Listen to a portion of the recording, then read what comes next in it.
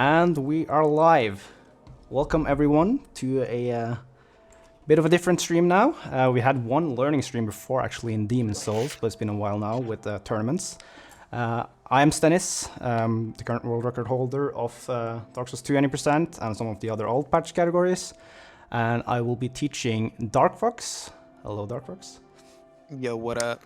And RegoleSlayer how to basically beat the game as fast as possible. Hi, I'm here too. So this is, I guess, well known as basically the shortest category in any of the Souls games. Very broken for the uninitiated. The things to do are very much detached from normal gameplay. But I think without further ado, since we're a bit late starting here with some technical issues, we'll just jump into the game and show you everything along the way. And I'll try to explain to the best of my ability how stuff works as well, not just monkey see, monkey do. That'd be good because I need to know too. Yeah. So I'm just gonna start a new game here. And the important thing at the start here, you'll see us when doing the run, we'll often just take off the armor at the start. It doesn't really matter much. The time difference is very negligible. Most current patch runners will use a keybind for all run to do that. Yeah. I don't really mind because you don't have to do very much menuing at all to deal with it. But that is an option on PC that you don't have on consoles. So one thing to note is you should two-hand your left hand by holding Y or triangle, whatever your controller is set to. I've noticed that. Yeah, and in the inputs, a fun thing on old patch is that your character actually still moves while you're in this menu. So oh, really? Technically, the optimal thing to do here is to have W as your name, because then you move your character a tiny bit forward. This is something I found out in like 3 years of running, that apparently I probably had a turnaround animation since I was hitting S in the menu. Yeah. So yeah, you don't want that. That's so. So when you start, So when you start, you want to hit the Explorer class and the Life Ring. The Life Ring isn't super important. It is helpful, but the main thing here is Explorer because we get some extra items that are very useful. Mainly the Aromatic Ooze for extra damage, and as well as the Witching Urns and Life Gems, which are all really useful to have extra of. So we'll select that class and start. And I guess you guys are already done this as well, so I'm going to really stall. One fun trick you can do here that is absolutely not required. Not really sure you should even try to attempt it, but just show it for instance. One thing I do in the record is you can do a fall off of the staircase here while sprinting, and if you hit the break this thing. When you hit the item use at the right time when you're hitting the ground, you can sprint during the entire animation. So I can try to do it with a life gem. I might fail it because it's really precise. Okay, that was barely too late, but I didn't get the item use. I'll try again. There we go. So I was spamming the item there as landing, and you see me there using It doesn't use your stamina. Yeah. No, it doesn't use my stamina for the whole while I'm sprinting there. So I will get a bit more use out of the stamina. But again, it's that's cool. It's like 0.7 seconds when you use it with the correct item, which is the rusted coin. But the rusted coin locks you in in an animation where you're sitting down if you fail it, so it's really bad. Sure, yeah. Sorry, you can at least move forward. One thing Nubis mentioned here as well, which I didn't do because I was explaining. The holding W part also works during the little black screen at the end of the character creation, so you actually want to hold W forward and sprint while that is going on. Yeah, I just did that and it worked, so that's cool. I'm still haven't done anything. So yeah, so here we come to like the first part here. We're gonna reach the binoculars, which are down here. Yeah. So we'll just do an angled jump to the side. I'll just do it super carefully here. The optimal jump is basically around like very close to the binoculars, where you can hit the ledge and get an animation cancel, but it's very tough to do. Not something you should really intentionally go for. Sure. So just hit like sharp left, and you'll be super safe. Look, don't tell me what to intentionally go for. Okay?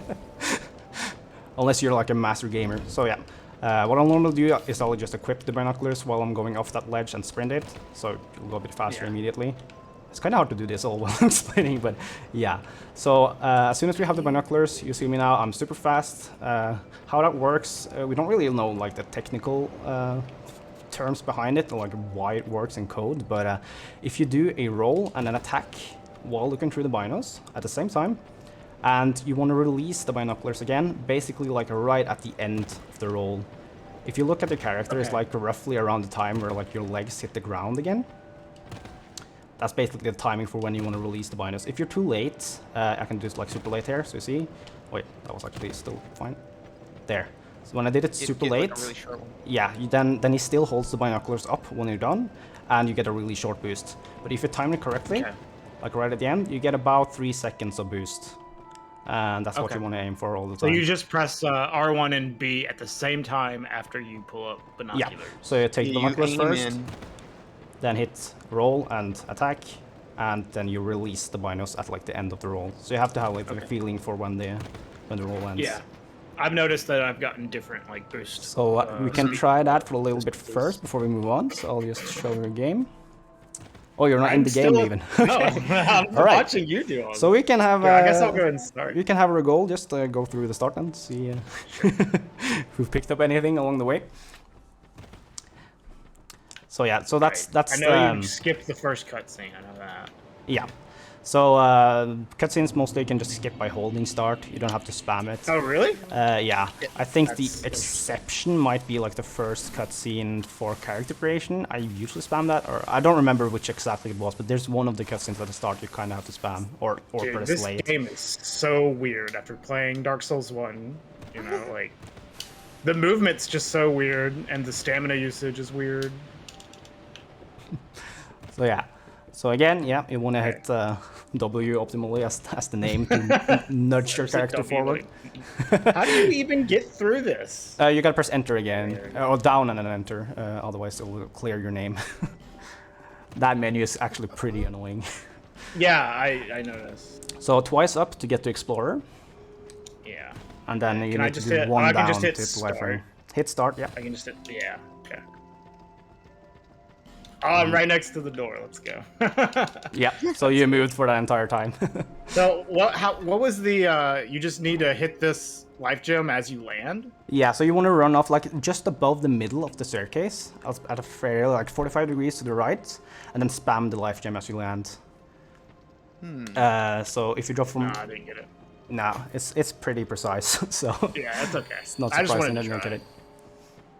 And I need a two-hand. So what's the advantage of the two-handing? I know it's like makes some things faster. In Dark Souls 2, a lot of animations that, for example, like picking up an item, some doors, depending on which way they open, they will use your right arm, I think it will be. And what he will normally do is, if you don't hold your left hand, what he will do first is like tuck away his weapon in the right hand, and then he will pick up the item. So by already holding left, you're skipping that little tiny bit there of the animation. So you get out like, it's very minor. It's probably like, I don't know, 5 frames you save or something. But in some situations, that might actually even save you. Yeah. So one thing that I would point out is that you can't bino boost while you're doing it, though. No. You can actually in some animations, which is kind of funny. If you're doing like a... if you're opening a door, I think you can double hand the left and then bino boost out of the door. So yeah, you just want to talk to Herald, which I hope I did, yeah. And get the SS flags. I guess I'll take this bonfire real quick. Yeah. Yeah, we also need a bonfire. I took that before talking to Herald, but it doesn't really matter. She didn't give it to me. Do I have to talk to her again? No, you don't have to actually do her dialogue. You can just start her and run away. She probably gave it to you. It's in your inventory. You can check. Oh yeah, you have to equip it. It doesn't go to your equip bar automatically. Okay. Alright. But we don't really need it per se yet. There's so much crap on my... Do I need all this stuff? All your starting items are there for now. Okay. We'll take them off later at more optimal slots. You can take them off now. Should I put on the Estus here as well, or just wait? You can, and I'll just use it from the inventory menu now if I need to. You can just go inventory, hit A twice, and you're already on the Estus. Alright, so now let's try. So now you can try a bino boost just to see that you have like the timing kind of down. Yeah, that's a pretty good boost already. You released a tiny bit earlier than optimally. You didn't get like the full length. I keep attacking. That was pretty good length. Let's see DarkFox as well. You probably have it better from experience. Yeah, that's pretty good. So you got roughly the correct length.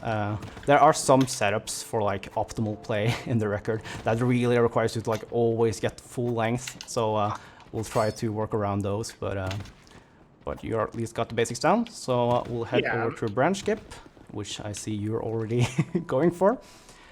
And you can either parry walk the left or the right guy here. I like this guy. He seems to be a little easier to parry, and he also doesn't do that stupid grab move. Yeah. So I actually messed up the door kind of bit. If you hit the door like really fast and have a left hand, two-handed left hand, you can get to this guy before he gets into the corner behind the door. But you have to go from far enough away. Attack the door? Well, he just broke the door. Yeah, so. If he attacks... So what I will do if he gets stuck behind there, he will usually just attack the wall. Oh, I can't parry for some reason. He will usually just attack the wall. Then you can attack the door one more time and break it, because it takes 2 hits to break the door. Okay. So now we just gotta parry this guy, which is pretty annoying with the dagger.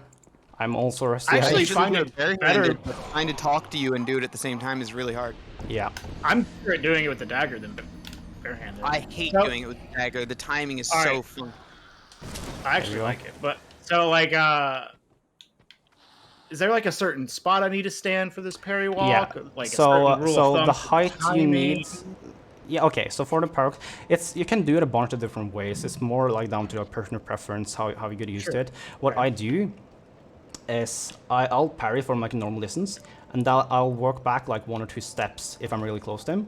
So like the distance I want to be like roughly a meter away from him or something, and then I'll hold forwards and do the power walk while moving forwards. That is to give myself like a tiny bit more range on the roll. And by the way, DarkFox as well, Regole already did the power walk, so you shouldn't quit out. But you can quit out and make a save file here if you want to, so you don't have to run back every time. Oh well, yeah, I do. I have a save file already. This is actually extremely difficult having to listen to you because most of what I do in this game is audio cues. Like I binary boost based on the audio of the roll. Yeah. I'll go ahead and make a save. Oh, by the way, Regole, when you quit up, your power walk breaks. So. Yeah. No, I didn't have it anyway, so. But yeah, so basically, but I can just to explain everyone else watching as well, you already did some practice with power walking, so you guys know how to do it. Explain it to them. But basically what you have to do is the optimal window is roughly hitting the roll about 4 frames before the attack. So the roll is very slightly before the attack, and that will cancel you out of the attack animation, and you will roll past the enemy.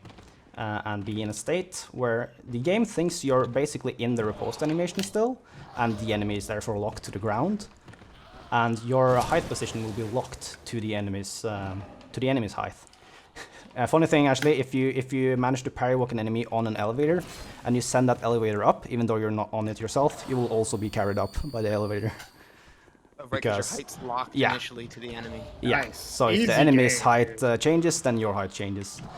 All right, I am parry walked. But yeah, but while you're in this state, you can also use jumps to vary your relative height to the enemy. So if I jump here where there's nothing below me, I will lower my height. If I jump back up the staircase, I will increase my height again. But you have to land on something to be able to do that. Do I need to jump up the staircase? Yeah, you are tiny bit low, so you can just jump on the flat there, and now you have the correct height. All right, so I'm on the correct height. So yeah, can I just walk to this? Yeah, so you have to do a jump. So the distance is like roughly like here. If you can see, I'll show you my screen on stream. Yeah. So roughly like here. Oh, okay. So you want to like, I do it with a binary boost, so that's what I'm really used to. But I can just do sprinting. Right. So like from that distance, then I aim sort of for the bright spot there on the pillar. And then you'll sort of clip onto it if you got the right distance. Oh, I got it. Yeah, nice. And one little thing, I guess, just to mention with parry walking, if you struggle with getting it, there are some visual cues you can see to how you specifically got it wrong. I'm not going to demonstrate right now because I'm already parry walked. I can demonstrate that shortly, but the gist of it is that if you get the riposte itself, you hit attack too early. So if you get like a normal riposte. Okay, I walked. And if you don't get an attack, then you did it. If you get no attack at all, then you did it slightly too late. If you get a rolling attack, you did it way too late.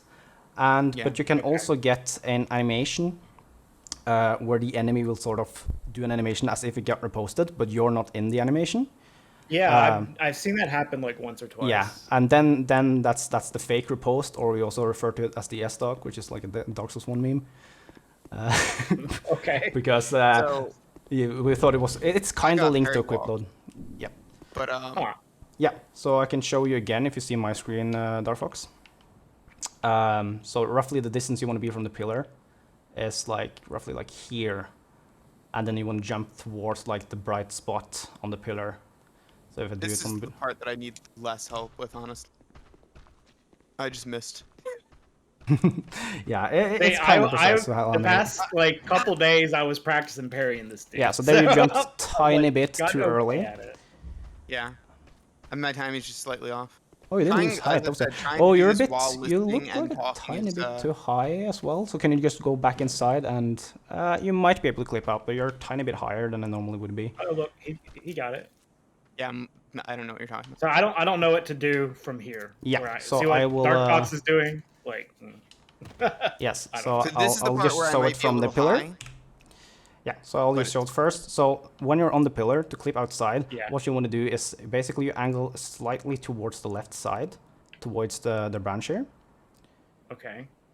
It might be a bit fucked, but I think it might still work. We'll find that out since it's already clipped outside. So yeah, you'll have a slight angle to the left and then sprint towards the wall until you clip outside. Yeah, just sprint towards it. Oh well, now I'm going too far. Yeah, so you did have you were angled a bit too far to the left. Okay, I'm out. Yep, cool. All right. So, what DarkFox is doing here, and what I'll show. God, I hate. Now DarkFox might have some issues getting the angle right because he has a tiny bit more height than normal. But what I do is when I'm approaching this ladder here, I will approach it like from the center of the staircase. And go into it, and then when I'm near the bottom, I will angle myself like 45 degrees to the right. Okay. So something like this. Where I'm going from here is I'm walking to the back side of this room, and I just fell, and I. Oh, you have to go. Okay, so I'll go back out because I haven't jumped yet. Well, I'm dead. Yeah. So what you have to be careful about here is you don't want to be too close to the walls here. Oh really? Because you can touch if you touch like the parts of the building there that are considered like the backside, you'll load in and die. Okay. Because, so don't be as close to the wall. Yeah. Okay. So be a bit out from the wall and then run next to here. Alright, I'm gonna load my save. I think somehow I lost one of my jumps in this process. Oh yeah. So now you're kind of in a fuck state. This is recoverable, but it's super slow.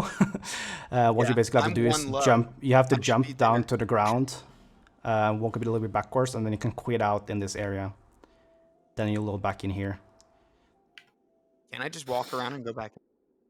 No, well, not really. You can't get back into the staircase, I think. Not easily. Dude, this parry walking is free. I'm too high, bro. It's actually kind of annoying to do parry walks up staircases for me. So maybe your timing is just like have a preference time for it. But yeah, just jump one more time on the flat here.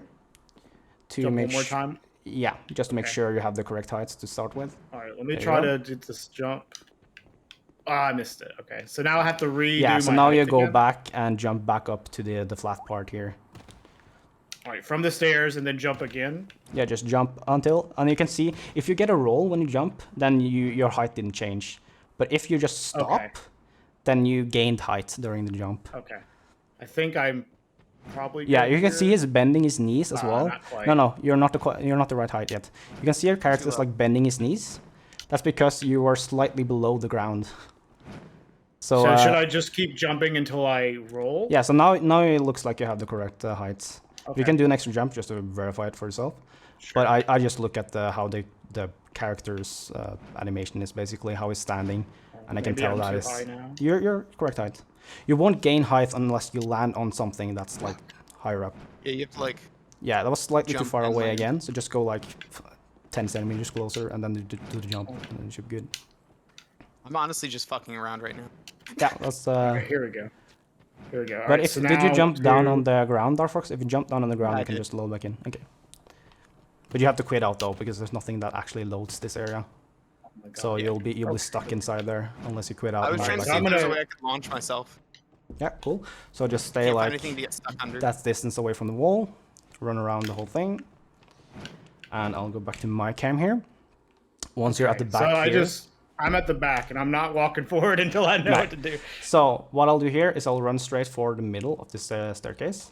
Then at the bottom, I'll angle myself to the right, and I'll sprint the hole while I'm doing this. You don't have to. It just, I feel like it's more consistent to get the jump at the start. And then I'll do 4 sprint jumps. into it, angle yourself to the right. Yeah, and then I'll do 4 jumps while I'm angled to the right. If your character is not shaking, you just have to continue sprinting. I'll do the 5th jump like directly to the side, like a 90-degree angle, and the last 2 jumps I do backwards. The goal here is to get 7 jumps. That's the whole thing. So you do 4 jumps while angled to the right. Yeah. Then you do another jump to the right, but like just a sharper right. Far to the right, and then 2 more backwards. Yeah, and that is to so that I get unstuck fairly soon. Because the further you run into the wall, the further your character position in game will actually update. So you'll have to run back all that distance to actually get unstuck again. All right, so I'll explain that what a bit happens more when later. you get unstuck? Am I gonna? Your character will start moving out. I literally can't bino boost when I can't hear. Will it just take me funny. to where I need to go automatically, or do I need to? You'll just snap out of the staircase once you're unstuck. Right, So just do all the jumps. Try it. So well, maybe I can jump. It Yeah, won't so let me just jump. a little bit sharper angle to the right. Okay, now you should be able to jump. You were shaking a bit there. No. Just spam the jump stick all the while you're jumping here. 2, 3, 4. Okay, now sharp to the right. And then 2 backwards. 1. All right, I'm gonna try now that what? again. All right, and now you can just aim directly out from the staircase and bind a boost, and eventually Aim direct, like backwards. yeah. Yeah. Like the opposite straight angle back. you were running into the staircase, but yeah, you wanna get straight out. You want to go like between those 2 stone because you want to be like when you're running, you want to be aiming into the grass. And I didn't like, show my screen while I was textures. doing that, so I'm Well, already now unstuck I here. am in a Yeah, weird so just spot. continue going backwards. You should get unstuck eventually. You want to aim yourself slightly more towards the middle of the staircase here to get unstuck because you're a bit far to the left. You want to get out basically where the door is above you. Oh, hey. Is this where I'm cool. supposed to be? Yes, so now you can just nice. run around until you get into like the passageway you see there. Like So I want to between- get into this valley thing. into the valley, yeah. So there's collision on the wall, but you can go a bit further backwards, I think, and get back in. Or you can go all the way to the front, where you see there's an opening in the valley, the green spot. I can't move. I can't Yeah, move. so you're inside the wall now, so you have to run away from the valley to get unstuck. Just eventually I'll get unstuck. Yeah, and you can bind a boost while you're in here, so okay. it will go Whoa, faster. now I'm really far away. Yeah, and now we can go back in, like in the green opening. If you could aim back towards the valley. I don't know where it is. To your right. There. Okay, am I looking at it right now? Yeah, you're looking at it. Okay. So run back there. I see. And if you run to the opening, I don't think there's collision there. Yep. Or no, you gotta go a bit to the right. To the right. Like, Whoa! you gotta go backwards and right because you're inside the wall. What the hell? There you go. Okay, so you already hit the load trigger actually, so we don't have to bother with that. But if you're in here, if you're in here and the area in front of you is green, sorry, if you're in here, That means you haven't loaded the area properly. if you're in here and gotcha. this area is green, you have not loaded the area yet. The trigger is like around these branches here. So Yeah, just touch it's that on the- area. I see. You can also touch the other tree behind him too. Yeah, you can also touch like in this area roughly. You can That also was touch the up that, OG. Yeah, that yeah. tree right there. But this one is much Okay. more on the path and it's like just as good. so Yeah, it once you have literally makes that, more sense. And then I'll show you the angle here first, because it's important to have the right angle out of here, otherwise you'll fall down to your death. Okay, let's see. I'm trying to line up with where you are. All right. Yeah. Cool. So if you stand next to like the outside branch of this thing, I'll just go straight through it. And then you'll see like this boulder in front of me. Yeah. The huge one. So what I'll do is I'll just run straight through this one. And just go completely straight. The boulder. Yeah. And then you'll have some branches in your way, but just run forwards and you'll clip through them. And eventually you'll get the Shaded Woods menu, and you can suddenly hear your steps again, and you're loaded back in. Yeah. So then you just continue and grab the bonfire. I'm just gonna rest here so enemies aren't following me. So where even is the bonfire? Okay, I see. Yeah, just straight ahead. I have to say, like, I haven't played this game in like almost 4 years, so it's been a while. Let us. Yeah, I'm gonna do a. I'm just gonna explain a bit to you about, like, since you noticed that you got stuck and stuff. Let me just get in the parry walk state first. There we are. And basically, how it works when you're parry walked is this game has a what do you call it, like a procedural animation system, where based on how your character is facing and everything, the character animation will sort of adapt to the collision. So that's one of the reasons why you get some funky animations in Dark Souls 2. Yeah. And it's also like it's probably designed to make it look smoother, but it does have some weird effects. One of them being that, for example, if I go up here now, if I go further up, eventually you'll get like a bit stuck in the ground, hunch a bit down and stuff. Well, and I've noticed that there's a door later on where your arms like that's the same thing. So what is happening now that we're in like a glitched state is that the game has sort of split your character position into two. So you have like the visual one, the one you see, that's supposed to work with the collisions and stuff to make your animations look better, and you also have like a logical position. So what happens is if you're sprinting into a wall, for example, my logical positioning is changing. But I'm in front of a wall which has collision, so my character is not actually like the visual character is not moving forwards. But in terms of like interacting with items, my character is now like 5 meters in front of me. So in order to get unstuck, I can't just go backwards immediately. You see, my character won't move. But if I move back all the distance I walked into the wall, then I'm back out. Oh, that's weird. Yeah. So that is something I was trying to make sense of like the movement. Yeah. So that's basically what is happening. So that's what is happening. And also when if you go up the staircase here and when you're too low, my character will be like sliding around a bit because it will try to like find the collision path that lets me go there. So it will just snap me into place whenever I'm crashing with something and moving past it. So it looks like I'm jittering past the staircase here. And so it's a trick we don't use in this speedrun, but when you're in this state and there, for example, is an item behind the wall you cannot go through, you can still move your logical position into the wall and just pick up the item and then go back out. That's awesome. So that's really cool. I can show you that a bit later. There's an item I know we can pick up outside the wall. That's dope. So I'm just gonna rest at the bonfire here to get rid of the power walk that will respawn the enemy. So when you're losing the power walk, that is a result of the enemy you power walked respawning or like being pulled from memory because you're in a different area or something. So that's why you can't like stay parry walked between like a ton of areas. So whenever your enemy deloads, then the parry walk is done. Well, I also noticed whenever you successfully do the parry walk, like the enemy just stops moving. Yeah, so he's just stuck. Because it thinks you're still reposting. Yeah, it thinks you're still reposting, so he'll just stay there forever. Right. Okay, what did I do wrong? Right, how am I wrong? I think you're pretty good. You just have to like go around the area a bit until it loads the green part there. Go a bit further out from the branch there. You want to hit like the tip of the leaves. I don't think I'm not sure where to even go after this.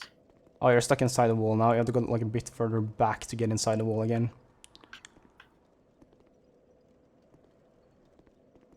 So to get back inside the valley, DarkFox, you can also go to the opening. You see where the area is green. Go outside that and go back into like the open hole there. So go further out and I've into. never had trouble getting it to load like I have the last 2 And times. then you can go for the right and then like slide in on the right side. I think. There's Dennis, where am I still supposed an to go invisible from wall. here? Yes, I'll show that soon. Let's just get DarkFox to the Okay. same area. Sure. So just chill by the bonfire. Here you can go left, and you should be able to get back inside. I think if you just. Why is there you this go. not Yep. triggering though? You're back inside now. Like what? You might be. This is 7 jumps. It looks like you might be like a tiny bit too low, actually. Feels like I'm like an inch low somehow, but like how's yeah. that even possible? That depends on where you did the parry walk to begin with. If you were like in the little dip in the ground when you first did it, then your initial height was slightly too low, and it all accumulates. So I don't know. I'm probably questioning a lot of this. Probably from exactly where you started the parry walk is the problem. Dude, Bino boosting is fun. But yeah, we can do the recovery for you here. If you jump down on the ground and quit out, we can always go back if we have time, but just so we get past this area. If you just get unstuck from the wall by walking away from it. And I can just dark slide back to the bonfire. You don't need to dark slide. If you jump down to the ground, quit out, load back in, you'll be in this area. I'm already at the other bonfire. Oh yeah, right. You already did it. Oh, you Yeah, jumped. I've done this. You Oh, I broke it. shouldn't touch the ground that close to the exit there. Oh It my will God, give you an infinite loading screen. This is a good learning moment. Yeah, I was gonna say. Yeah. This is there's 2 spots in this in this valley that happens. It's also very close to the door. There are the only ones I know of where this can happen. But now you have to alt for the game. And once you back up, this loading screen will never end. So That's I guess funny. Meanwhile, since you already have this bonfire. I can't alt F for the game, by the way. Wait, what? What about Notchka skip? Let's not go into that now. We'll try to do this in like 3 hours or so. Notchka skip will probably take all that time just to do once. It's an awful skip. But yeah, while DarkFox is trying to get his game back up, I'll show you the next little area here. Okay. So what we're gonna do here is we want to pick up the Falconer shield. We want to have a shield to do all the parry walks later on. And that is behind. That's just around this corner. Yeah, that's behind a flexile sentry, a big enemy with double sets of sword and maces that's guarding it. And you want to bind boost up to that item, but before you pick it up, you want to do the thing we've been discussing already, where it's we're two-handing on the left side. That will shorten the animation for picking up the item just enough that you're able to roll his worst attack. So he has one attack that's a combo attack, where the first attack is with I don't remember if it's maces or sword, but the second attack is like a swipe with his swords. If you pick up the item while you're two-handing left, you can just barely roll it. I'm probably not going to get a demonstration. Can you not Bino boost while you have your binoculars two-handed? No. It has to be Now separate. I do have to warp. Okay, but I gotta explain this while I'm doing it. So I will go on his left side, pick up while turning left, then go way around him. And you saw that opponent, the enemy that was running towards me there. You want to go wide enough that he doesn't try to attack you. Because if he attacks you, he will be really slow to follow you up this staircase, and we need him to follow all the way up. So here he's coming. And I will be a bit far behind here. That should help so that no other enemy is going to attack me. If the enemy is alone, you can do the parry walk from like over here, save a tiny bit of time. But if a lot of enemies are following you, some of them will also try to attack you, so just stay further behind. All right, well, I'm gonna try to do this pickup and get. So it's a bit much happening at once. So what I did there was basically the things you have to do is go around his left side. Well, while two-handing left, you're going the wrong way there, by the way. It's the left exit. Me? Yeah, Regole. Oh yeah, so, The wrong exit. Yeah. I was there a minute ago. Alright, so yeah. Yeah, so that enemy just left, by the way, since someone is asking. That enemy just left because where I stood is just outside his aggro range. So they have like a finite, all enemies have like a area that they will not leave intentionally. So if you just stand outside that, you can just have an enemy exit. So go to his left, two-hand. Go around on his right side. Like I'll go on the right side. Yeah, you go to your left, like you go left of the enemy, and then pick up the item, and then go around him, the other exit. Other side. All right. And then try to keep your distance from the dude that's running out from the staircase. Oh my god, dude. I keep attacking instead of rolling. Press There the right D-pad button. Because I feel like having the dagger made me do that for some reason. It doesn't matter what weapon you use. It's just like sometimes it's nice to use a weapon that has a short attack animation in case you fuck it up. I don't know why, but I was. Yeah, that's actually the bad attack, but luckily he was far enough away from you there that the second attack didn't hit. That was. I'm not good enough for this. That's because you didn't bino boost all the way to the item, so you're kind of slow. Yeah, I didn't have a full bino boost. Yeah. So while you're going up here, you should equip the Falconer Shield. And just wait for an enemy to approach you and firewalk him. You can make a safe fall here if you want. If you just quit out here, one of the enemies should stay. Yeah, I'll make a safe fall. I mean, if you just stand there, the rest will run away. Yeah, so now that enemy will be like right in front of you when you load back in, so you might have to like roll away from him at the start. Dark Souls 2 doesn't reset the enemies. Nope. Which works to our advantage with making safe falls like this because the enemies are here. It's not that bad. Sometimes it'll probably be annoying. But... Alright. Yeah. DarkFox, you can give it a shot as well, just to get up to the shrine. Oh, hello. Meanwhile, just try to get a parry walk on him. Hopefully not aggro any second enemy. Oh, you have the rock throwing dude there as well.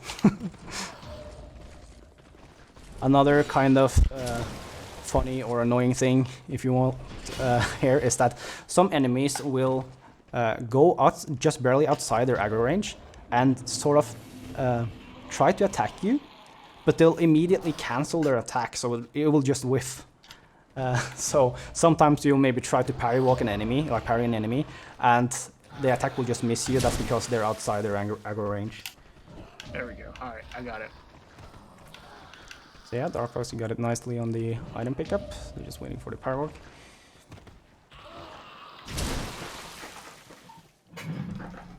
Meanwhile, I'll get some water.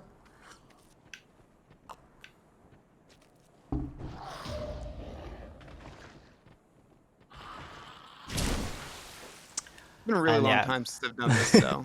Parry walks is like the main deterrent, I think, for a lot of players to like really grind this category because it's you can have you can have a good day where you do like basically everything perfectly, but if the parry hook doesn't sit, you're losing minutes throughout the run. Whoops. Yeah. He's alive. He's just like, since I'm in parry walk, he's just staying there because I guess the game thinks that I'm still riposting. Well, at least now DarkFox, you have the items, you can just run straight back there.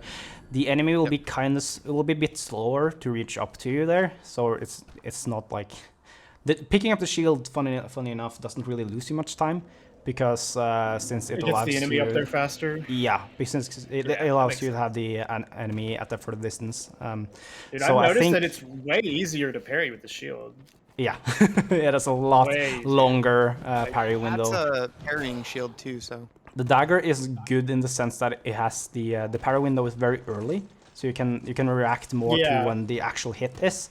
But the shield has a much larger parry window. Yeah, that's what I noticed. Like it's the active frames start pretty quickly on the dagger, but there's not a lot of especially now because the shield also, you see the little red X in the bottom corner. That's because we don't actually have the stats to use the shield properly. Right. So the parry animation is actually a bit slower wind-up than you normally have. But I prefer it because I'm so used to it at this point. Sure, so, so that's like the animation I'm used to. It's actually like a real issue in all bosses in the DLC if you end up getting the stats to use the buckler, which the shield will use in that one, because then suddenly the parries are completely different. Yeah, I can see that. Damn it.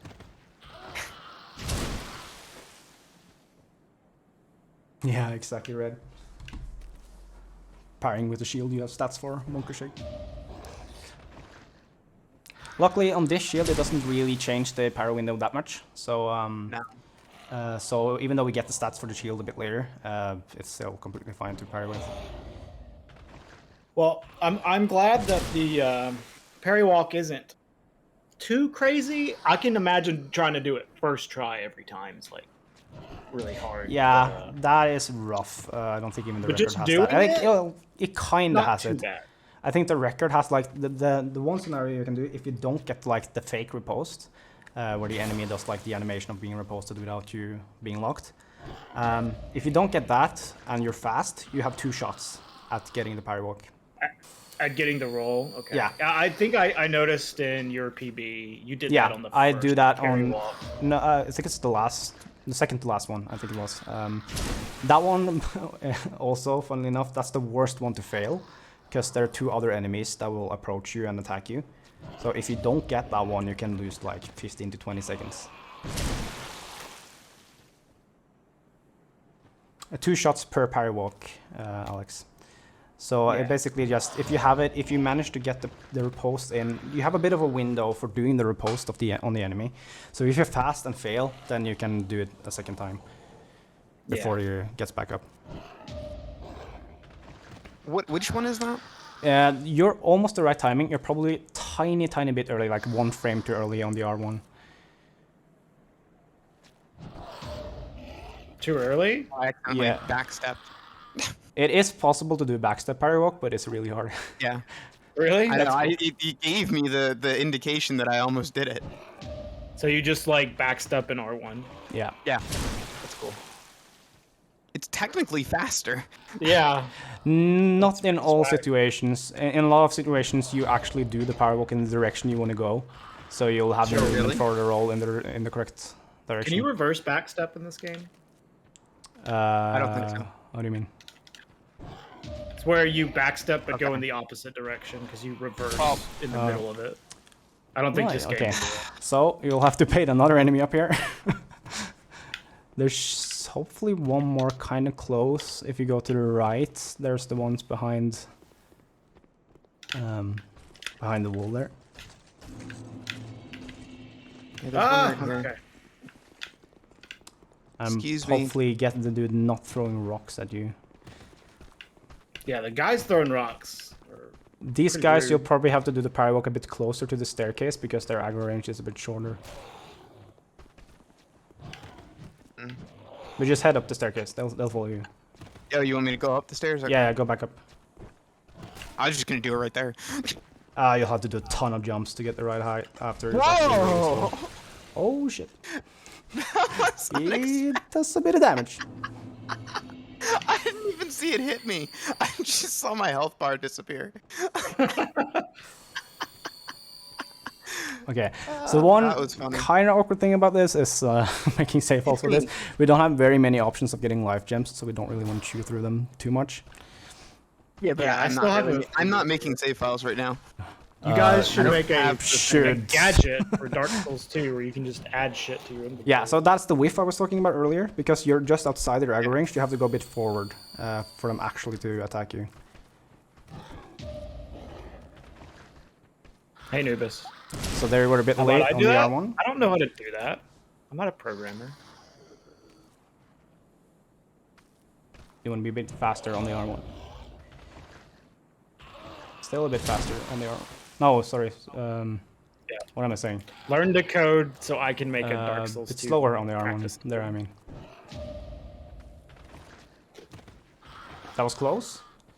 Try to get him a bit away from that hill there. If it's not on flat, it kind of affects I don't really like that either. That sounds like TK. Walk away. You should still come up through. Fucking goddamn it. Ooh, don't get poisoned. These guys are just so annoying. Alright. I thought that was good that time. You are very close to getting it, but it's like a frame or 2 off, I think, on the R1. It's hard to know in which direction when you get that. Really? Really? The whiffs, the mind games. That was... Hold on, I gotta use the bathroom. I'll be back in just a second. So enemies will only do that at the end of their aggro range. They will never do that otherwise. It's really weird.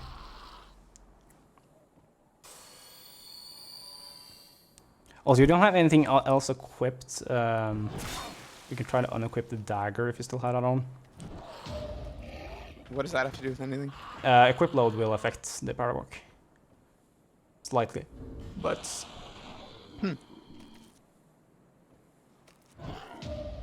Hey! There we go. Okay, so now you're slightly lower than you're supposed to, so do one jump on the ground here as well. Okay, let's just wait for Recall to come back, and then, You gotta jump on the ground one more time. And we When can you teach him how to. when you jump into the wall like that, you also lose a bit of height. So do. Yep. Yeah, I no, know. you're good. There we go. We're good. So it's right there, right? Yeah.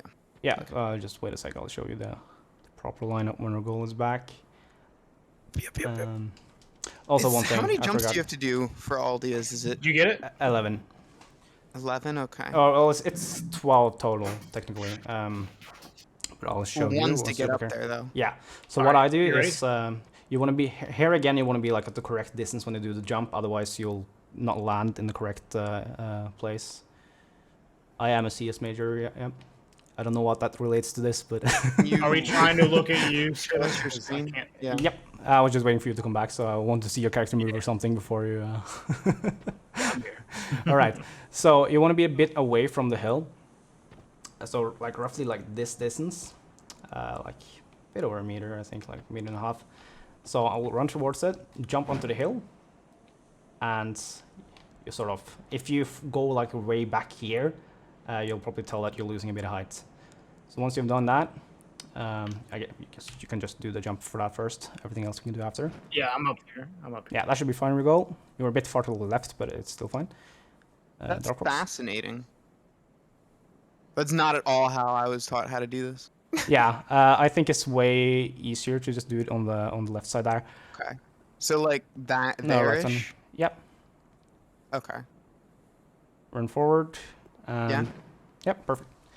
So once we have that, what we do here is you see this like, back to my screen, this like branch sticking out at the bottom of this little tree, all the leaves here. Okay. Yeah, I see it. Yeah. We go like to the outside of this, like near the tip.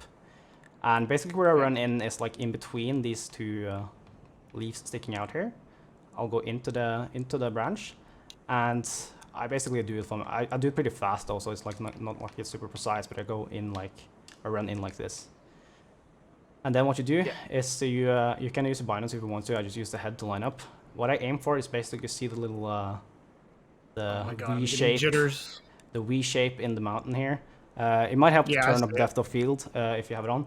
So it's just to the left of that tree you see there, and like in this little dip here. You can also be like a tiny bit further left if you want to, but like this is basically like. So just aim center. Arrows. I need arrows. Where's the red arrow? I'll do a red arrow real quick. I actually had a tool for this. I did plan for this. But I don't think I can do it while looking through the binos, which is awkward. But like the shape I'm looking for is basically like here. You see like the edge of the mountain. Oh wait, I need to do display capture for this. One sec. Yeah. There we go. So I'll remove the line again and show it a second time. Okay. But you see like so the mountain shape here. Kind of like, yeah. Yeah. So I like aim for my head to be like, you see the shape, and I aim for my head to be like in here roughly, and aim forward. Okay. So if I go back in, so having my head like forward like that, and it'll start to shake when you go in. So you kind of like want to have your line up. If you start shaking, you can go slightly backwards and stop shaking. But like if your head is like, it's not super precise, I might still fail it because I'm used to doing it from like running into it from a different angle. You just run forward, jump, and there I slid out on the right side. Probably because I moved too much back and forth while doing this. So I'll just do it fast this time. So yeah, you probably want to do it when you do it now. You want to do it like all in one go. You don't want to stand there and be shaking and stuff because that messes up everything. So I go in here and I start running basically before I do the jumps as well. And I aim into the corner there. Why can't I jump? 8, 9, 10, and 11. So once you get 11, which we'll see if you can do first. Okay. All right. Let me. So you want me to come into it like that way? 1, 2, 3. Is that the tree? 4. Yeah, so aim left for that. You're a bit far to the right, DarkFox. I went flying out. Like yeah, so now you gotta run back and do it all over again. Yeah, so roughly there, DarkFox should be good. Hold sprint, go forwards, and jump 11 times. Sprint forward? Yeah. Or just walk forward? You can also just walk forward. Sprinting will give you a bit more distance for where we want to go, but you can also do it by just walking, and you might find that easier. I can't get up here. You're probably too low to begin with, Regol, so jump one more on the ground behind you, like next to the staircase, to set your height there. You see, you didn't get a roll, so your height wasn't there initially. Okay, I think DarkFox got 11 jumps. We'll see Regol do that as well. We in there, boys. Yeah, boy. All right. So, one, one, yeah, two, you're a tiny three, bit to the left, Regol. You can try to five, adjust slightly to the right. Okay. First try. Stop going ahead of my tutorial. All right. So yeah, so you just gotta like do it reasonably fast. You can also try to do it without sprinting Regol if you're not super comfortable with the angle. That should make it a tiny bit easier. But aim slightly more to the right. 5, 6, 7, 8, 9. Okay. Oh, you were on the last jump. So unfortunately, if you fall out on the last jump, you lose height. So you still have to go back. You have to start over. Yeah, that's okay. Yeah. So basically how this works, and I didn't explain that properly, I think, on the staircase before. I'm super high now. What the fuck? Yeah, you still retained most of the jumps you did, but the last jump didn't work. So you want to go back to, you want to start your height at the ground again, otherwise we'll not know what How do height I just jump? Jump back down to the ground. Okay. Do I need to jump again? No, you're Until good now. you're standing on the ground, basically. Now you do the setup, same setup again. Alright, so I'm putting my head right here. Alright. 1, 2, 3, 4, 5, 6, 7, 8, 9, 10, 11. Okay. Nice. Yep. So again, your lineup was like a bit further left than I would like, but it's not that it's that super precise to get 11 jumps. When we're talking Notchka jump, and you have to jump here 62 times, that's much worse. Yeah. What? Okay, so what do I do now that I've jumped? Yeah, so now you just run at an angle to your left. You can bind a boost in that direction. Yeah. Yeah, so you dropped the binos a bit too late there. Oh. And something I'll also do when I'm doing this is I'll hold sprint after the bind boost, so I don't spend any time just from the regular walking. But yeah.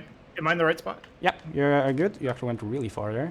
So I'm just gonna, probably because you spent a long time going to jumps. So what you want to do here is the items, if you look towards where all your keep is, if you see that's 3 in the distance there to the right. If you look, I'll show you my screen. If you look at this tree, like in the distance to the right, if you see that one. A tree? Oh, I see it. Yeah, that one is right next to the King's Gate leading to Alia's Keep. Okay. So that's the direction we have to go, but as you can see here, there's no items loaded, and we need to load the items before we can actually load the area. So what we'll do to load that is, I'm so far in now, I can't really tell where I am. Which tree? Ah, here it is.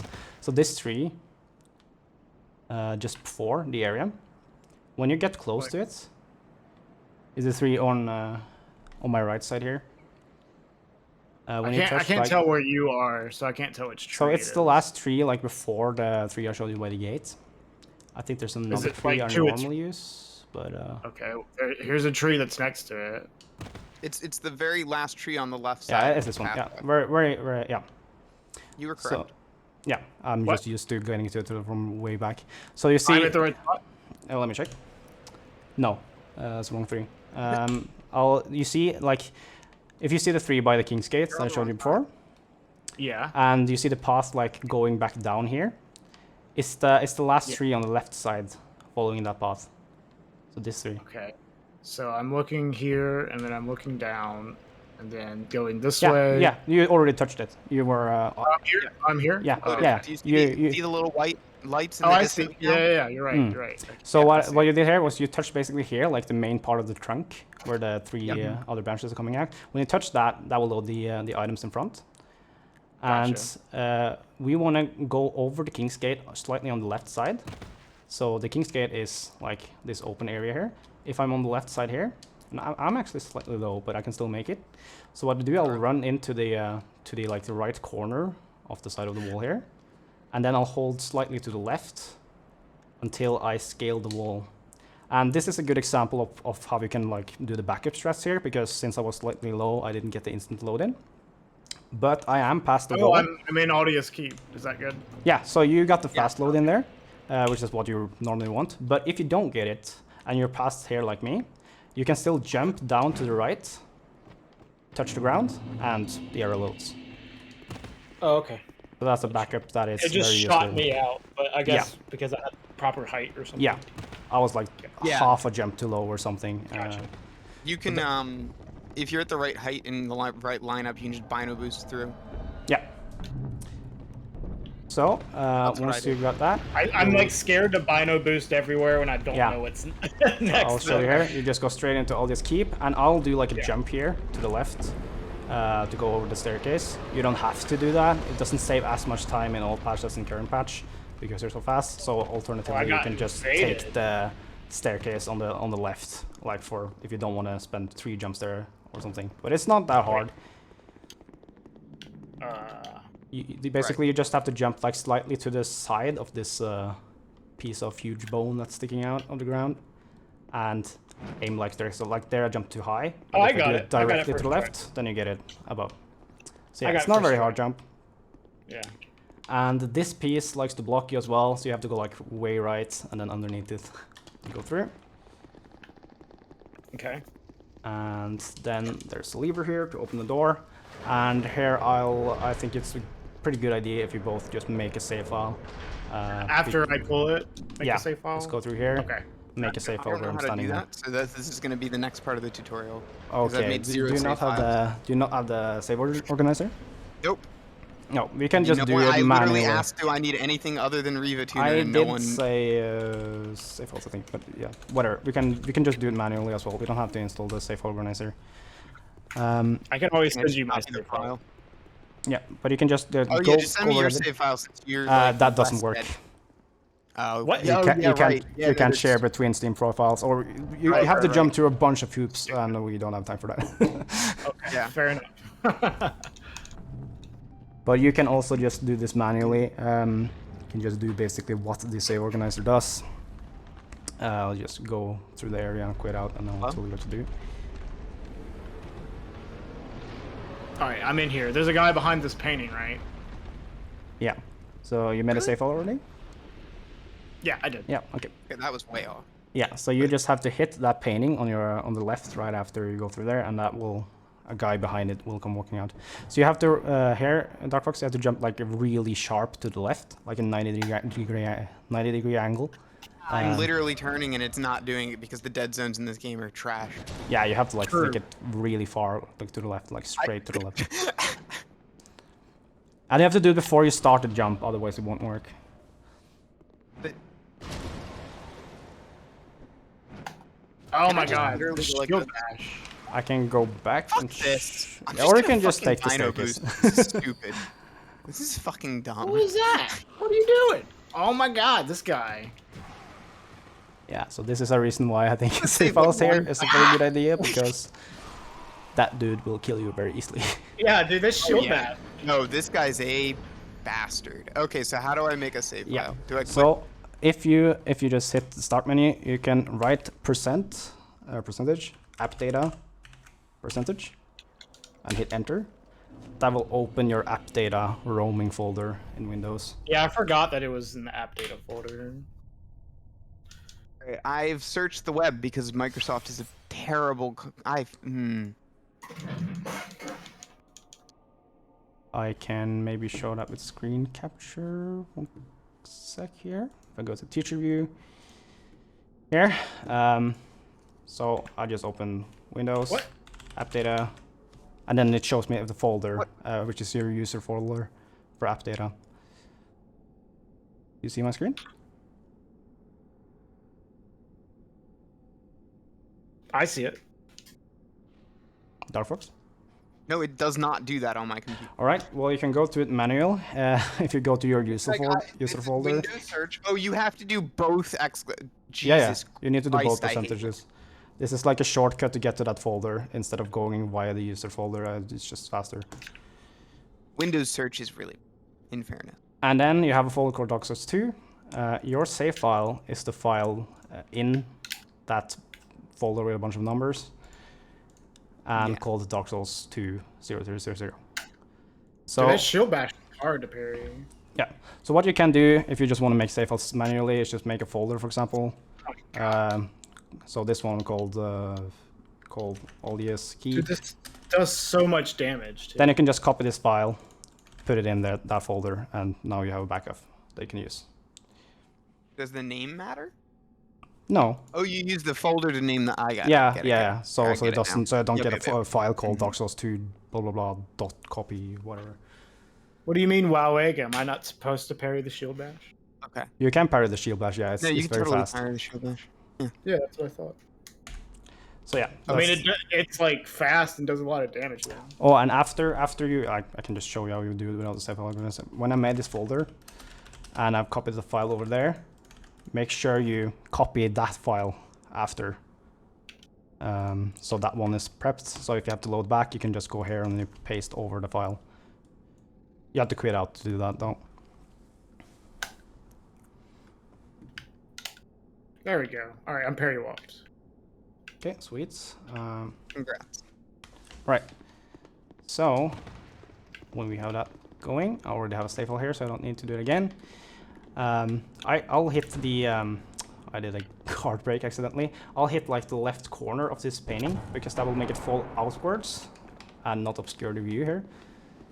And the shield bash can be pretty hard to parry. It's very fast. Sometimes he will do it while he's turning around, which is even harder to read. But yeah, it is his fastest attack, so it's technically good to get it, even though it's hard. So I think you already got it. DarkFox is working on it. I'll do this wall. I'll just wait on that. When he's holding up his shield like that, one thing you can do is if you punch his shield and then walk away from him, he will basically always start following you and try to do another attack. Because his AI is kind of weird. Did you get the fake riposte? Is that what that looks like? Yeah. That was re-riposte, so luckily your R1 was a bit early. Yeah, another thing, to get the enemy to get up immediately, you can do a jump attack. I couldn't get it. Yeah. Well, the shield bash is very hard. I tried. Yeah. So now if you copy the file, quit out and copy the file you just made in the other folder and paste it back at the original spot, then you'll get back there. Or if you're not using any life gems, you can also just run back or take the secret bonfire, but we should be using save files to not use up all our life gems along the way. Otherwise the end will be tricky. 17, so. But yeah, I can also show ahead because I think DarkFox already knows where to go after this, probably, right? Yeah, I mean, maybe. Yeah. So I'll just show it for you guys while you're trying to get the Parag. That's now that we're parked here, we'll be going straight forward. And the first door here, an ogre will break. So if you're hugging in the right side of the door, it will not hit you. And you can just run through and open this door. And this is like the funny door. If you're angled to the side, which I unfortunately did not do, then you'll I'm getting some funny animations right now. Yeah, and the same thing on like the next ogre. It's just hug like the right side until he lets you through. And once you're up on the flat part here, just above the staircase, you want to do one jump to increase your height. Once my height is increased, you can go around this boss arena either on the left or right. I usually just do the right one. Doesn't matter either way? No, it's equally long either way. I just always do the right because muscle memory. Do I have to worry about touching anything? Like... No. Okay. You just gotta make sure that you don't like overshoot this ledge when you get back and just fall off the other side. That's the only thing. So when you touch the other side here, you'll load back in, and then you can just go to the elevator here. So I guess I can just do the elevator and load back if I have to. Yeah, I just touched the elevator. Yeah. Alright, I'm riding the elevator. Fast. Yeah, so while I'm on this elevator, I can show as well, this is where we do most of our menuing. So there are items here we don't need. In Dark Souls 2, you can like multi-select items to discard. If you discard selected in the menu here. So I'll choose that, and I'll choose the 3 items. Yeah. Let's use the Firestone, the Prism Stone, and the Rusted Coins. Those we no longer need. Oh, I have to take them off my belt first. Yeah, you have to take them all off your belts. I did that while we were waiting for the enemy. What should I have on my belt right now? Right now, I only have the Life Gem and the Ermine Goose. While on the elevator, you will do the menuing to equip the Estus, the Witching Urns, and the Dark Sign as well. So what am I discarding here? I got. So you're discarding the repair powder you can keep. It might come in handy. It usually doesn't. Oh yeah, that's true because the Dragon Tooth can break. Yeah. So you'll discard the Rusted Coin, the First Lockstone, and the Prism Stones. Okay. Those are useless, and we no longer need the dagger or the Crescent Axe that we also picked up with the shield. So I can throw those away too? Yep. Okay. So now that those items are... When did we even get the Dragon Slayer's axe? That was with the shield. Oh, okay. Alright, so I discarded those. Yep. And we want to shuffle our items backwards twice. So you have an option called default positions. If we do it first, nothing will change because it's already at default positions. But if we do it one more time, it will reverse the order. Okay. So what that does is that when we pick up a soul soon, that will come in the third slot here. So we don't have to go like all the way around. Sure. That will make no you idea much what you're easier. doing right now, by the way. Yeah, I'll tell you when you're on top. Yeah, if you're in the inventory menu, DarkFox, and you hit. I can't screen, but hang on. Yeah, no. Well, I can show it again. So in the inventory menu here, if you press triangle for sort, and you hit default options, if you hit it twice, it will be like the reverse order, like I have it here. Okay. Yeah, and you can drop the Ferrous Lockstone. Go back there. Discard items. Drop the first. You gotta go to equipment bar, and remove some of the items you don't need. The Prism Stone, the Rusted Key coins. I usually remove the Witching Urns as well because I like to have them in a different spot, but that's just personal preference. You can remove the repair powder as well, because you probably don't need it. And then you go back to the inventory. Press R1 and discard the locks. You can do discard selected. If you hit A, if you hit A on it, you'll have options. It's one called discard selected. Hit that. Yeah. Hit A on the Ferrous Lockstone again, because it's not selected. Don't remove the repair powder. You might need it if you gotta fight Nashandra normally. Press Y if you have them selected. So then you hit Y or triangle, whatever controller you're using, and yes. Okay, cool. And then you hit R1 to go into the weapons menu there. You now one? No. Sorry, no, R1, sorry, D-pad. Yeah, you gotta hit B and D-pad. So there we go. And then you hit A again, and you just gotta leave. Just leave each, the dagger and the Crescent Axe. Or discard them, doesn't matter which. There's probably plenty of time to do this on the elevator. Yeah, you can do all of this on the elevator. So, cool, now we have that. And if you want to, just to get extra souls later, you can get the feather here. Moving. Oh, I just went out of the elevator room. Just back there, and you see the Firekeeper will be here. You can talk to her to get the feather. I don't bother to because I'm not using the souls I get from bosses. I'll talk to her with that feather. So you can just start the dialogue with her and just run back, and you'll get the feather. Oh, you don't have to go through the dialogue. Okay. And this bonfire. Now, where do I even go from here? Then you go down to the bridge, go across it, and then just grab the bonfire on the left here. Yeah, I got it. All right. This is one you can skip in a speedrun, but it's really awful now if you die up here and go all the way down. Sure. Have to call the elevator back down, and yeah, it's pretty bad. So what we're doing now is we'll be picking up the Dragon Tooth, and that is up by a dragon up here. So what I'll be doing is I'll be going kind of close to the dragon to bait out an attack, and then I'll pick up the Dragon Tooth to be a bit extra safe. So what I'll do here, yeah, I'll show it after. I'll be kind of close to the attack, to the dragon, to either make it turn around or attack. And I will do the fire breath, but it's too close to me, so it won't hit me. And I'll run into the hole behind the dragon, where there are a bunch of eggs that you can land on. Okay. So let me just go to the there, safe spot. Oh, he's already noticed me. Great. Yeah, so you have to be fast when you're up there. So now you either want to like bait an attack and then just dash for the dragon tooth. It's in the 3 eggs. Made an big attack. eggs, you said. Yeah, just go close to him while bino boosting and just run straight for the eggs on the right side. Okay. Oh, that's a fire breath. Gotta go below, further below that. Okay, just barely did not hit you. So just, okay, run for it.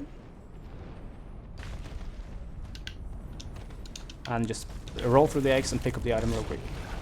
And then you gotta run behind where the dragon is. It's probably gonna fire breath you. Yep. Yeah. But yeah, that's fine. You got the item, so you can, instead of going up to the dragon, I can show you here, since you already got the item you need.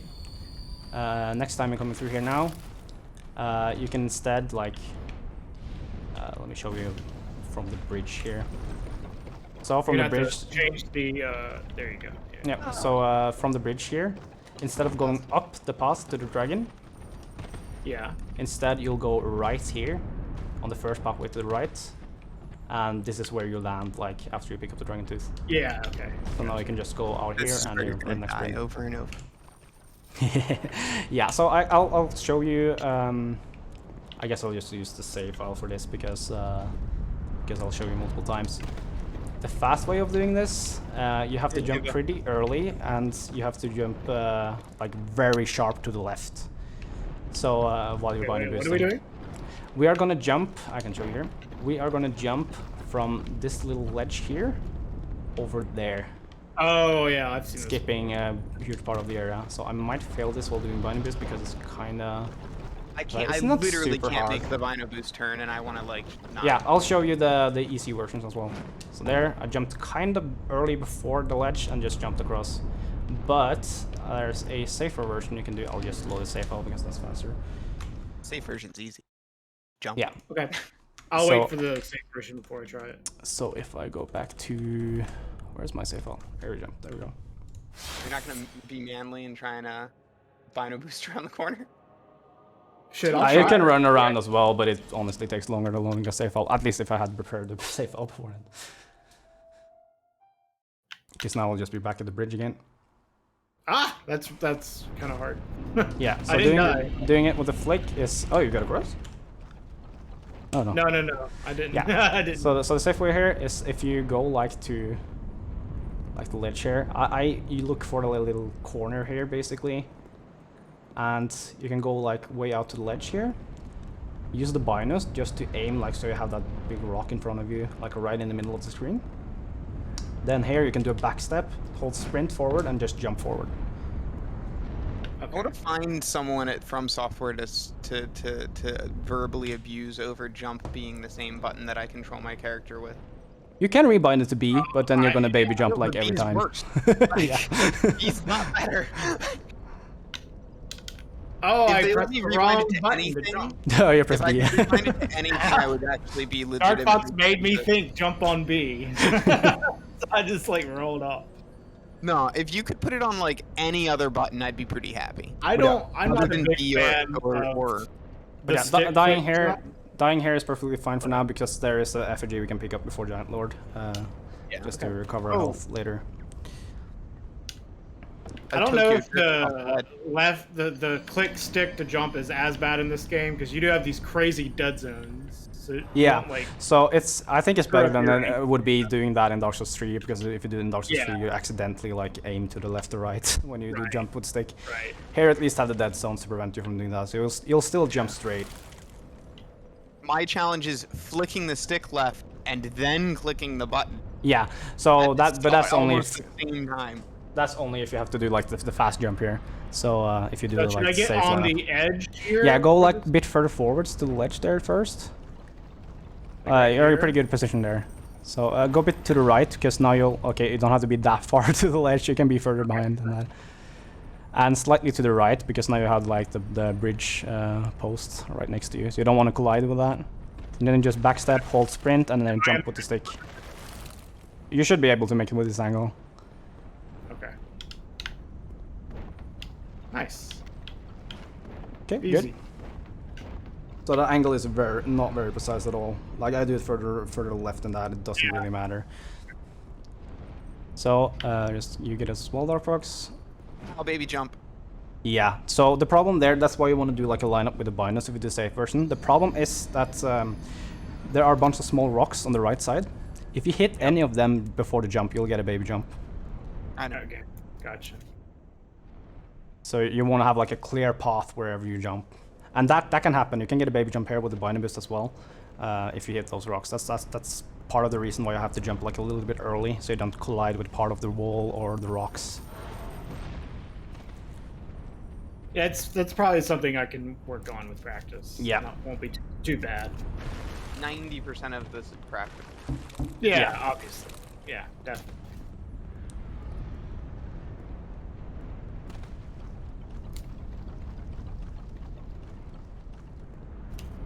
But yeah, we're almost halfway through the run, so when we get the Ashen Mist, that's basically around like 8 minutes point in a... Yeah, that was a terrible lineup. I didn't Yeah, even so bother. I can show you I tried again. to turn around and it didn't work. I'll have to load back the safe hole once more. But this is the thing, I haven't played this game in literally like... Dude, same. Well, I haven't played this game getting used to the movement. Yeah. Yeah, but you should do the bino setup I was showing earlier, because Well, I couldn't watch you. I did show the screen. You showed it first, actually able to pay attention. I'm happy though I've been able to like get through the stuff without taking too long. Then no baby jump mod did not work for old patch, no. No one bothered to fix it for old patch. Probably could look into it. It doesn't bother me that much, honestly. I just Not did really. it. Okay, so what am I Yeah, doing? so if you see my screen now, what I do is I go like pretty close to the ledge here. You want to have like, you would just want to position your character so that you're not like close to the rocks here and not too close to the bridge post here. And just go like slightly to the ledge. Then like this is basically where I stand. Then aim so you have that rock like right in front of you in the middle of the screen. Backstep, hold sprint forward and jump at the end. So that's it. So you don't have to move left or right, you just hold straight forward and jump.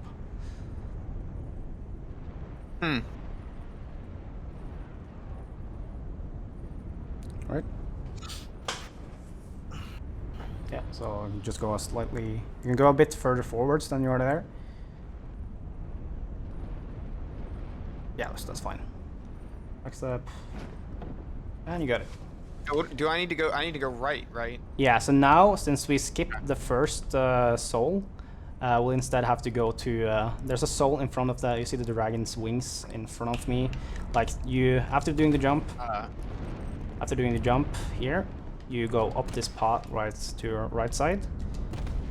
And the path we normally would take is like down there, but we will be going up to the bridge to the right instead. Okay. Up this little hill. And you see like there's a dragon there, so we'll have to do this in like a quick movement. But binder boost across the bridge, and I'll do my last binder boost. So the dragon hasn't seen me yet, but I'll do one binder boost here, and I'll try to get a full one that lasts me all the way until the item.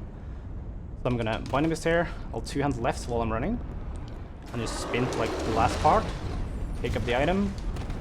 You'll do some attack. None of them will hit you, and you just binder boost back out. Okay, let me try that.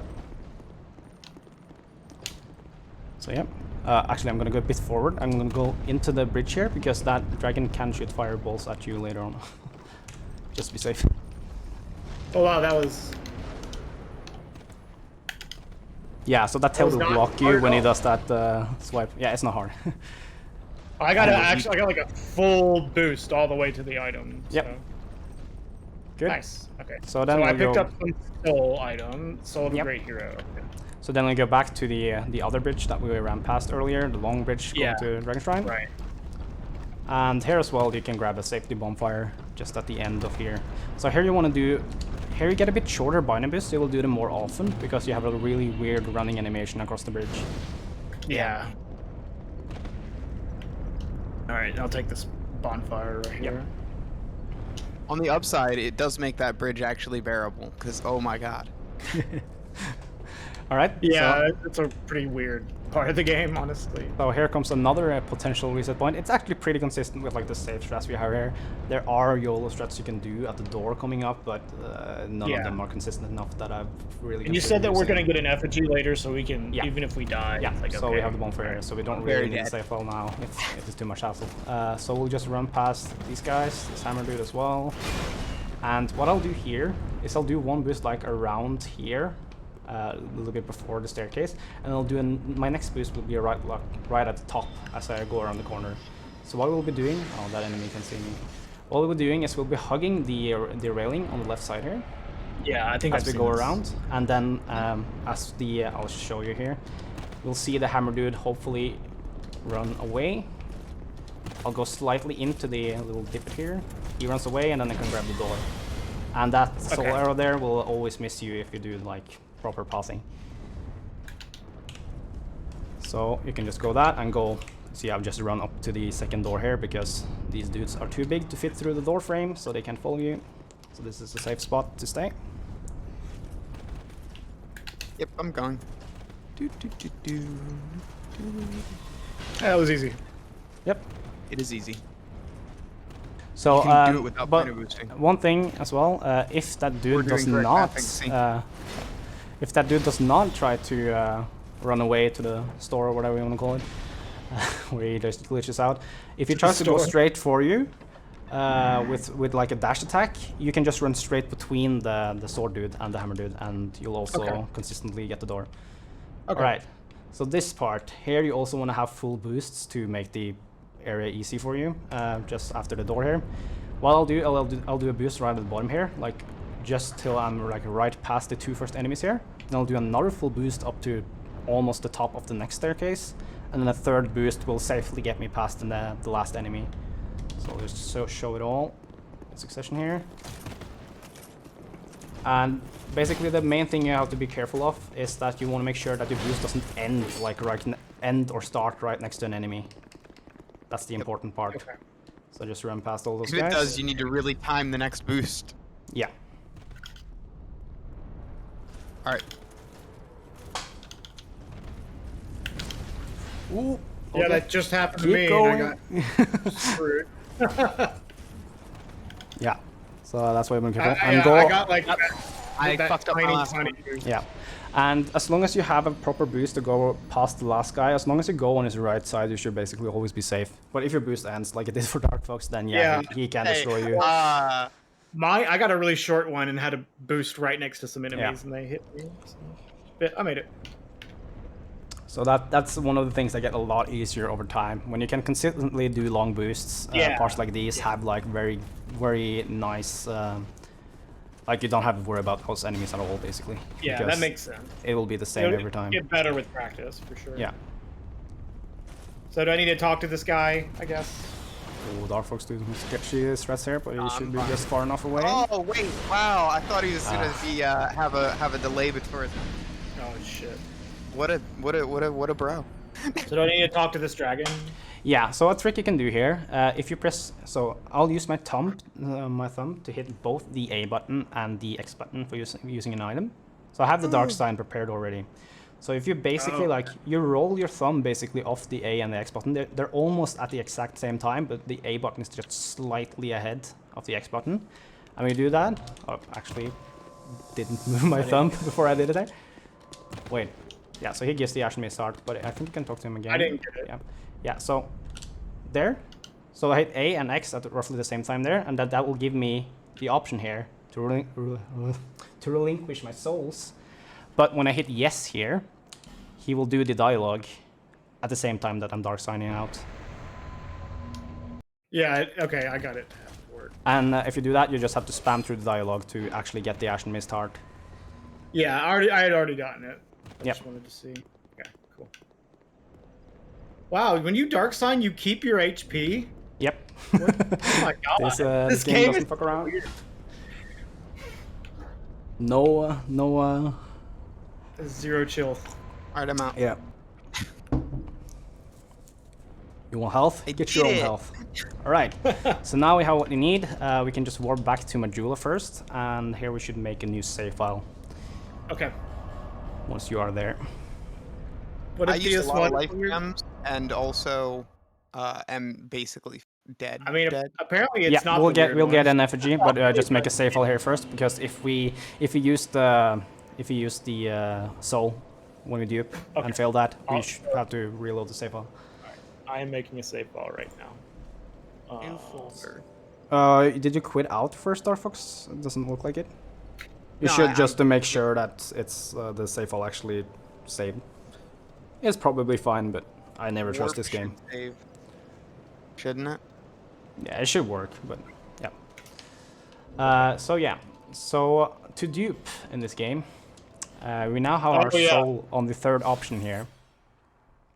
So to dupe in this game, we'll use the item, and we can move between the menus using L1 and R1, or LB and RB. And basically, if you hit L1, R1 pretty fast, you'll just go back to the menu, but it will have deselected the item. So if I use the item first, L1, R1, Right, go back to it. Should we be looking at your screen for this? Oh yeah, sorry. There, yeah, hard to press button. So I already did once. So if so you can go between the menus with L1 and R1. Yeah. If you use what you said because I was trying to make a save file. Yeah. Okay. Do you see my screen, DarkFox? Now I do, yeah. Yeah. So you go between the menus here. You gotta go specifically to the equipment menu. If I go to the right menu here and back, you see I'm not in the inventory menu anymore. But if I go to the equipment menu and back to the inventory, I'm still in the inventory menu. So you have to do L1 first and R1. The other way around doesn't work. Wait, what? Yeah, you see here. If you go into the inventory menu, like I am now, if you hit L1 and you go to equipment menu and then hit R1 and go back, the inventory menu is still open. And that's pretty important there. Because if you go R1 when you're in the inventory menu and go to the player stats thing and go back, it's closed. Yeah, I see what you're saying. Okay. Yeah. So you have to use the item, hit L1 and R1 pretty fast, and then we need to menu back to the item and leave it.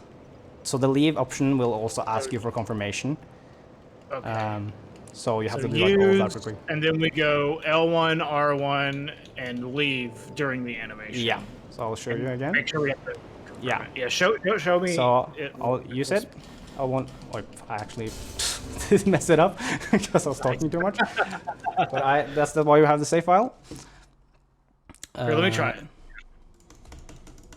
This is interesting. This is all muscle memory after a while. So, but it's a somewhat tight window. Okay. Yeah, it's a pretty small window. It's not really that hard.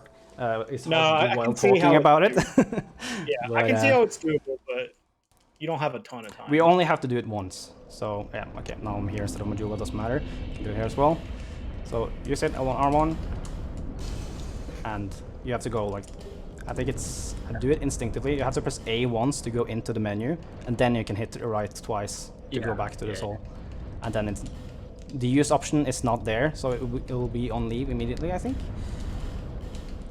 So you just hit the item, hit A twice, left, and then A again. I just dropped the repair powder. Great. Yeah, this is just gonna take a little bit of practice, but with muscle memory, this seems like it'd be pretty easy. Yeah. So I can just reload the save file until we get it once. I've done it too many times now. Don't need the souls.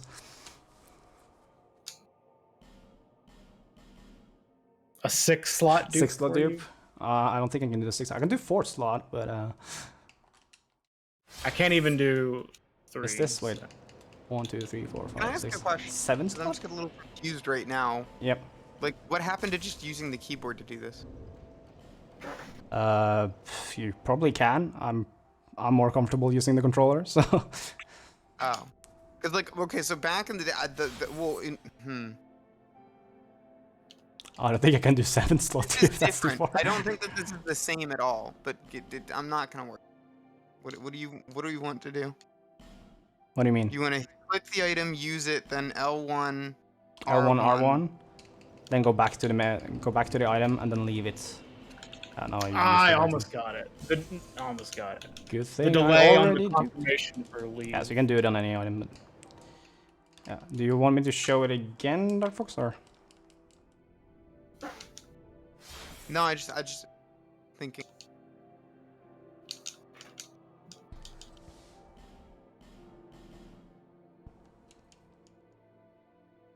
Did your capture freeze or just waiting there first? I'm thinking. Okay. I just said that. Yeah, so you have to be I way almost faster. Is the only thing. I almost got But it. if you struggle too much with this, we can also just go back there and pick up another soul eventually. We'll give it a few tries. You only need to get it once, and then you can make a new save file if you want to. I'm almost there. I'm trying to get used to the there's just delay. Yeah, there's a little bit of menu that. delay, especially if on the it. confirmation box. There's a tiny bit of delay, Yes, so you have to wait. I noticed that. I'll get it. I just wish that it didn't take forever to reload save file. Okay. Yeah, unfortunately. Oh crap! Jesus, I just screwed that up. Not even close.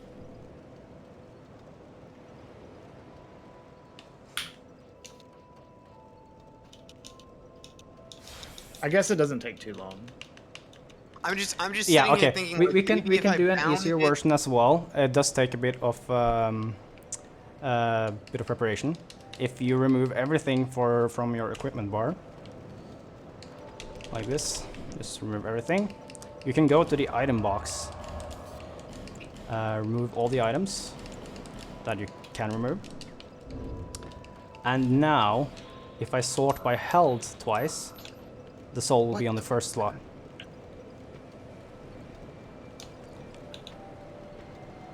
So that will be less menuing. But yeah, as you can see, it takes a lot of preparation and you have to get your items back afterwards, so it's not something we do in runs. Just using up. I'm just trying to like. Oh yeah, do you really need to do it with a soul. It doesn't work with like any of the other Yeah, items I'm you just have. practicing the inputs. That's all. Yeah, if you have it on the first slot, you don't need to use the D-pad at all, except for the confirmation option at the end.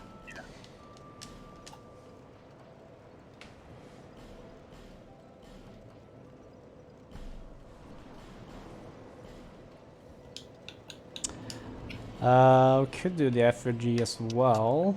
We have to get it first though.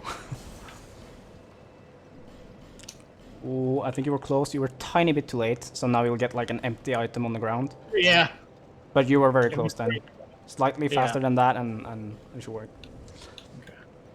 Is it better to hit down or A? I hit A, but it's just personal preference, I think. Your thumb will be on the A button for the entire time, so I think it's more sensible to just use the button you already are prepped to use. I mean, I even have the rear paddles, so I could just twitch my whatever finger. What I was trying to figure out is that I think that like you could just bind these to like a set of keys that were in a row and just go button, button, button, button, button, button, button, button, button, button, button. You know what I mean? Ah, late again. Yeah, I kind of get what you mean, but you do have to press same button multiple times. So you have like a combination you have to go through anyways. Or unless you bind, like, you bind multiple keys to do the same thing. I'm happy with how learning's going, Bill. Are you 'Cause I haven't allowed to played this bind game two keys? 4 years. Yeah, you can bind multiple keys to do the same thing, but you can't bind one key to do multiple things. Well, I was just thinking it would be easier than trying to menu with like the stupid bumpers and stuff. Like it might be easier to have like buttons that I can push. Do you know what I mean?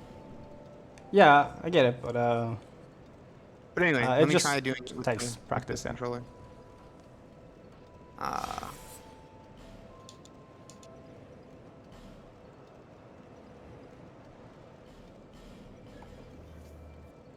Wait, you can use Vulcan for Dark Souls 1? What magic is this?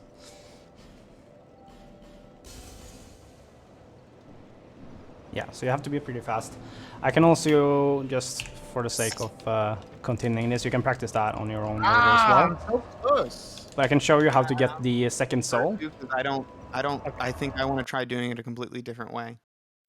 So I don't actually think I want to do it this way. Yeah, but just for the sake of not staying here forever, I'll just show you where the second soul is. So I'm going back. I went back to the area now, and instead of doing the jump that we did before, yeah, Yeah, I mentioned that Alibaba. You can get the soul in the first slot, but it doesn't really make it easy if you don't know what you're doing. Anyways, it's easier when you know what to do. But well, yeah, once my muscle memory like gets this, it should be fine. So yeah, but to get the second soul, I just went past the dragon. I went over the bridge instead, and we will go past another bridge. Is that the dragon where you get the dragon tooth? Yep. So we'll go past like the 3 bridges after that dragon, and there's another dragon up here. But the first item on the left, once we get up here, is also a great hero soul. So this body here is a great soul of a great hero. Gosh, so I'm so you can close. also grab that and get the second item. So with that, I'll just warp back. Jeez, that's gonna be hard to remember all that. Well, I want to try. technically, you don't have to go there. So it's just if you struggle with the dupes. Yeah. That's the place to go. I'm really close to getting it.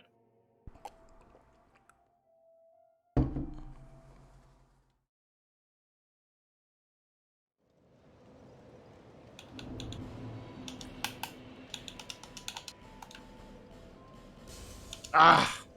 So yeah, close. you still have to be quite a bit faster, actually. Yeah. Oh, yeah. Also, you cannot do this while you have 2 souls in the inventory, which is a strange thing. It just doesn't work for some reason. You can do it with stacked effigies, but you only can use 1 at a time.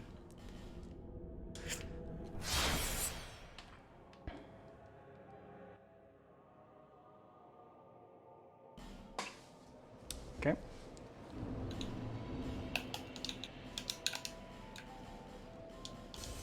Oh, that was pretty close. That was pretty close, but you still had to do like the last few presses had to be faster. Yeah.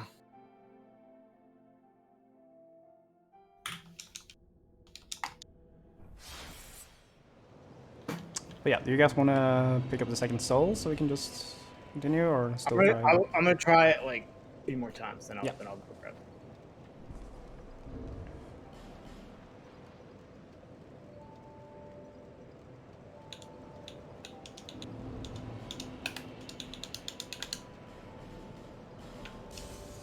Jesus! Ooh, so close. It goes so fast. All right, one more time, then I'll go pick up the soul.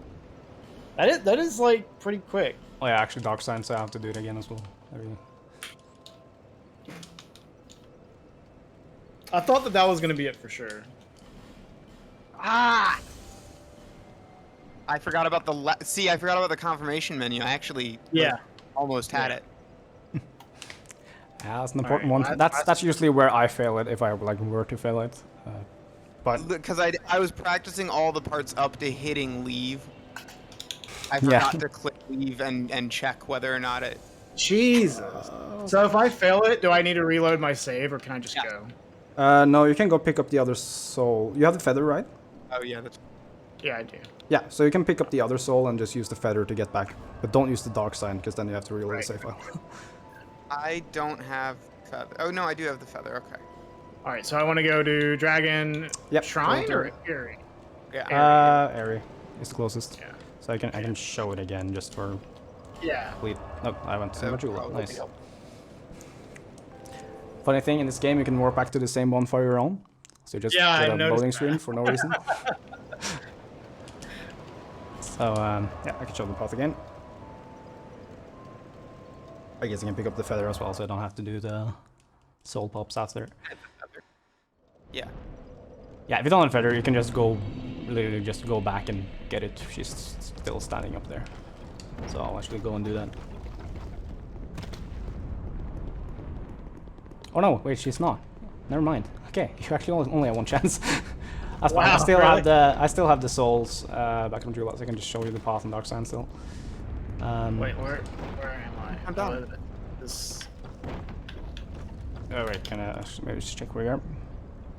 Yeah. So you are. Yeah. I just did a U-turn. Okay. Yeah, you go up there, and then you have another bridge. Here? No, to the right. Yeah. Here? Yeah. Now you're the same spot as me. Okay. So here you go, and we'll go up to the dragon with the dragon tooth. Up here. And now we have a bridge on our left, so we'll just go straight to that. Be careful of the hole. Oh, it's over there. Okay. Yep. Okay. Oh, yeah, there's a I know hole. exactly what you're talking about. And then there's I'm at like the bridge past the yeah, dragon. there's a couple more bridges, so I'll just take all 3 of these bridges. Okay. And here, up here is another dragon. And I already picked up the item, so but the dead body in front of me to my left has a item on it for you. Okay. So if you just pick that up and feather out, just feather out immediately after you pick it up, because the dragon will be waking up and trying to fire breath you. Yeah. All right, where is this item at? Just to your left, once you go in. It's a dead body. Oh, I see it. I see it. Damn, iframing the mummy rolls. Insane god gamer. Who, me? Did I do something? DarkFox got stuck before the bridge. I did something. And the I don't even iframed know the AoE attack. Okay. All right. So back to Majula. Yep. I'll go ahead and make a save, I guess, for this. Well, no, I won't bother. I've already made a save. Now what? Yeah, so now you'll pop the other soul as well, so you get 40k. All right, let's try to dupe it. Yeah, why not? Might as well. That was too slow. It's yeah, the first few passes there was too slow. Yeah. So I'll just Okay. where did my items go? There they are. Right, I'll change back to me.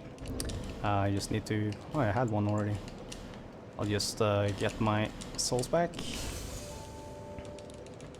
And I think you can do here as well. We're not gonna really bother much with it, but this kind of the same way that you did the you could do the dark sign while talking. The timing is a bit later, but like you can hit A and the start button just slightly after, and that will allow me to open the menu while I'm talking. So what I can do then is I can go to use the soul item and then spam through the dialogue. Don't spam through it too fast though, because if you sit down to do level up before you pop the soul, it will just cancel it. Okay. I got it to work. It wasn't that hard. No. So I'm going to level up now. Yeah. So the main levels we need, like what we technically need to use the dragon tooth, is 10 dexterity and 25 strength. Okay. I got 27 strength because that allows me to do a little bit faster fights later on. 10 dex, 27 strength. Yeah, that's what I do, but you can alternatively also do 9 vigor, and that will allow you to survive one more hit on Giant Lord if you're unlucky. I'll do that. So 25, 10, and then 9 vigor. Yeah, okay. So you can do that. I guess I'll do that as well, so we have the same. That does change slightly some setups right at the end, but for now that's fine. And there's something about an effigy. Yep, so we'll get that one out. I think the fastest one to get should be the chest on the way here. So we'll go to the left side of the cave here. Going to the forest or whatever. Yeah, so go in the Forest of Fallen Giants. And... Doesn't the lady at the house give you one if you just warp back there? yeah, but it's slower. Okay. So while we're going here, like we don't really... Oh wait, I've removed all my items, so I'll just put them back on. Just wait for that thing to open. After a while, you can get comfortable with... wait, let's see. You can get comfortable with when you're able to bind boost through the door, so you can go through faster. For What? now, The door was closed on me. What the? Yeah, it closes if you don't go through fast enough. Oh, God. Okay. Did it kill you? No, it didn't kill me. Okay. It can kill you. I didn't know it would kill you. So yeah, so once you're through that door, you see the tiny little bridge here. Just below it is a chest. If you drop off while holding the binos, you will not get a roll. And you can just open this chest and get an FG here. Okay.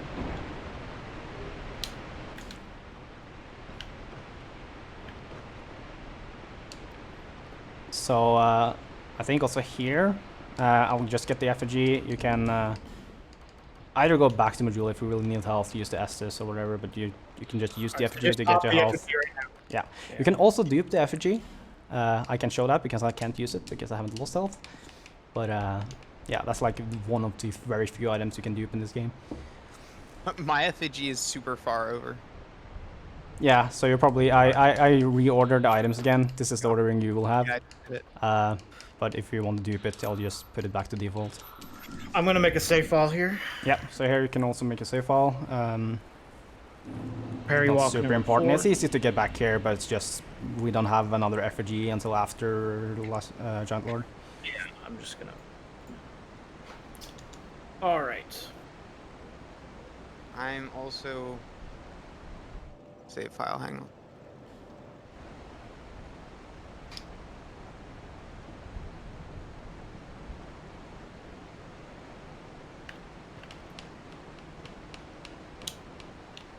This game has a bit funky turnaround animations, so if you just flick your stick back and forward, Yeah, it does. your character does like that. Character just goes nuts.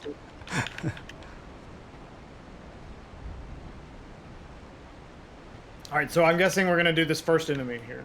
Yeah, so we're gonna do a parkour. I just kind of want to wait till DarkFox is ready, so you can. Yeah, so you don't want to do the parkour that low, Regole. You want to go further up to like the exit of the cave. You want to stand like just outside the exit of the cave. Yeah, he dies in one riposte. There are other main enemies because we have too much strength now. Our riposte do too much damage, but and these are early game enemies, so they don't really take much. There are other enemies we can get up. Don't go too far in, hopefully, because you might bait two enemies at the same time. Yeah, I did. Yeah, and how far up? Yeah, so they're just right outside the exit to the cave. Yeah, that's pretty good. So that one that doesn't have a weapon, for some reason, actually has a tiny bit more defense than all the others. So he can barely survive one riposte. But that's it. Well, he's walking away from me. Yeah, so just go to him. You gotta go in front of him to bait him. What's like the furthest I can be? You can be up where you stood. You just you gotta really bait him sometimes. Sometimes he really doesn't want to follow you, but he can go all the way up there. Relative to the cave. Just punch him once to really grab his attention. Just be careful you don't get a backstab. Yeah, but where am I supposed to be going? Like, through the cave? Like, up here? Yeah, where you stood before, where we were waiting, just stand right outside the cave. That was a bit further up. It's like where the ground gets a little bit flatter. That's where you want to stand. Like a few meters further up, or feet, or whatever you want to say. Yeah, that's pretty good. See, he's walking away now. You can punch him once, and he should still follow you there. You should still be able to make it from that height. Yeah, since you're both here, I can show it now, I guess. So I'll show you the first enemy here. Unfortunately, he's facing away from me, so it's kind of hard to bait. That is pure RNG, which way he's standing. So it's a time loss if you're unlucky. I got two enemies, should be fine. So I'm just outside the cave here. He might back off, so I'm just gonna wait for the other guy. Right? So either one you take doesn't matter. They all are from the same area, so they deload at the same time. So just wait until you have the parkour here. And one thing to be careful of is as soon as you have the parwalk, you don't want to go inside the cave after that. That will mess up the area loading. Well, these guys are dead. Yeah, there's a bonfire on the right side. Oh, you can over the river. You can take Regole if you want to respawn the enemies. Yeah, I got you. I keep getting the fake riposte a lot. Yeah, so instinctively I think that means you're probably framed too early, is my guess. But yeah, we don't have like task data on this, so the closest I've been is trying a bunch of parywalk setups with a controller overlay. There we go. Which I should have had on now, but I forgot. I got it. Okay, cool. So now what am I? Don't go into the cave. Don't go into the cave. You can do one jump just at the top of the hill there, just to make sure you have the right starting height. Okay. Oh, yeah, that should be fine. Hopefully, yeah, DarkFox, you can also parry him down there and just do the jumps to get the height after. Yeah, I know. He's just... I didn't know that.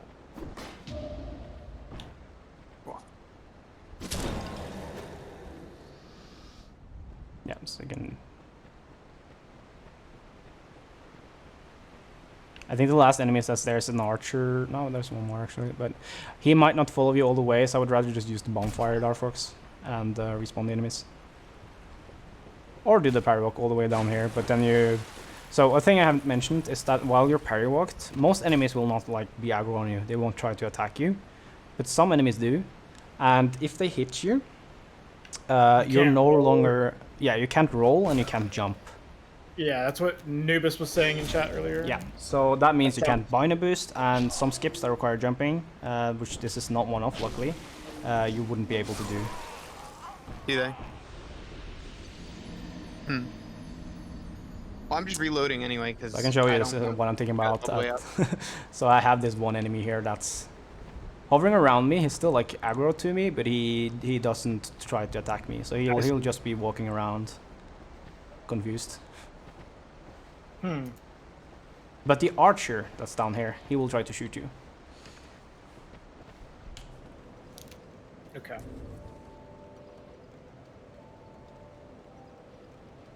There is an alternative way to get to, but we should probably just do this one first. There is a way slower way to get to Giant Lord as well, but... You can spin your camera so fast with your mouse.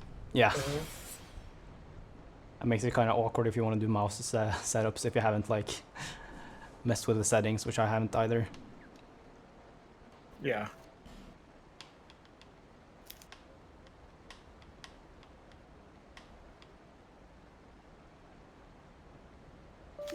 Also, if anyone in chat has questions they would like to ask, just feel free. I'll answer whenever I manage to see something.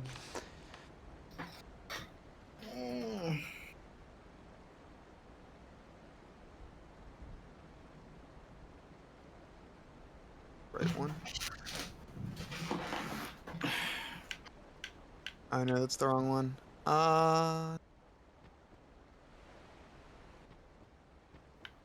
Did it not? Oh, cool. Huh, that's...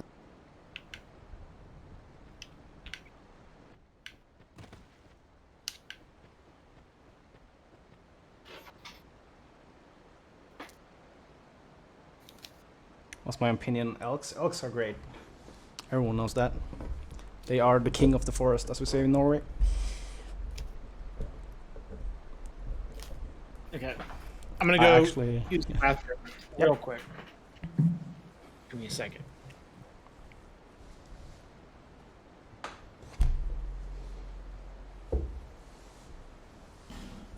Yeah, elks can be scary animals. I think, don't take my word on it, but like, elks aren't normally like aggressive. So, if one looks like it is, a good option I think is to actually just like shout really loudly at them to scare them away. But like, don't approach them. They can be really dangerous. Outside of car crashes as well. That's weird. It didn't copy the other save file. Oh well. I'll just have to go redo that bit real quick. Is Regal actually on the giant yet, or is he just... Oh, we're just waiting to do the next part of the skip. I like that both. You shouldn't. Okay. Well, Regole went to get some water as well. Because I don't... Part I need help with is the end of the game. I'll be honest with you. The rest of this is just, like, stuff I need to practice. Yeah. But, unless you have save files, it's, like, hard to go... Well, we can go to the end without killing Giant Lord. The only difference is Nashandra will not spawn. But we have the stats we need for the end. So we can at least do the Watcher fall off if you get stuck. But we'll just wait for a goal to get back and I can show the... Okay.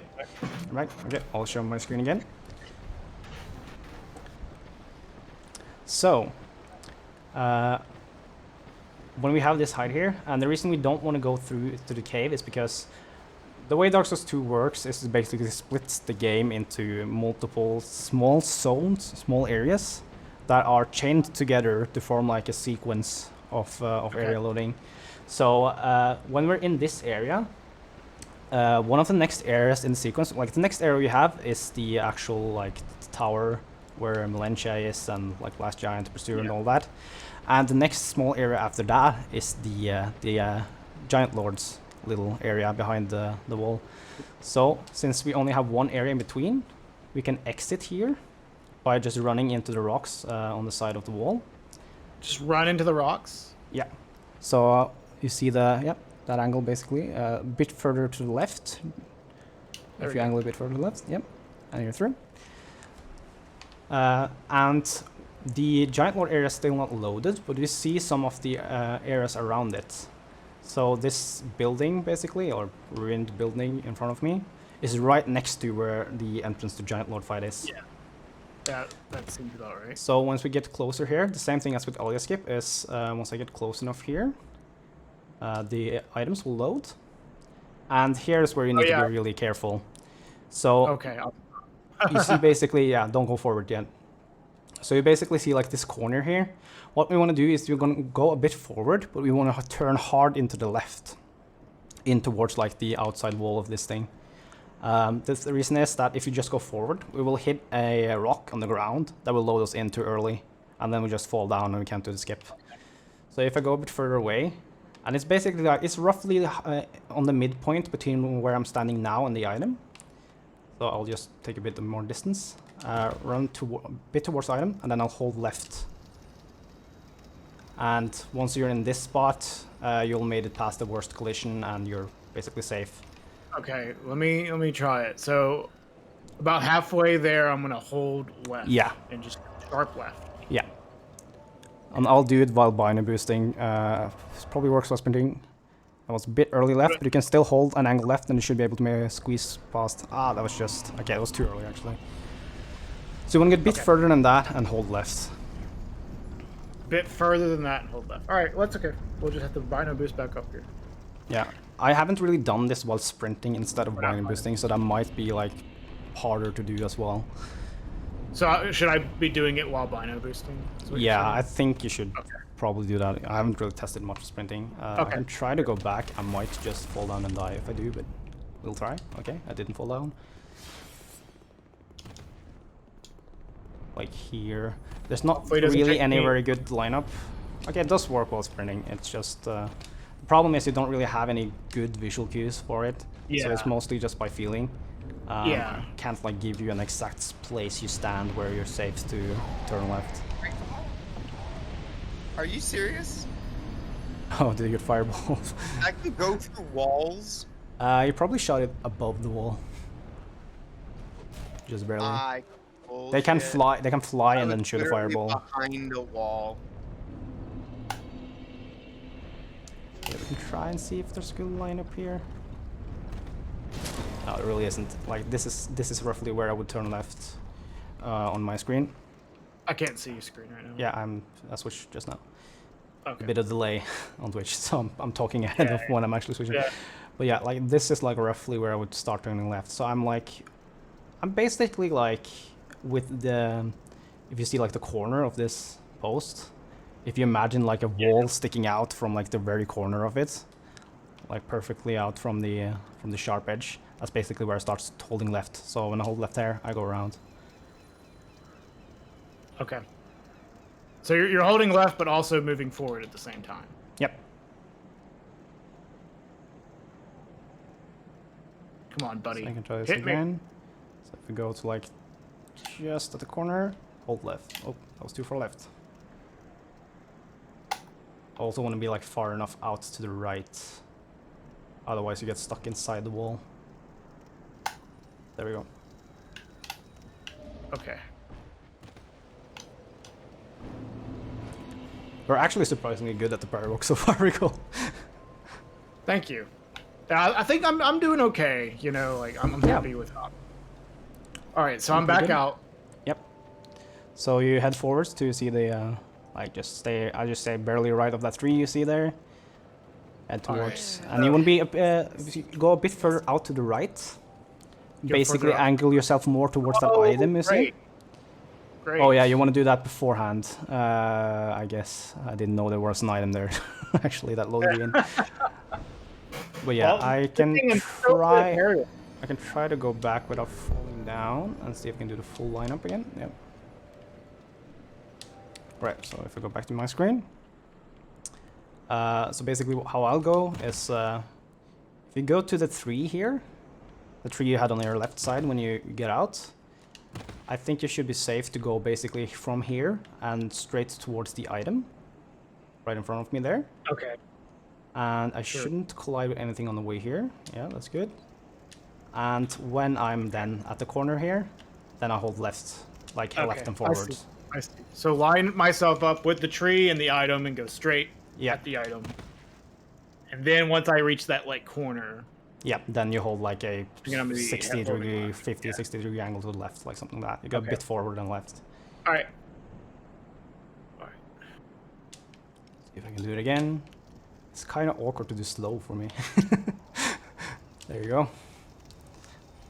I know how that is, like doing things slower than you're used to. It's like, Yeah. I can't even do this properly. Because the problem with a lot of these lineups is that everything is invisible at some point in Dark Souls 2. So you don't really know perfectly well what the margins you have to be safe. You know, like, you know a good line, but you don't know how much you can deviate from it. I successfully duped an item. Nice. Amazing. Yeah, the effigy gives you a bit more time than the soul, luckily. All right, let me actually create a proper save file. Make sure it actually works this time.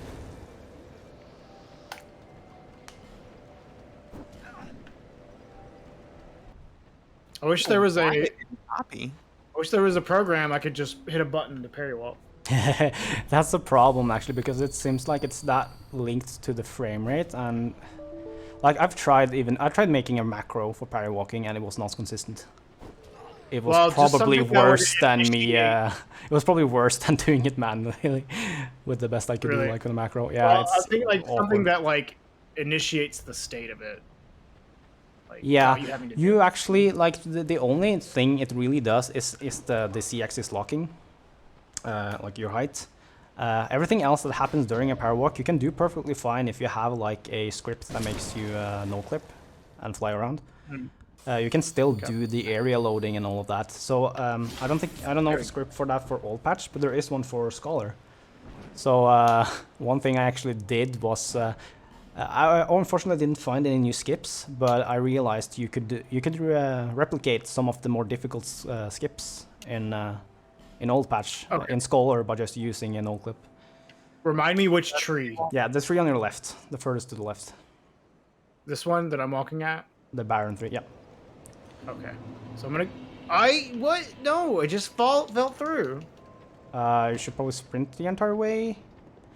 Oh my god. Well, let me go all the way back. That's the problem. This is a dangerous area. Where even is the entrance here?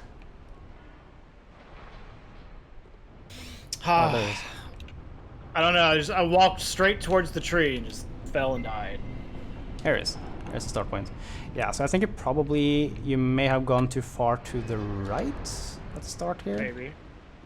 So if I go pretty far left into the tree, yeah, I'm safe still. Okay. So stick a little more left. Okay. Yeah.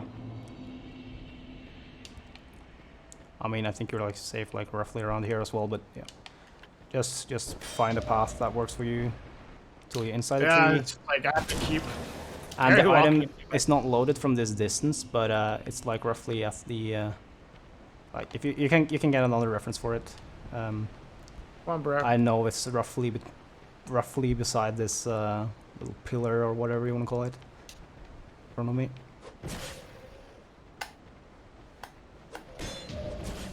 Oh my dog.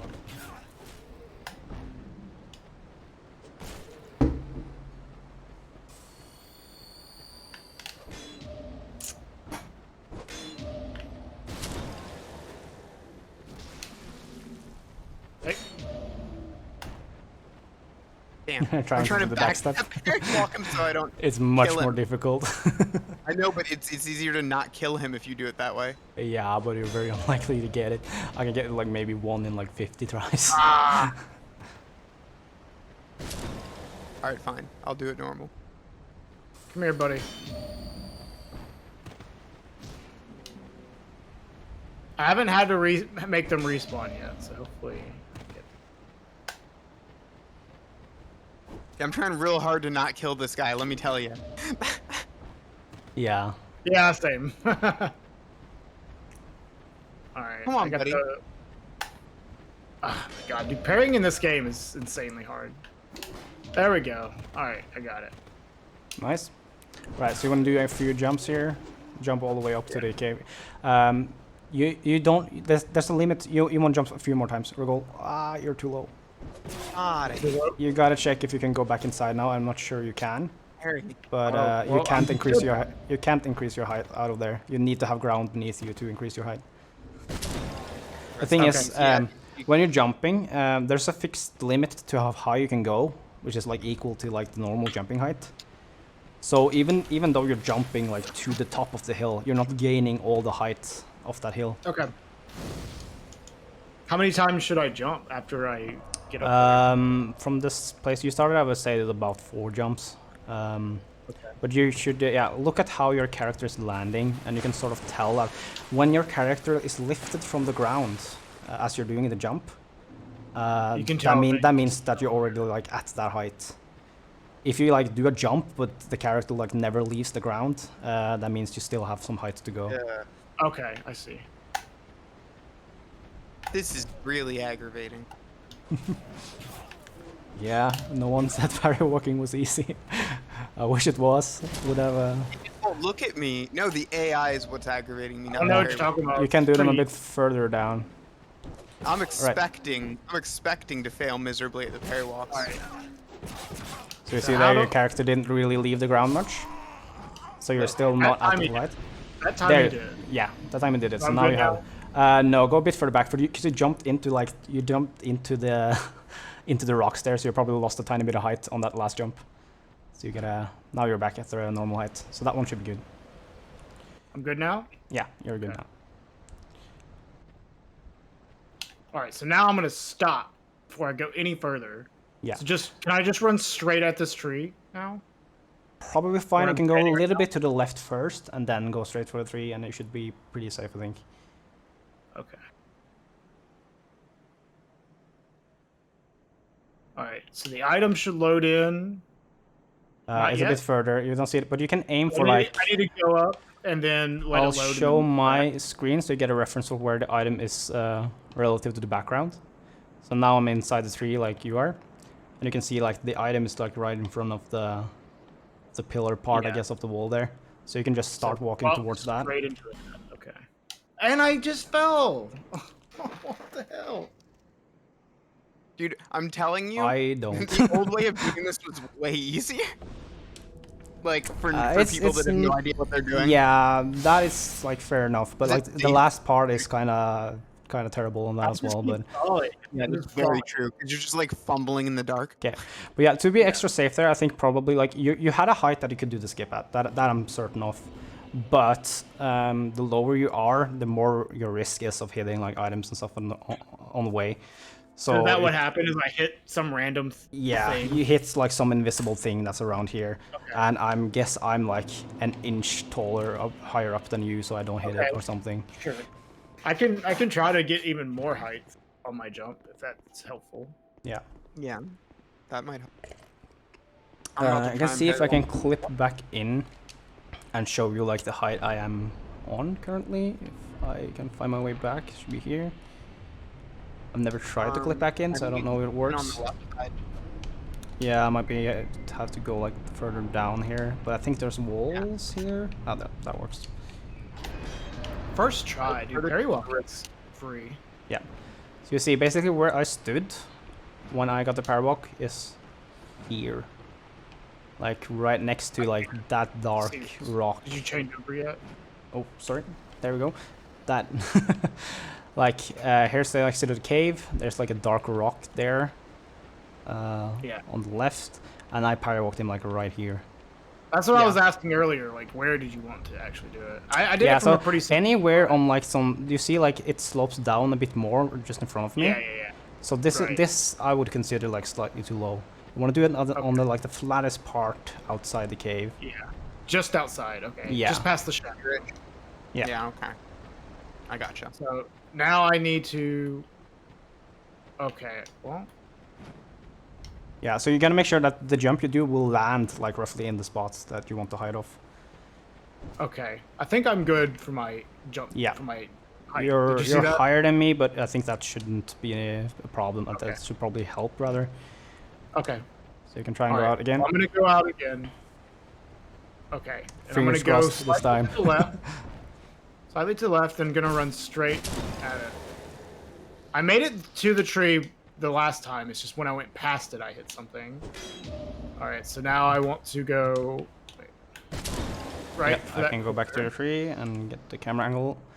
Yeah, so... Okay, I see it. I see it. Okay. So look for straight ahead there. So I'm gonna keep going, and then right about here, should I? Just hold the camera way to the left. Slightly more forwards. Like Slightly more steps. forward. And Yeah, then... be really careful now because you're very close to the limit here, but a tiny bit more forwards. Yeah. Oh. Now, ooh, that was more. That was just barely too much. But you saw exactly where you fell down there. You have to turn like right before that spot, because when you're holding left as you go over that spot, then you'll not load in.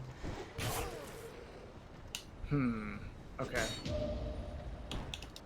So Yeah, that's like really hard to figure out.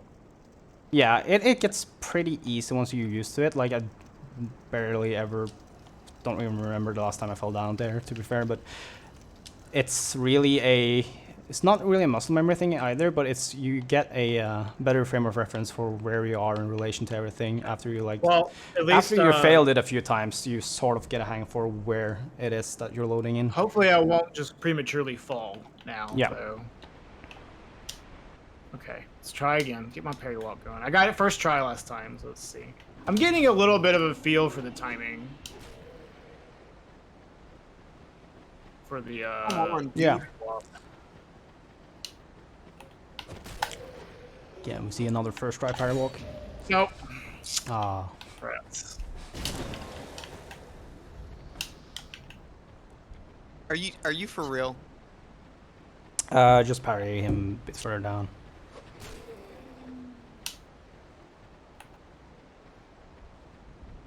Parry what? There we go. Second try. Nice. That's gonna increase your height a bit. So I'm probably am I You're still my a bit good lower. height? Really? That is decent. Maybe a bit high. It's probably fine, but I yeah, hate it should be the fine. AI Just, you can try it from there. Whoa. Oh, don't jump into the rocks like that. Now you lost height. Yeah.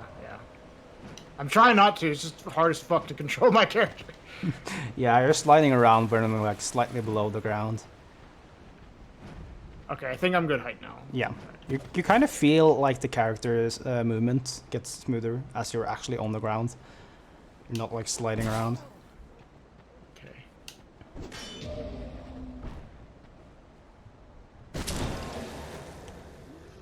Guess I'm gonna try and help you undershoot this time because kind of hard Okay. to tell on that. Get a little further. Like, What? Okay. I just fell. I don't think I went too far. okay, I can go back and just do this whole skip again also to make sure. I can try this with a higher height to see if that's a problem. I don't think it should be, like, intuitively, but...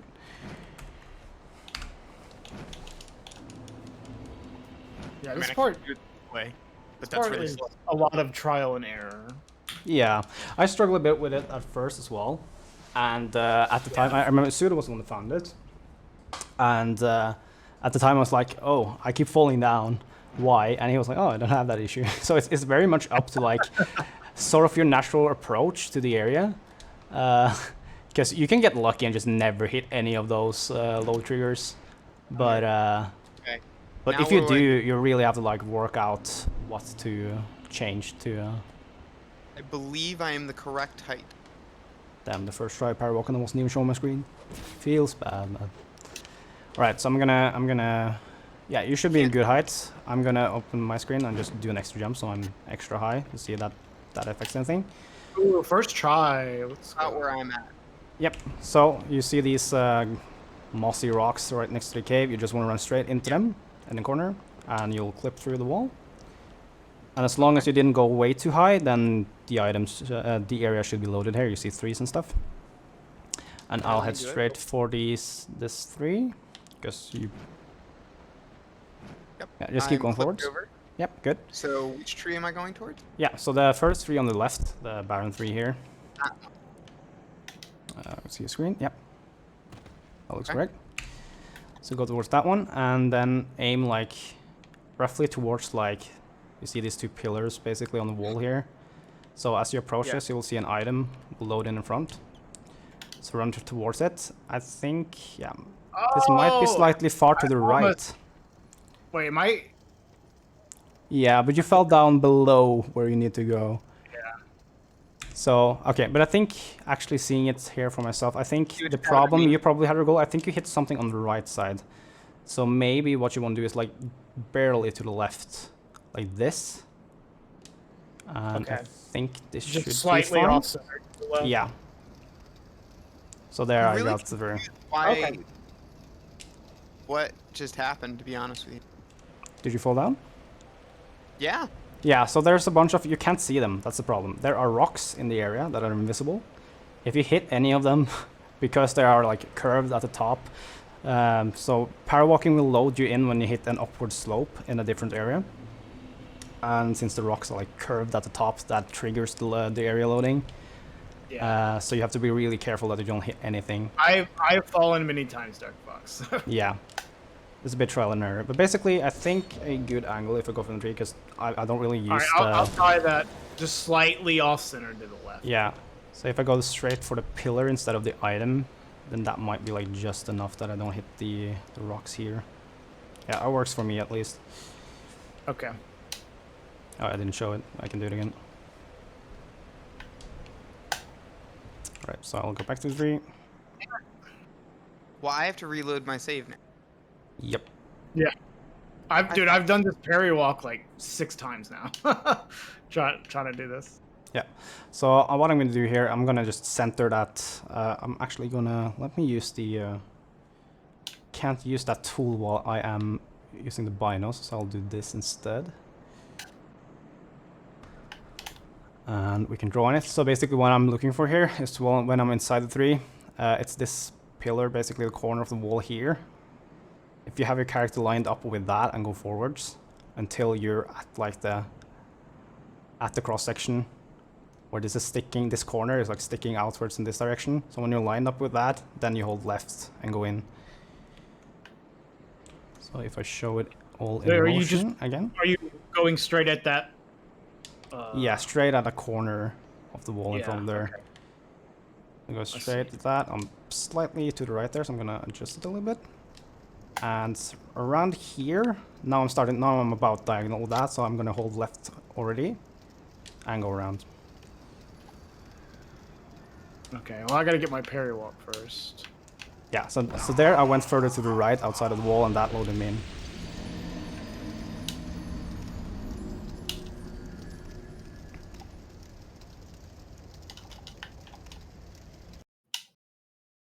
It's very hard for me to not just do the other way. Because I know how to do it, and this is hard. Oh, that's interesting, Mildred. I think Dark Souls 2 has also started to run like worse and worse with versions of Windows 10, so maybe we can emulate maybe we can Vulkan in Dark Souls 2 as well. I'll switch back to Warrior View while I'm loading a save file.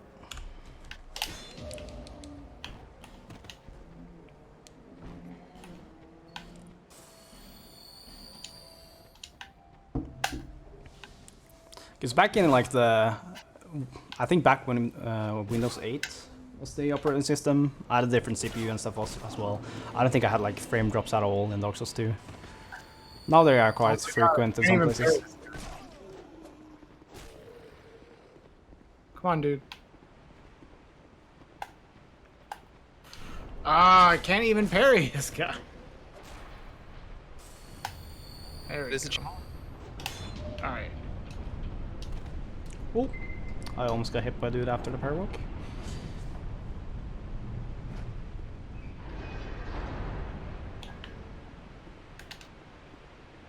Right, so be paying attention to your Regole while you're doing this. Alright, so here I'm gonna be going for this corner. Yeah. It's good. Yeah, and make sure you stay like, don't go to the right of it at least. Ah! Oh, you were still like still a bit further left. You were angled still like a little bit to the right of the corner, like a tiny bit, but that will like.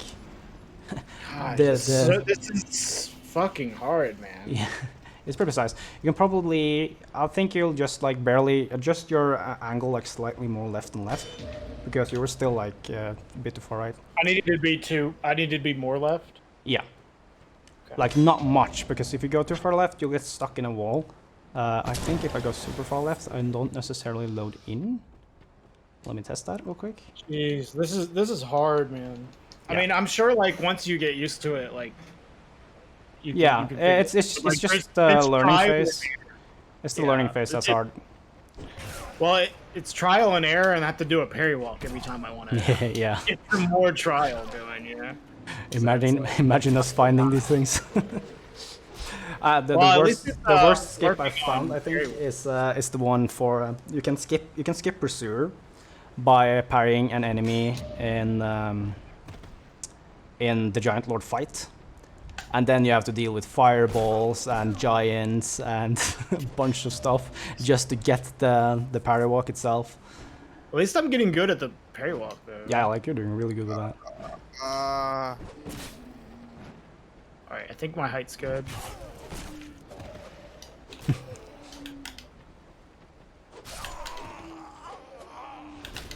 Alright. You're getting so frustrated with how actually... go further left, yeah. Okay, I didn't mean to jump, damn it! No, but you got past the corner, so you got past the bad part there. I didn't even mean to jump. Just like, of course, they put the jump button on the same thing you move with. That's the thing that's kind of funny when you can see like players are super nervous at the end of the run or something. You might see them accidentally jump in a fight or something because you just accidentally push the stick in when you're turning around. Yeah. Oh yeah. I don't know what kind of controller are you using actually. How annoying the AI is. Okay, I'm using Xbox One as well. Like the sticks are fairly stiff, I think, so I don't really do it accidentally, but it might just be like a habit thing as well. First time I've done it. That's the first time I've done it, so perfect time for it to happen.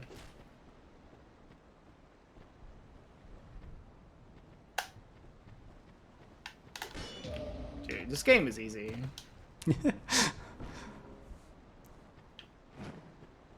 Okay, I guess my height's good.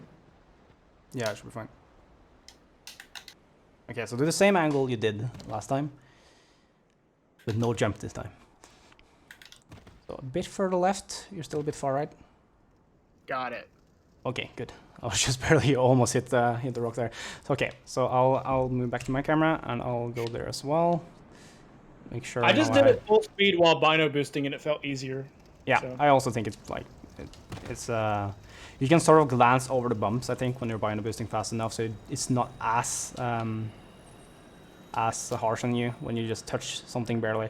But yeah, once you're past that, you would just want to hug the wall on your left here, and you can hear the I'm at right now. Just hug it.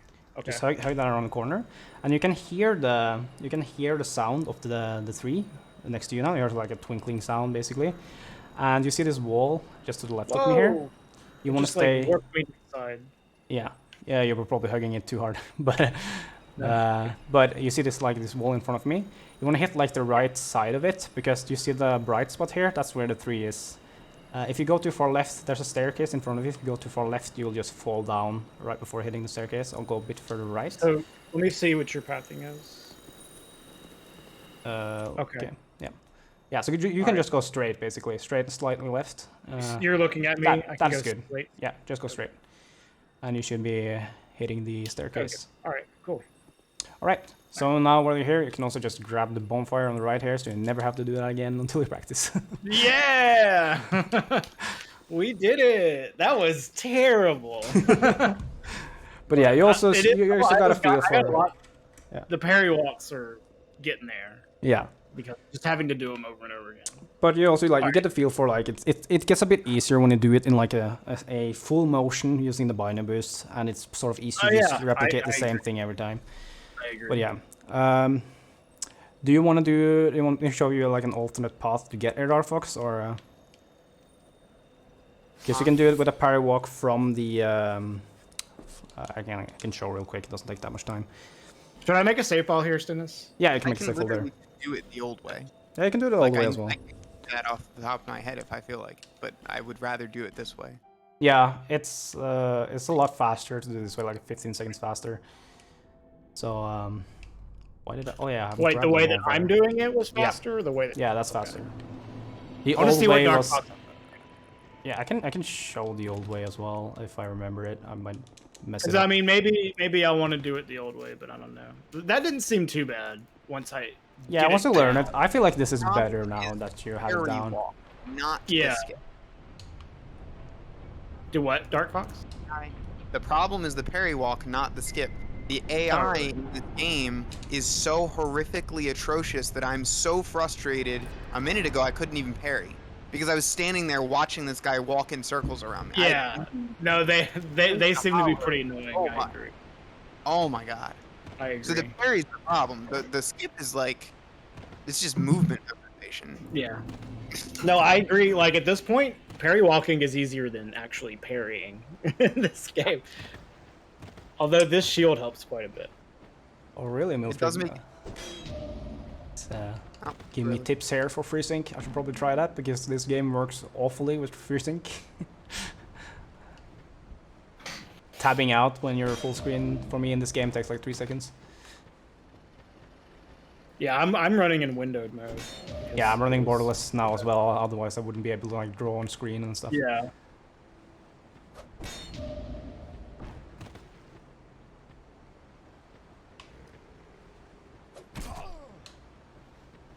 Oh damn!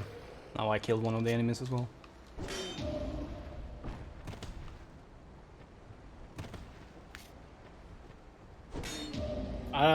I don't know, Sass. It doesn't seem like there's any sort of like practice tools other than the save organizer. No. You can, yeah, you can use cheat engine, Yeah. to make yourself do 0 damage, for example. I would love to do that. I would do that in a heartbeat if there's a cheat engine table for it. Yeah, I can probably send you one if I have it here. Okay. Give me a sec. But yeah, I wasn't sure whether you had prepared cheat engine for this either, so you might not have cheat engine set up, right, DarkFox, or? No, I don't. I have cheat engine. Like I use it all the time. I can quickly find a table.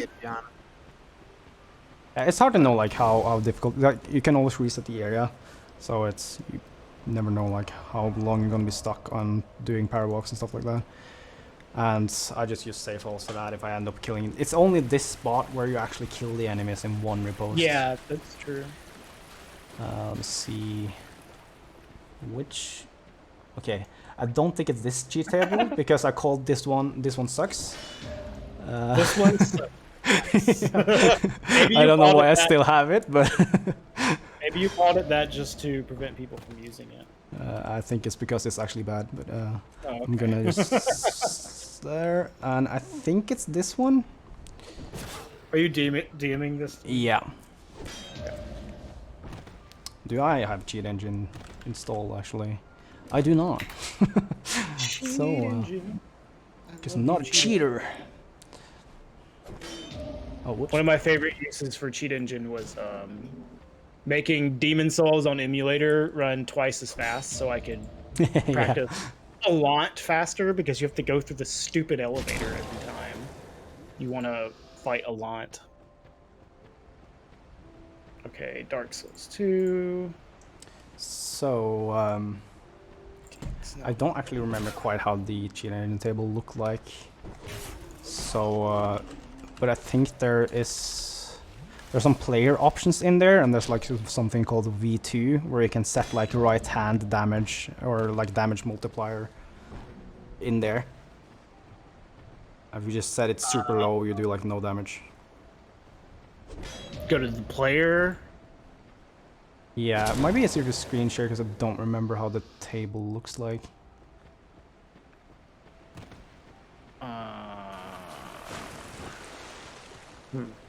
You can just screen share me in Discord, I guess, as well. Well, I can do it on stream. So there you go. I have the player one open.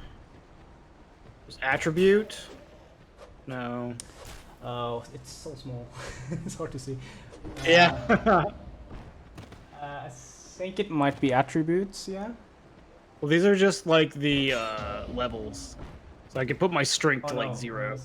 Okay. No, that's not the one. There's statistic here. Is this the right height? Yeah, You're off the ground a little. that should be good, Dorfers. Okay. There's Cheating. one place there's a damage multiplier that you can set. Okay, now I'm here. Yes, What do I I'll do? switch back to my view so I can show you again. I think. Why did I fall? Right. Why do we fall? Right. So the, basically, what I was trying to teach I'll look at this Regol later. earlier was you see that tree in front of you, the barren tree like right in the middle of my screen. I went slightly left and then straight towards it. Slightly left. Yeah, and just then like straight towards it. yeah, go like in a way berth. And then here, once you're in the tree, I can just wait until you're there. Just go until you're like right inside the tree. Okay, I'm inside of it. Yep. So here, you see this, like the corner of the wall right in front of me. You see like the brighter part. I can probably mark this with a pen again. Yeah. Like this part. Yes. Have that just in front of you, but aim like slightly to the left of it. Like just barely to the left of it. So if I'm at 3 again, I'll aim like just to the left of it, like that. And run straight. If you see that you're like steering too far to the right, like if you're going directly towards it, which I'm still am, just angle it slightly to the left. That. Until you're like at the corner of this mossy pillar on the left. So I'm basically right at the corner of it now. And then I start holding left. Like forwards and left. Okay. At the corner. And then Yep, I'll see you. Yeah, so left. hold forwards and left. Okay. While sprinting, yeah, just keep going. Yep. Yeah, good. Okay, you're paused. And I'll Here. switch back to my screen, Yep, there it and is. then it follows well. Hey. Yay, there we go. That took me Okay. like many tries. Yeah, It's very easy. but through your Oh, trial wow, and error, we got a setup. Yeah. As I said, the hardest part for me was just getting parry walk because they all die so quick, and I'm Yeah. so rough. Yeah, so grab Once this I got up there, bonfire, the path was- and you can make a save file here as well as if you want to. Oh, well, you should actually, because we're going to be using the aromatic use. Yeah. Yeah, I need I just made mine. to do that. Let me make the save file and use the bathroom. Okay.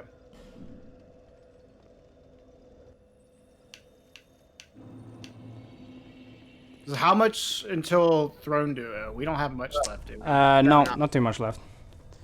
This is about like finishing the giant fort. I would say it's like 11 minutes into the run. So after that, it's yeah the last 3.5 minutes. Are we if you're actually fast. having to fight this guy? Yeah, Yeah. Okay, cool. he is You not have to. frozen. Yeah, so on if you don't kill Giant Lord, Nashandra won't spawn. Gotcha. That's the reason why we're killing him. So am I? Yeah, so you can equip the Dragon Tooth here. I just Does it keep it change- off whenever I'm doing Paradox because you see you get a slightly worse roll. Wait, what because if you of if you have it toggled off? Does it actually change? roll. No, it's still your part of your weight. Yeah. You just have it unequipped for now. Yeah, you can like I just take it out. I buy no boost with it, but since you probably just want to have it on the fist, so if you do fail it, you get the punch instead of this atrocity. Right. I actually haven't got the punch. I was getting the Yeah. dagger attack a lot. So this part is going to be like one of the more important ones to have decent boosts. I'm going to show you like a safer variant of the strat I use, which I usually refer to as YOLO Lord because it is everything can kill you with the actual strat. But that's because I do 2 R2s in the opener, and that gives me like no time to prepare for any attack that comes after. So, but if you just start with a single R1, R2, then you have more time to get stamina, more time to react to attacks, and you have one more attack from Giant Lord, so it's slower, but it should be much safer. Okay. So I'll just wait until DarkFox is back, or has the save already. Yeah, this is the part I'm afraid of, actually having to fight stuff. Yeah. Rather than just doing like glitches and stuff like that. Like that's cool. Oh, I actually have to play the Dark Souls 2. It's gonna be hard. Yeah, the camera is the worst boss in this fight, so you really have to like be paying a lot of attention to how his legs are moving and stuff to like really get to learn his attacks. So we'll see how much time we spend here. We can at least do like we can do the washer fall off, even if you get stuck on this fight, we can just like go there and do that part, but just so we like have everything. Because the only really the last two parry walks aren't, or like the skips you do with the next two parry walks aren't really hard, and it's only really now this fight, Throne Duel and Nash Glitch are like the only hard parts left. How hard is it to get past all this garbage on the way to Giant Lord? Not really bad. The only bad thing is the second giant can do a attack that you have to be really careful of. They have an attack where they basically like do a roar almost, and then they swing their arms like really wide out. That attack will hit you on the normal pathing, so you have to go super wide around him if he does that attack. You might not be able to demonstrate because it's a pure RNG if it does it or not. You can avoid it, but for example, for me, if I get that, I can't do the YOLO strats anymore because it's that tight on the binder boosts. You have to have like, for me, I have to have 3 perfect boosts to do the proper strat.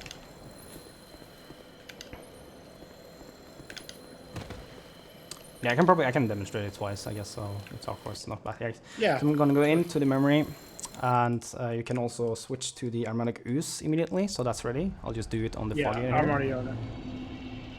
I'll switch to that here. So what I'll do is I'll boost straight ahead, and you see there's some dark spots on the ground. My second boost I'll do in the dark spots here. Then I'll run almost all the way to the dead giant on the right. Run towards Giant Lord, and basically what I'm looking for is the seam on the ground here. And I'm just gonna quit out because like I started doing the YOLO strats and they will probably kill me. But yeah, it's a seam on the ground there, like right in front of his feet. If you stop there and do the buff, he'll miss you. I'll have to get an idea for that. So I saw it. I can show it multiple times. I'm gonna try it real quick. And the benefit of this over some of the other strats other runners are using, like Sudo has also his own setup for this, where he like ran back to evade the fireball and then go back. But you get one attack. Giant Lord can do one more attack before you get him. So this is a bit faster and it's also pretty safe, from my testing at least. For what that is worth. I had some pretty bad binder boosts. Yeah. So you can keep running forwards there, just hold sprint on the last one. And there I got a really bad one myself, so I just ended up not doing an attack on the first one. And here you see an example of the backswing, which you barely survive with 9 vigor and the life ring.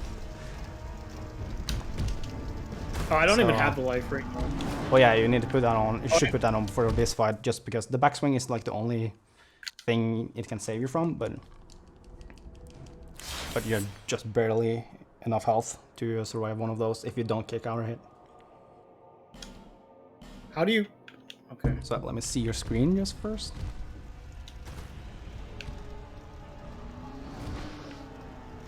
Yeah, so now just do 1 or 2, I think. Yeah, so you didn't get the boulder damage as well.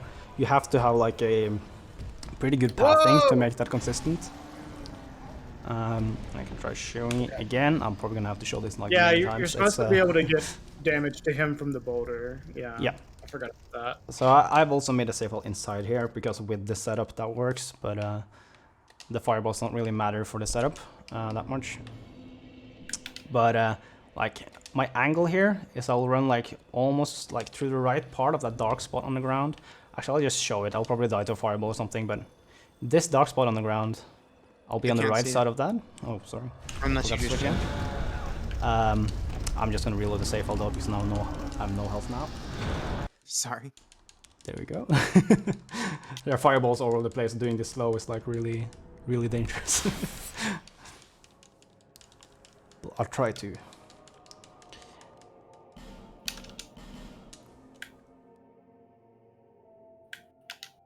If loading save files in this was as fast as this one, it would be way more comfortable to practice stuff like this. But yeah. So I'll be going all the way right on the foregate. And I'll do the first boost until I reach this dark spot on the ground here. I'll be like this far to the right, do another boost. And if you get a full boost, I want to be as close to like this giant on the right side here as I can. I'm just gonna avoid this rolling head now. I want to be as close to this as I can, but roughly like this far away from the feet of the giant. And once I'm past that, I will be angling towards his right foot. And like roughly here is the spot I want to stop at normally. Now, because I was super slow, he didn't hit the boulder. You have to do all with 3 binder boosts to get the boulder. But that will save you a few hits if you do. So I'll do it one more time, just quicker. You do it at full speed. Jeez. Yep. I keep getting killed by this impact. I guess because I'm just not his doing first full. attack, you're probably not getting enough distance, yeah. Well, no, it's the big explosion that's killing me. Oh. Sorry. Yeah, that's also if you're a bit too slow. Like you can't really spend any time at the start before running in. So I'll do here, and then I'll run straight to his foot here. Stop at the scene. And then I hit the boulder, and I can do 1 or 2 safely. After that, the strat like to get him killed fast is to do 1 R1, R2. Then I can do a series of double R1s. I'll do 2 more double R1s. And you want to be a bit careful with your stamina here. If your stamina is too low, your weapon will do less damage. Have to be careful there. I can't even make it to him. This explosion keeps killing me. Yeah, let me check 1 sec. I'm just gonna 2 R2s should kill him now, just barely. And he's dead. Okay. So let me go back to see you guys. What's killing you? The explosion. I'm watching right now. I haven't even started trying. Yep. So I'll just check. Oh, yeah, you got a bind and boost to the foregate, Regole. You're too slow if you just sprint there. Oh, I didn't know that. Oh yeah, everything's on a cycle. Yeah, as soon as you're inside the memory, the clock starts ticking for the fireballs.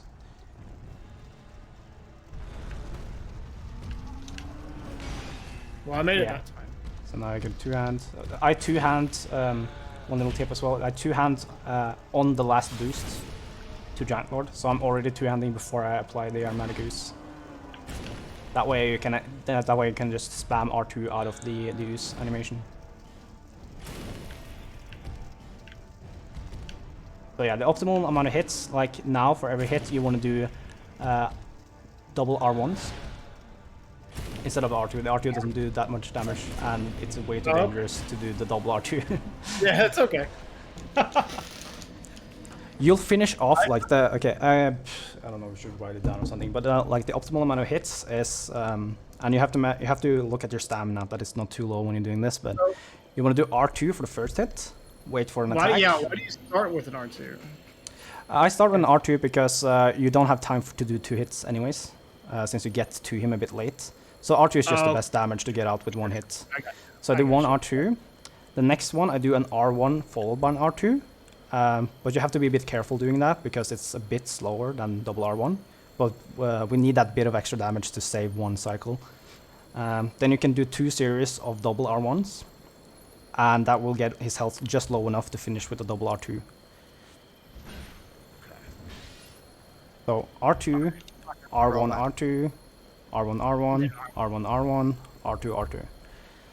R2, R2. Okay, well, that's going to be hard to remember. Yeah, I'm not remembering. Basically, you're gonna remember like R2 on the first, R1, R2 on the second, then just do double R1s until his health looks low enough that you can kill him with a double R2.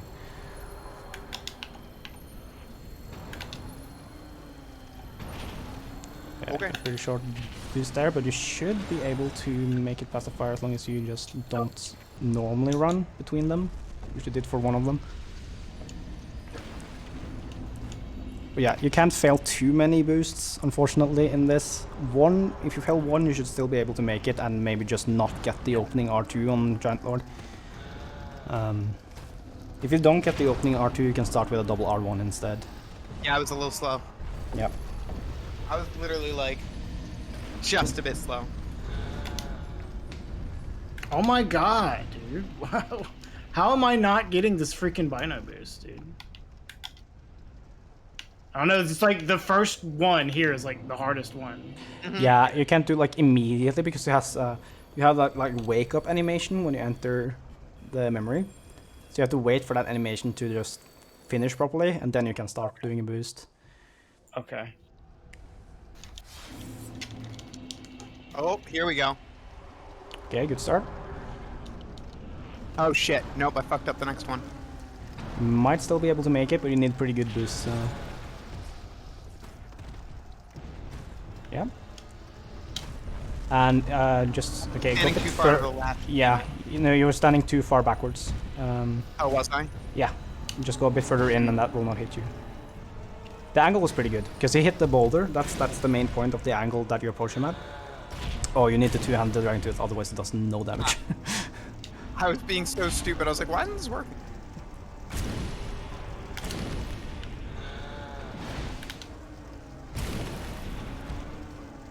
Yeah, so ooh, that's dope. That was a bad spot. Yep. Yeah, that's like that. It's, especially that first one is just like fucking insanely hard. I guess that's just to kind of get used to the timing for it or something. Yep. And I fail the second one. The first two basically I fail almost every Yeah, time. because you have the wake up animation thing in your And the area, fog and gate. then you have the fog gate animation. Yeah, so you have to wait like a tiny bit for that. What I normally do is I hold sprint, or I'm not sure I do it exactly there, but a lot out of quite a few animations like ladders and stuff, I hold sprint. So as soon as I'm able to start sprinting, I can start Bino boosting basically. Because then my animation is freed up to do stuff. Yeah, you're gonna be too late here. You're not getting quite the full. You need to release the L1 a bit later, Regole. You're Yeah. not getting the full boost.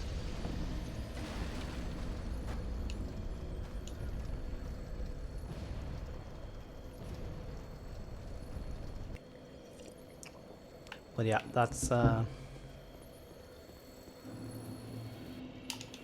yeah, you can just do another one, DarkFox, because we have technically two aromatic gooses to spare.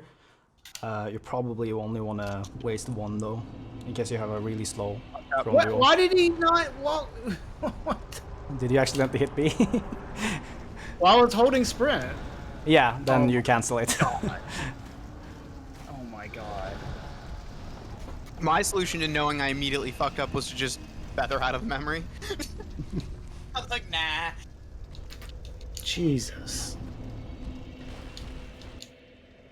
Yeah, it's, If I'm you just fuck not good up enough. roll, At you might as well just leave. Just the load back. movement is so like radically different from what I'm used to. Yeah. Like, I can't do it optimally at all. Yeah, it is for sure. So, well, give it a few more shots. Just you just need to get past that one fireball. As soon as you're past that, the only thing that will attack you after that is Giant Lord. Oh my fucking god, dude! I can't even. Oh yeah. Oh wait. Now you're repeating it too quickly. So the problem is if you don't have enough stamina, you can't do a Bino boost. Yeah. So you need enough stamina for what like the roll and attack would use basically. If you don't have that, it will just interrupt it immediately. And you don't. Do you hold sprint between each boost? If you do that, you have to watch your stamina. You can do it, but you will consume more stamina doing it. So you have to like pay attention to what your stamina is at, that you have enough to do every boost.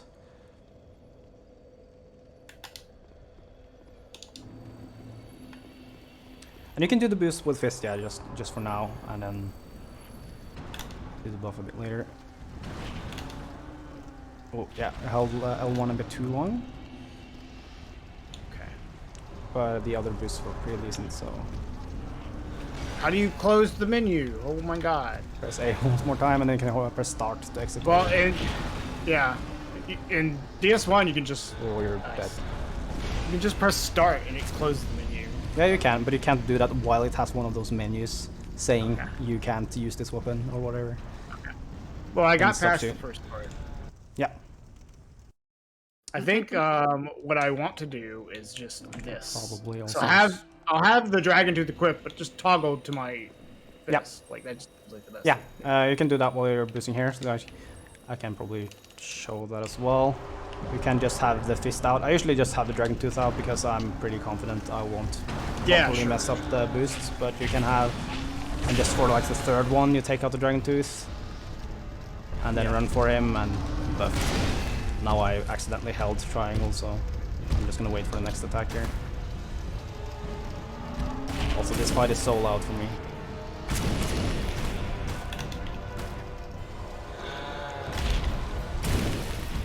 I don't know why it's so loud. I had the same volume I always do. Whoa, he hit me. Oh, I got the damage. Okay, I'm just gonna walk around him for a while. Oh, okay. Yeah, I did something wrong. I think we might have a problem here. I won't lie to you, which is that neither one of us has fought this boss in a long time. So something you can do just to get more comfortable with him, like what I'm doing now is I'm just walking around him, just looking at how his legs are behaving as he does different attacks. Like how does the backswing look? You should do the backswing now. Yeah, so you see that, that's the backswing. I can stand in front of him. How does the front swing look on his legs? Yeah, he widens them out a bit and does that. How does his stomp look? If I stand like here, I still do the backswing. Try and stay there. Should probably stomp me. It doesn't want to stomp anymore, which is like what you want in a speedrun, but I'm trying to show stuff. There we go.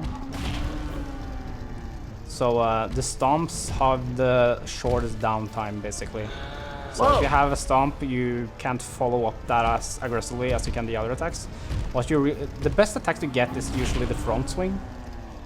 That's what I would like to go for. I often go for backswing as well. It just depends on which way is turning after the previous attack. What is the hitbox for that attack? Where does he even hit? I can't even tell. The hitboxes are not great, so you gotta like position yourself like pretty far away, but to see like once you get used to it, have some practice with it, it's not really difficult at all to move him. He did like some backswing, and I don't even know where I'm supposed to be positioned. Yeah, if he does the backswing, you can see I can get again. You just go straight in between his legs. To the front side? Yeah. Okay. So here, should get it again. Front backswing there, just go to the front. So I need all, do I need all of this aromatic ooze? You need 3, or you technically only need 2 if you got like a perfect Tron duo fight, but you probably don't get that. So you might need 3 for later. Sorry, 2 for later. So you can spend an extra one here without loading a save file, but more than that, and I would probably just reload. There's one more effigy we can get on the way to Tron duo, so I'm just gonna keep walking around him. Walking around. Yeah, see this freaking attack. Yeah, and if you get really close to the wall, then it can get a bit harder to read his legs as well, because the camera gets like super close. Well, I'm getting to him pretty well. Like here, it looks terrible. But yeah, I haven't played him much, but it's so like ingrained into my brain how to avoid everything that I can just walk around forever. The funny thing is like all of the main game bosses, like if you exclude the DLC ones, they're all basically like this. They're not particularly fast or anything for the most part. So even like Dark Lurker, if I'm not attacking, I can just walk around them all the time. It's not like they're super aggressive or anything. Double Dark Lurker gets a bit more hairy, but like it's fine. You just get used to reading it, and yeah, you really gotta be able to tell the legs, because looking up in between each is like really terrible. Yeah. So what I do with the stomp is normally I would go towards his other leg and just start attacking that leg before the sun comes down. But if you're inside his legs like this, you might get hit by the shockwave. So if I stand like here, I get hit by a shockwave from his leg.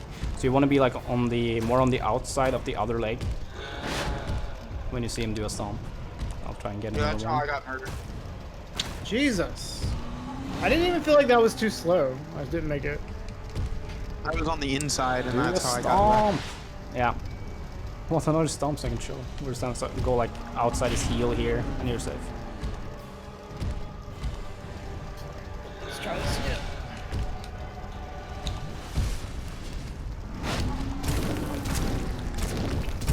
Damn, I got kicked out because of the time. He can't stay in for more than like, I don't know, 5 minutes. Reside in range. Wow. Yeah. Yeah.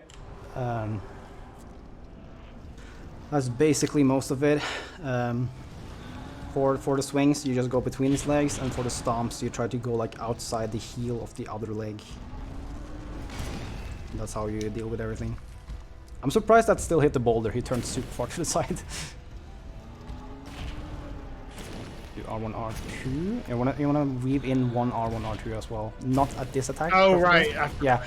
You gotta be really quick after his attack. So if you see that like you're late to punish him, then you don't go for the R1, R2 because then it's too slow. So that there you were a bit late to punish that attack. Yeah. So if you end up in that, either just do one attack or do R1, R1s if you think you can get away with it's them. hard for me to tell if I'm late. Yeah, it takes practice to know like what you can get away with, but R1, R2 isn't safe to do on every attack. That's why I think it's best to go for it for the second attack, because at the second attack you have full stamina. Like after you do the initial R2, the next attack you will basically always have full stamina. Okay. The other attacks, it depends on how fast he's gonna attack you, whether you manage to regain all the stamina or not. Well, I'm just happy I'm making it to him somewhat consistently now. Yeah. I mean, when you do Barnabas enough, like the thing is when you're running this, you do it every 3 seconds all the time. Yeah. So it becomes second nature. Yeah. You'll end up not thinking about it at all.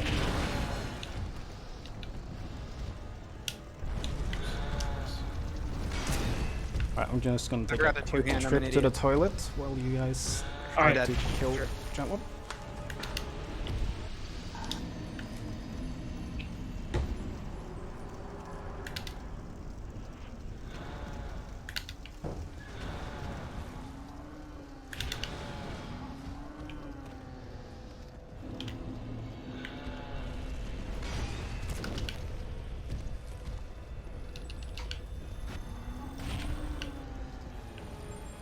Oh my god, I can't see.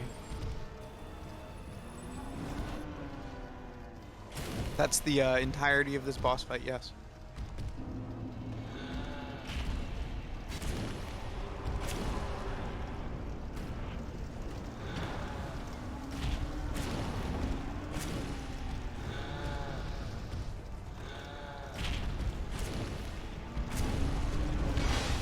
Oh, I barely survived. Okay, I see.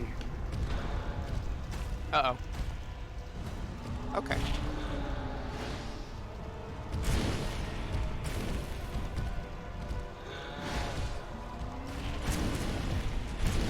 Is that it? Is that No! kill, AC? No! God. Oh man. Nice, and you got the pirouette as well. Yeah. So if So you how- sorry, what was that? What do I do now? You dark sign out. If you wanted to use the souls to use for later, you would have to dark sign. No, wait, do you have the feather? You can use the feather. Too late. Too late. Yeah, you could use the souls to get extra vigor. It's probably a good idea. But you can just make a new save. Yeah, You can go back while DarkFox is still there and can just try and get the fight again, I guess, for practice. Or should we just continue DarkFox? We can do Throne Duo even though you haven't killed Giant Lord. I mean, it doesn't really make a difference. That was bullshit, but whatever. Why I don't killed know you? if you saw that, but I definitely was underneath him and still got hit. By the swipe attack, maybe, or the backswing. It was the swipe. I literally rolled like if you're like, out into the other leg, and I was under him, and it looked like the game pulled me back out from under him. if you're like a bit too like into his right leg, like near his heel of his right leg, his sword goes like super close to the back of his heel, so it can still hit you So there. does it have like that makes sense. So because it felt like I got like pulled back into his foot. Yeah. Like I felt like I was rolling past him, and then like the character got stuck. Yeah. There's There's also one attack that's super rare. It was like, how did that hit me? Yeah. Like what? He also has like a super rare, like kind of a stab attack. You probably haven't seen it in your fights, but he will put his legs close together, and everyone's response to that is always to try to roll straight through his legs. but that doesn't work, and you'll take damage trying. So that's just something to keep in mind, because his legs will have a hitbox then for some reason. All right. Are you gonna kill Giant Lord, or are we going to the next thing?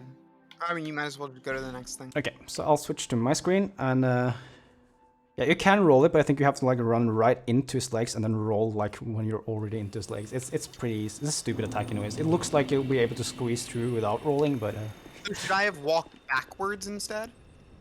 I didn't see exactly how it was, but I think you just had to have your distance from the right leg, from his right leg. I was like outside of his right leg, so I feel like I should have rolled backwards instead of rolling towards his other leg. Yeah, if you're like far outside his right leg, like down beneath, you'll probably just want to go away from the swing instead, just outrange him. But if you're like a bit further to the center, you would just go like centered towards his left foot. Yeah, I think I thought I was in a position to go towards the other foot, and instead I should. Yeah. So at least now I know what for. But I can just let's do wait. the other Have thing. I killed Giant Lord in this? Let me check before I move on. I can show, I guess, just for a good measure as well, since I was mentioning inventory is what I'm looking for. You got it. I have not killed him. I can just do him again.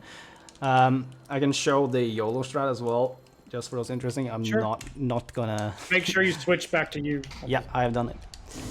So I might not get it because you really need perfect boost for this, but what you can do is you really need to like squeeze all the like. Oh, actually, that's the bad attack.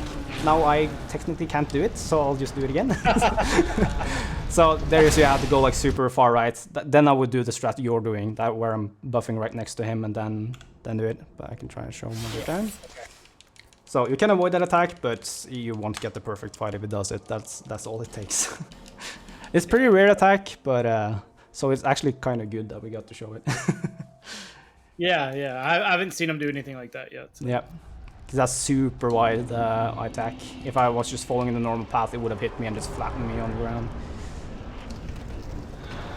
Again, I want to reach like right into that black spot, and I want to reach just barely the feet of that giant. And now I can do a double R2 at his feet. Oh, you can buff while you're still. Yeah. Boosting. So now, if I manage my stamina correctly, which is hard to do now because I will be later to regain stamina on every attack he does now than normal. That's a backswing. He tried to bait me.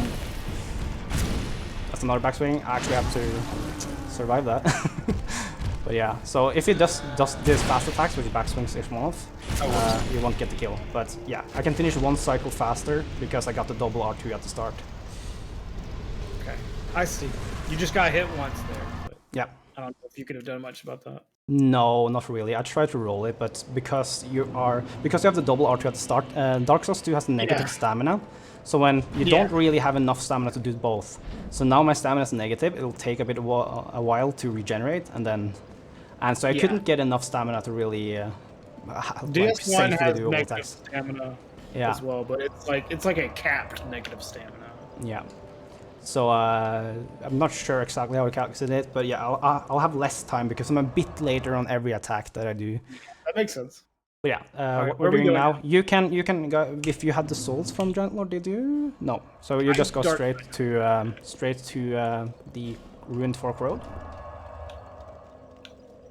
And here I recommend to take off the Dragon Tooth again because we'll be doing 2 parry walks. Okay. And I find it easier to do when you're at like the normal equip load.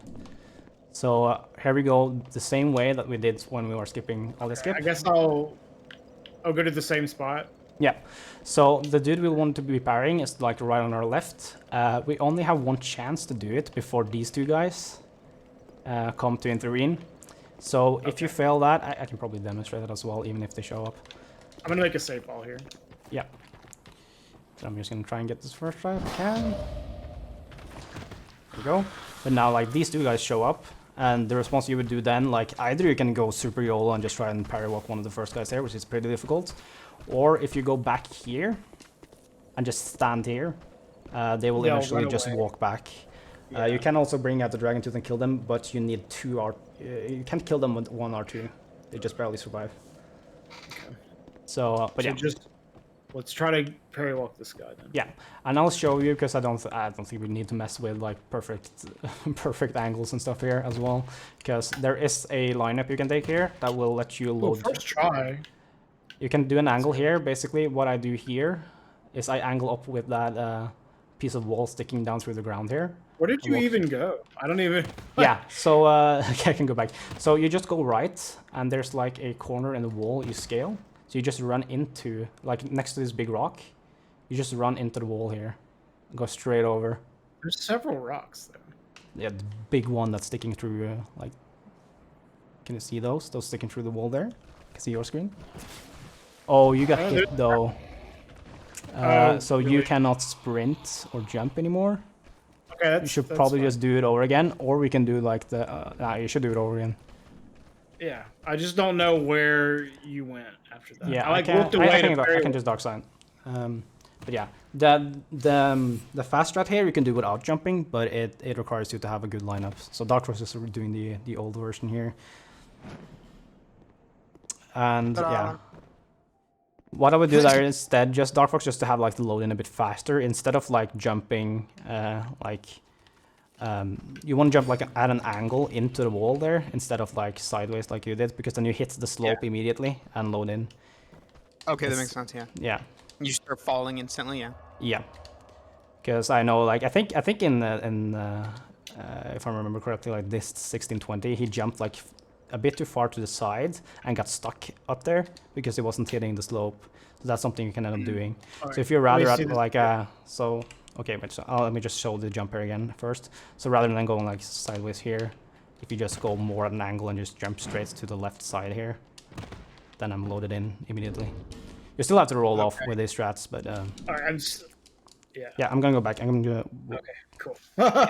This is actually the easiest of all of the skips in the game, in my opinion.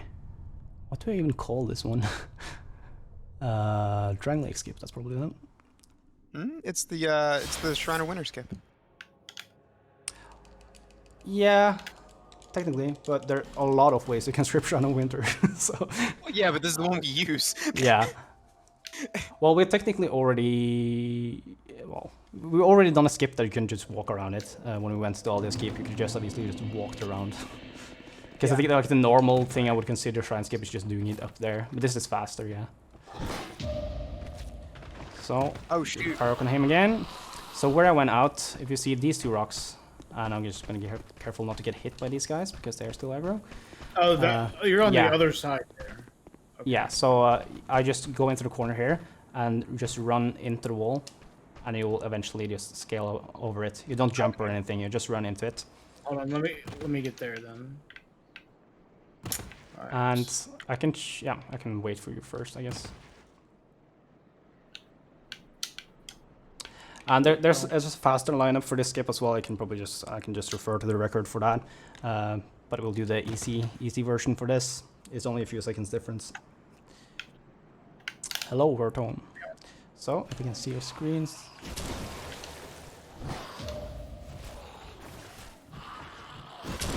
Yeah, so now Regole, you can go back towards the bonfire to de-aggro the other two enemies. Yeah, or you got poisoned. Yeah, if you just stand there, they will de-aggro after like 10 seconds. I mean, I do this. Now we're gonna remove them. Yeah.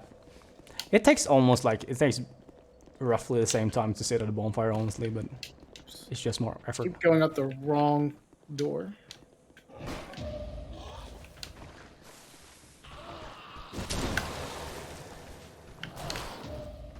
And the benefit of letting them walk out is that the next time you try it, then you can try multiple times.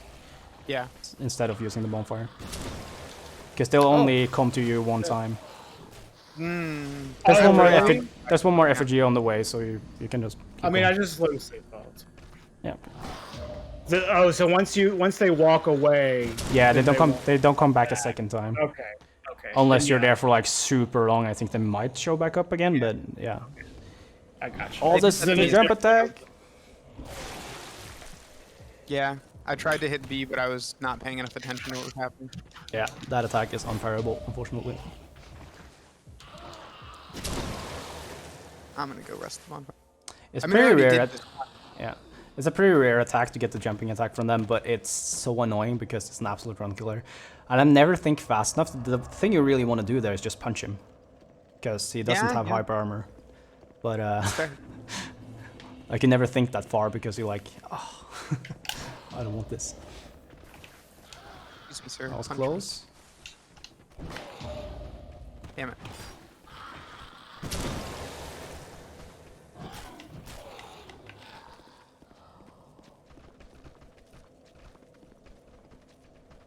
Well, I can go back to where I exited the wall just so you have the lineup again. Excuse me, sir.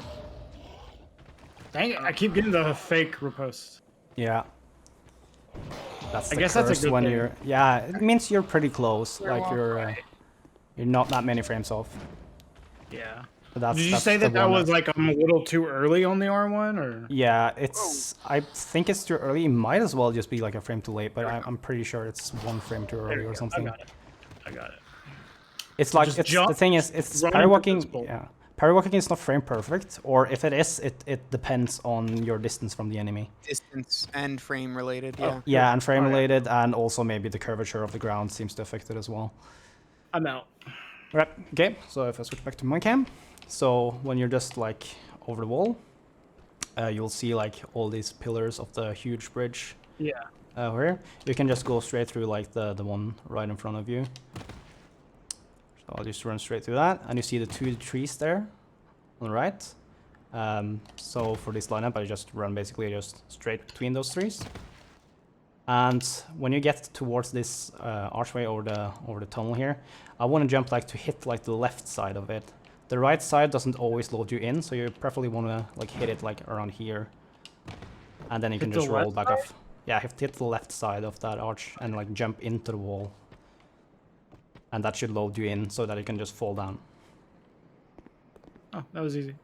Yep. It is easy. I told you this is a really easy Yeah. skip. If you want an effigy, there's one like right back here. Where? The next oh, one the, falls are on the really wall? easy. Yeah. Guy on You have the to get wall? the carry. Alright, cool.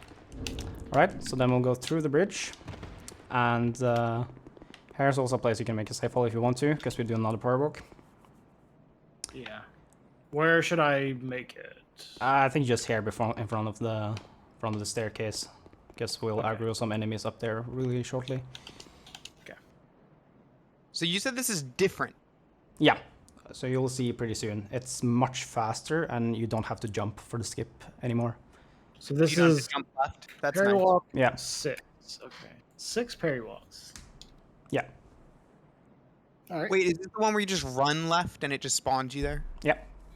So Okay. I what think we're I've doing seen to this, load but I in, don't know how to especially if you know like the pathway down to Throne Duo, there's a lot of torches next to the pathway.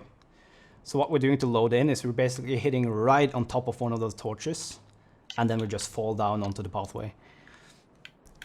And it's the perfect height from where we start the parry walk. So just let me know when you've got a safe fall.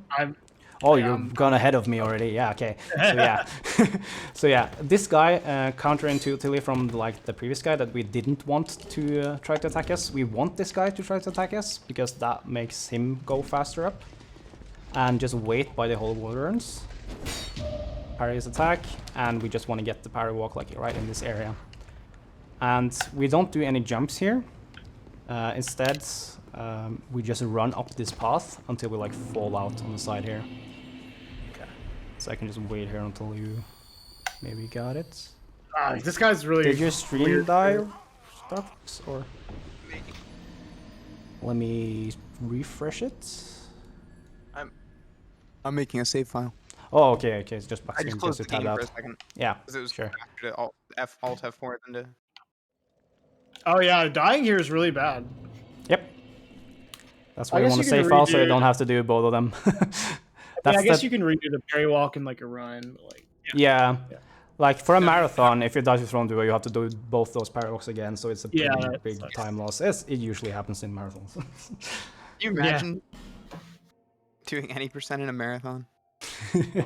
I think both me and Nubis have done it. I think we'd have like almost the exact same time because I think we both died to Throne Duo or Nashandra or something. I was thinking, hey, I can maybe submit this to GDQ if I learn how to do it. I don't know if this is the best game. You want to be pretty comfortable before you do that, I think. Yeah. Like even I would put like a 10-minute above estimate, and you roughly hit that every time. Did it at GDQ. I honestly couldn't believe that he got the glitch. That was I was sitting watching him do it, and I was like, that didn't work. What the fuck?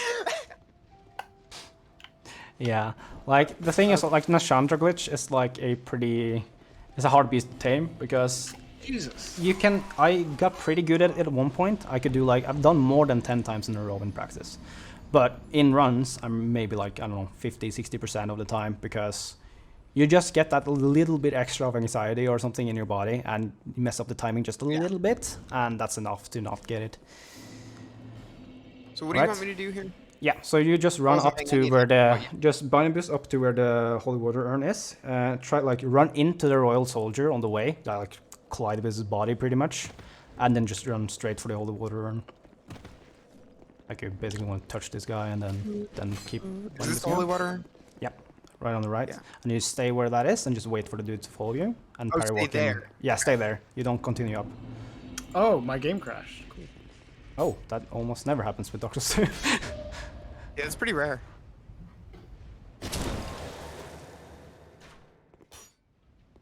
So the good thing about that spot as well is that the archers will not be able to hit you as well.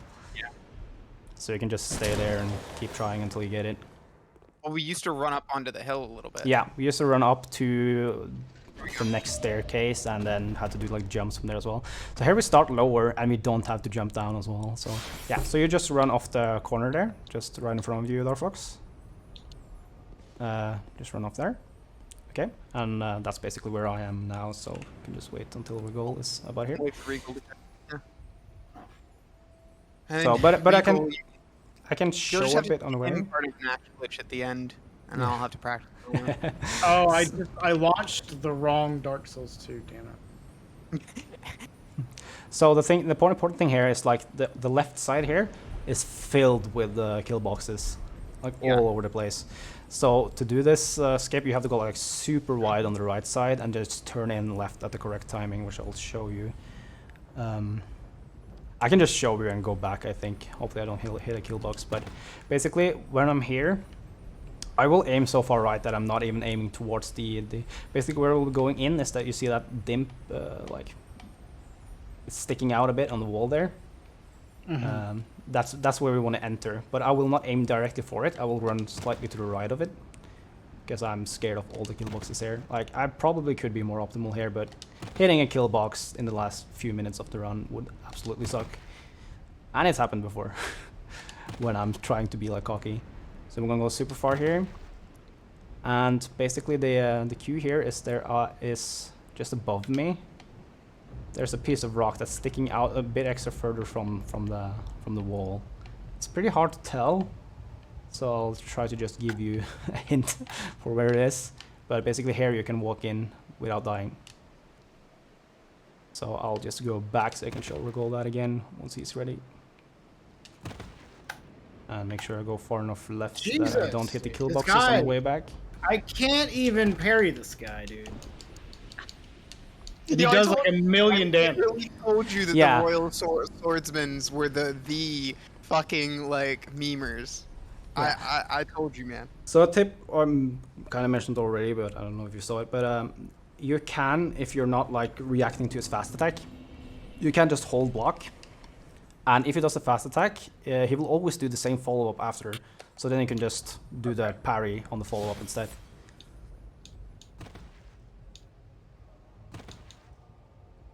He just does so much damage. And this cheat engine table isn't working, so I can't. Yeah, okay, I loaded a save now, so I have extra vigor, but you guys are still base vigor as well.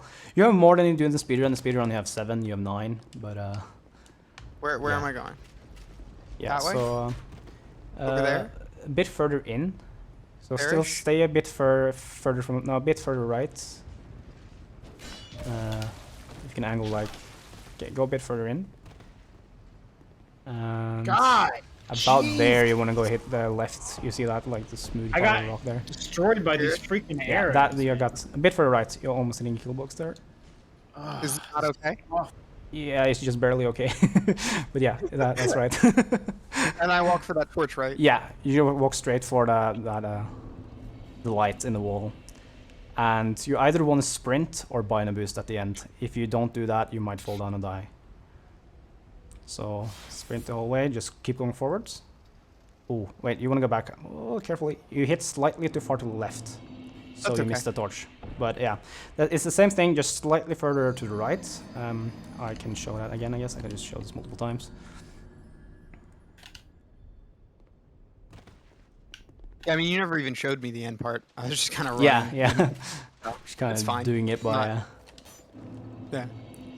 So I'll Well, because not usually go it used too to be far when left you there. would get to that torch, you would run left, and you would Yeah. run through. You so don't instead run of left at all going here. Right So there, you would go way you went, over. yeah, you went basically. Okay, if I show my screen here, you went basically straight for that seam, Fucking god. but you want to hit more like the brightest part of it. Is the middle of the torch, and the torch is what Dude, we're this aiming is for. Fucking awful. And I usually do this bunny boosting. I hope it works sprinting. I think it does, but if I just learn straight there, so just run for like the brightest part of the torch and sprint straight forwards, Oh, I and see. you'll Okay. go over there. And then you just fall Yeah, that guy's straight a down to the real, path. real dick. So you go. I'll Yeah, load and it it back takes there. like forever to get loaded back in. This is. Yeah, I'm loading a rough. save file now. This is very rough. I've barely even parried the guy. Oh, that is rough. I've parried him like twice and died to him like 6 times, and my game crashed. Again? Wow, what the heck? Oh, no. Well, no, it crashed that one time. Oh, I thought you were saying it crashed again. I was like, No, geez. Yeah. no, I'm saying earlier. Wow, what did you do? Wait, do I not have the save file here? Have I misnamed it?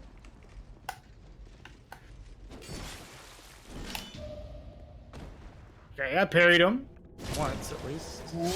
I Very think well. I've accidentally deleted one of my save files, so I'll just do the previous skip again. Oh my Earlier. god, these suck so bad. I had to redo the whole going and getting the extra soul part. But I yeah, did Regol, do you that can, at though. if you just hold block first, and if it does a fast attack, then you do, parry the follow-up, that one, and then the follow-up will always be the same timing.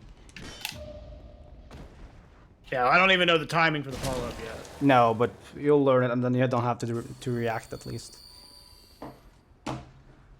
But yeah, so the thing is, you probably noticed now, this is because we now have the stats for the shield. Yeah. So the shield parry is a bit faster. Yeah. So you have to like intentionally parry later than you would at the start of the run. Oh my god. Yeah, that's why I'm doing better, TBH. So I'm just gonna run 'Cause back there I'm used because to actually playing the game. yeah. Yeah, now I'm parrying way too early. So now you have to parry like right before it hits you instead of like reacting to when he starts the attack. Yeah. Dang it. And now I just can't even parry wall. Right, I'm gonna make a Perfect save time here as to well. be able to not do it.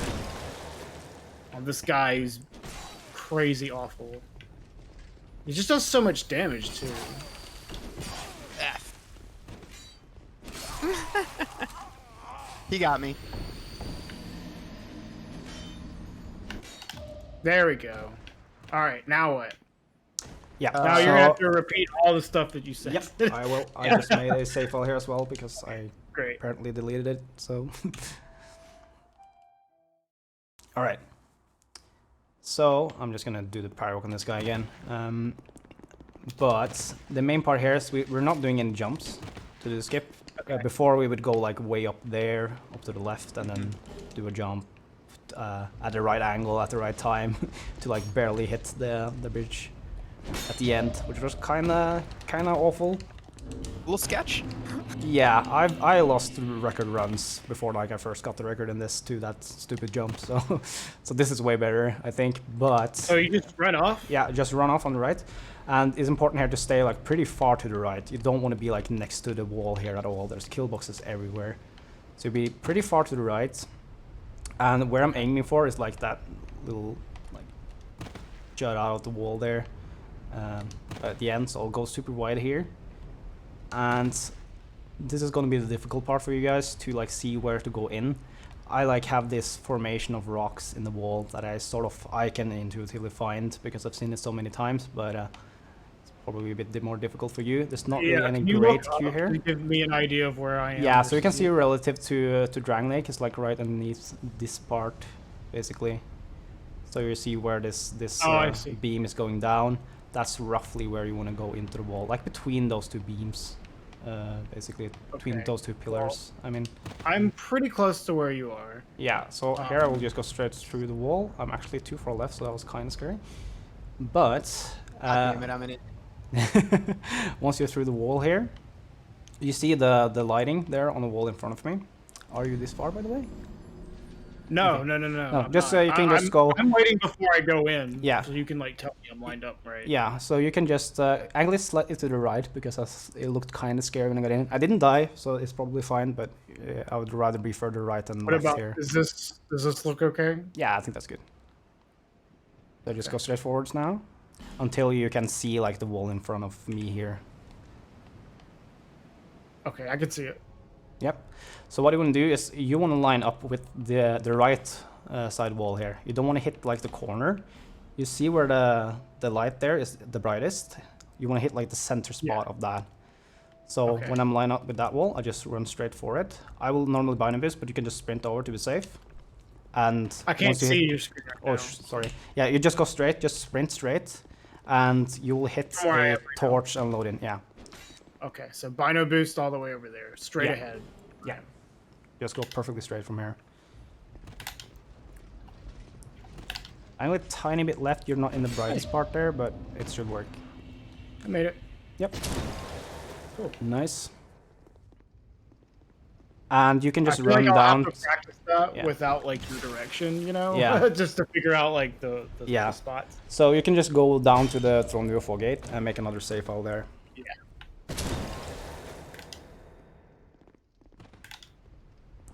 As far as I know, quitting out right outside bosses doesn't really affect their AI in Dark Souls 2. Yeah. It does in the other games, man. But yeah, I at least I have a save file right outside Throne Duo that I use for practice, and it works roughly the same way. Okay. Oh, I can summon somebody. Cool. Yeah, I can summon Ben Hart here. It's pretty useless. Right. Especially when you're trying to draw Watcher's attention to get her off the ledge. Having Ben Hart in there would be pretty awful. Throne Duo. All right, we made it. 4 hours later. Yeah, because now begins the hard part. Well, yeah. Yeah. I've seen this fight. It does not look very easy. No. So I can, I guess I can show it to keep it going. If you struggle too much with escape, let me know, DarkFox. I can show you again, I guess. Just dying to getting the parry. Yeah. I'm sure this is easy. So I'll show you guys a bit safer variant. I think probably the best to go for. The thing is, like, the way we used to do it way in the past was pretty naive. We just aggroed Defender and then just went straight for the hole. But that made Watcher's pathing really bad. So she could do jump attacks and all kind of memes. That ruined it. So a better strat is if you just bind and boost, and you still want to aggro Defender as fast as possible, but you don't go straight for the spot you want to. You go like slightly outside and then run in. That will have Watcher like run along the outside wall and not be able to jump attack. So you see there, I got the fall of kill there. So I want Dragon Tooth and Shield equip. Yeah, so I'll just bait Defender around while I'm telling you the other stuff here, because it's kind of hard to tell the lineup. But like, the important bit is you go like a bit outside and then sprint in to have her follow like this path around. Because there's a gap in between these two places, and the bosses can't go over the gaps. They will always go around it, so Watcher will never try to jump across that gap. So what you'll do when you get in here is you want to have your left leg, you see this like white tile, like partly white tile on my screen. I'll just avoid Defender while I'm showing. You want to have like your left foot on like the corner of that, like roughly like this, when Watcher's coming in. Then you need to block the first attack from Watcher, and then immediately while you're locked onto her, walk left. Make sure don't See, walk too... I almost had it there, but I think I waited too long to move. Yeah, you gotta walk left like right after the attack. Yeah. And you gotta also start walking forward at the right time, otherwise you just walk off the ledge. But I can try and show it one more time. Yeah, let me see the first bit again. Yeah. Because the first bit is pretty I think I got bad. pretty close just doing it there on the fly, but I waited for the second attack. The most important part, like the most precise part about this is where you stand when you're actually blocking Watcher, because then you have to be a bit mindful of position. So look at your left foot and see that like you're hitting the corner of that tile, roughly. It's not terribly precise, but if you're like way off that mark, then it just doesn't work at all. So I'll just do one full boost and sprint all the way.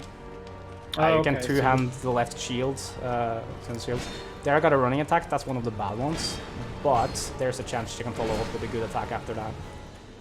If you get the stab attack, she might more often do a backflip or something. But let me try this. Let's see if I can get it.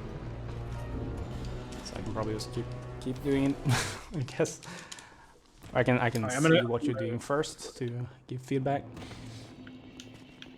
Yeah, so stay all the way right on the full gate. Go straight for the fender. You don't want the aggro Watcher. You don't want her to try to attack you, because she will usually back off then, and then the fender will be first. So you want to touch the... You want to like bait out and attack from the fender, but not be so close that Watcher attacks you. Okay, all I saw is you run straight and then cut to the left. So I don't know where their aggro ranges are or anything. No, but just like keep as much distance as you can, basically, from Watcher. Which one's Watcher? I don't even know. Watcher is the skinny, big one, tall one. Oh, Watcher's the skinny one. Yeah, Defender is the big defending dude with the shield. All right, so I want to not aggro Watcher. Yeah, you want to bait. So the whole idea is that you want to bait out an attack from Defender, because what they usually do is they sort of alternate their attacks a bit. So when Watcher does an attack, Defender will then come in and do an attack, and then they sort of trade usually. So by having Defender do an attack first, you have it so that Watcher will be the most aggressive one to reach you. So I need to run at Defender and then cut to the left. Yeah. Okay. From the furthest right on the fog wall, right? Yeah. Okay. All right. Furthest right because Defender is on the right side and Watcher on the left, so that will like make you closest to Defender to begin with. Yeah, so the pathing wasn't... Yeah, you're too far in. Like you were all the way down to like the bottom tile there. That is too close to the ledge for Watcher to do the follow-up. So where do I need to be? You see like the tile that's half white? Yeah. On the corner there? You want to have your left foot like... The middle one. Yeah, you want to have the left foot like pretty close to the top right corner of that tile. Well... Serious? Depends on where you're looking, what is the top right corner. Yeah, like top right corner when you're like facing towards Watcher. She's approaching you. Okay. So away from the ledge. Yeah, okay. Gotcha. So I'm gonna show it one more time here. Sure, yeah, I'll watch it. There. I'll just sprint all the way left here. So this corner. Yeah, she did a backflip, she can do that, that's just bad luck. I see. But now, yeah. So I still got an attack from Defender, but since I had more stability on the shield, I could still do it. Okay, cool. I see it. Alright. Basically, your foot like that. And then you block, and then go left. So as you can tell, it's not that much RNG. Like, it's RNG depending on, like... You can get absolutely screwed, for sure. But it's with the lineup, it's gotten way better than it used to be in the past. In the past, it was like 40% of the time you maybe got it. And now I can probably do like 70-80% or something. And get it, like, I mean, like a fast one. Recently fast one. Maybe not right now, because I'm kind of rusty still, but...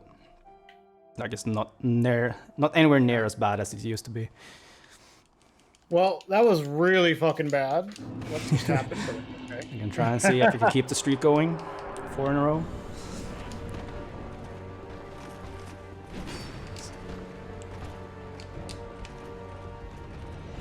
There I got Defender first. That's basically the worst RNG. Yeah, that's what just happened to me. Yeah. So that's not much you can do with. Okay. I wasn't sure if I messed something up. Yeah, that's exactly. Well, you might have messed something up, but if you were baiting the attack at the start, that's all we can do basically to prevent that.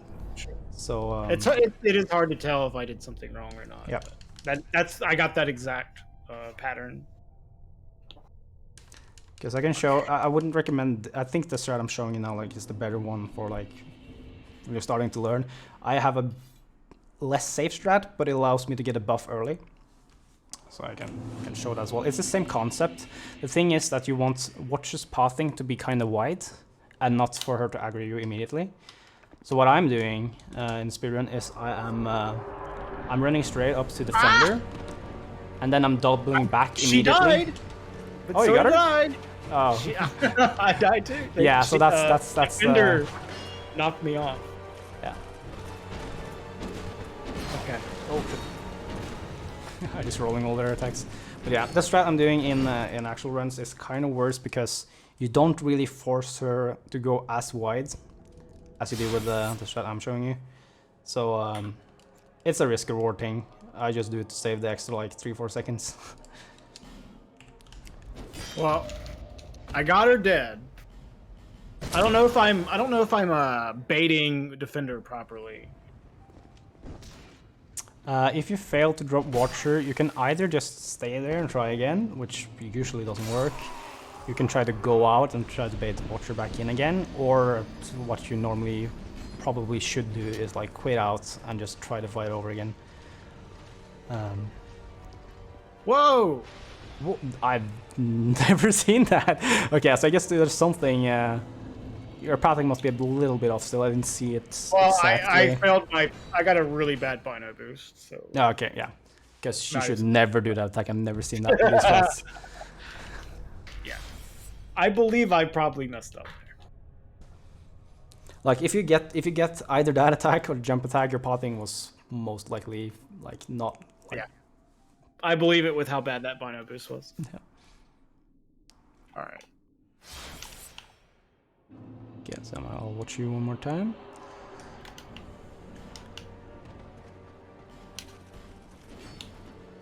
Yeah, that pathing is pretty good.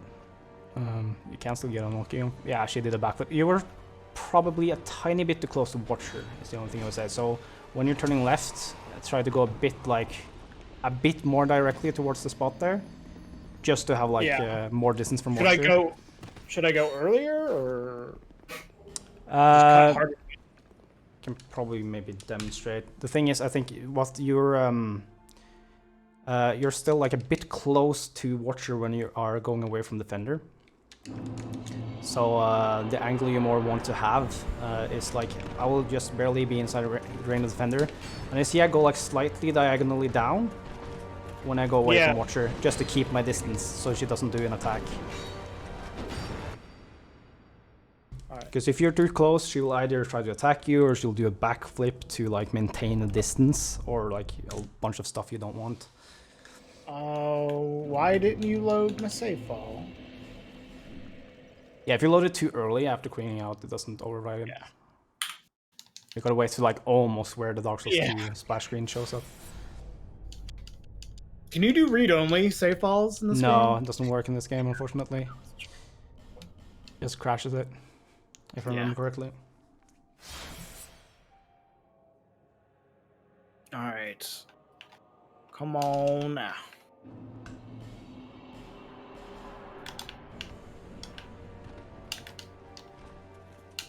Yeah, so if you're lucky this works, but now Defender's probably... Okay, Defender did try something. Ah, I think you got it. Oh, you're really close. She might walk back in, yeah. So... you should go left a tiny bit sooner, I think was the only thing. You were really close there though. Yeah. But it is very small margins to have her fall off, so that was a really good attempt. Yeah, I'm getting somewhere.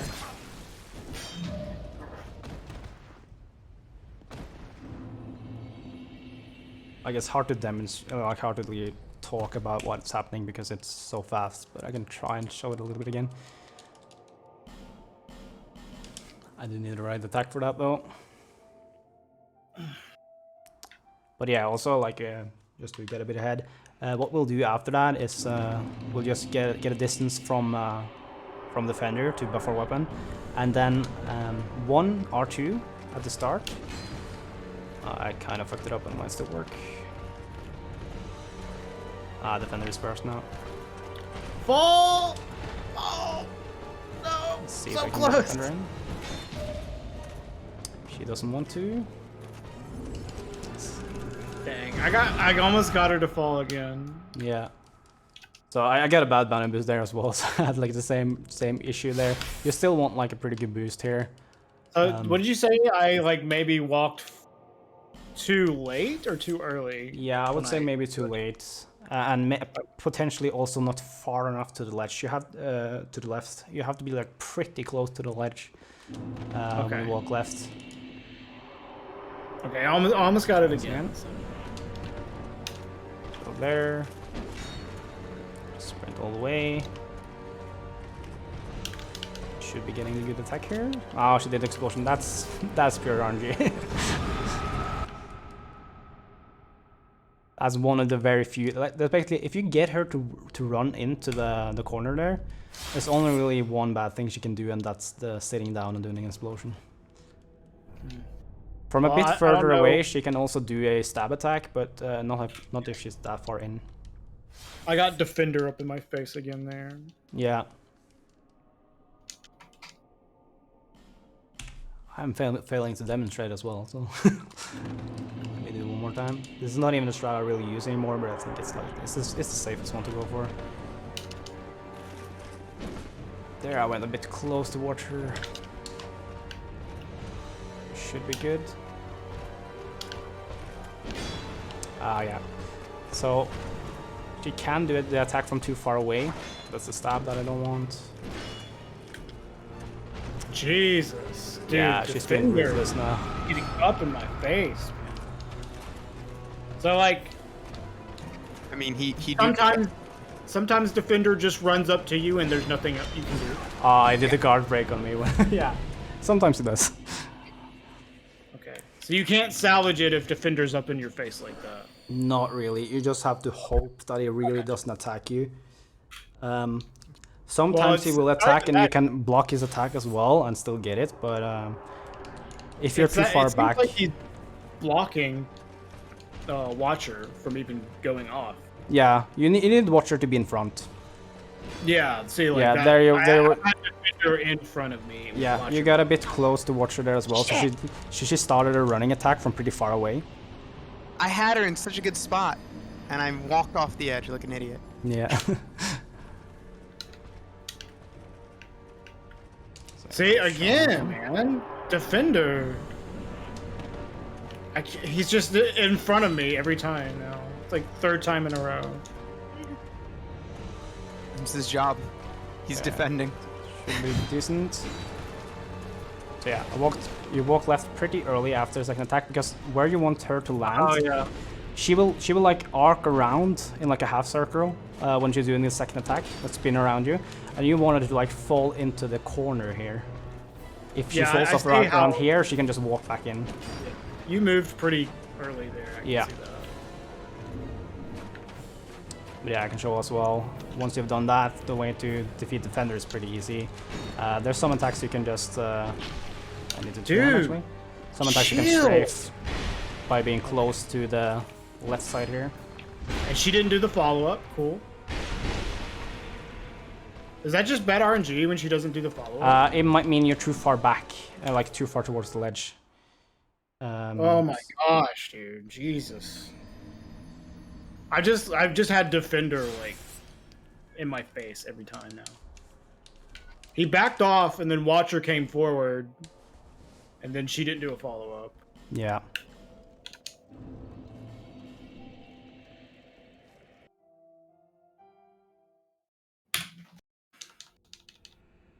Cool. We can get it one time. We got it.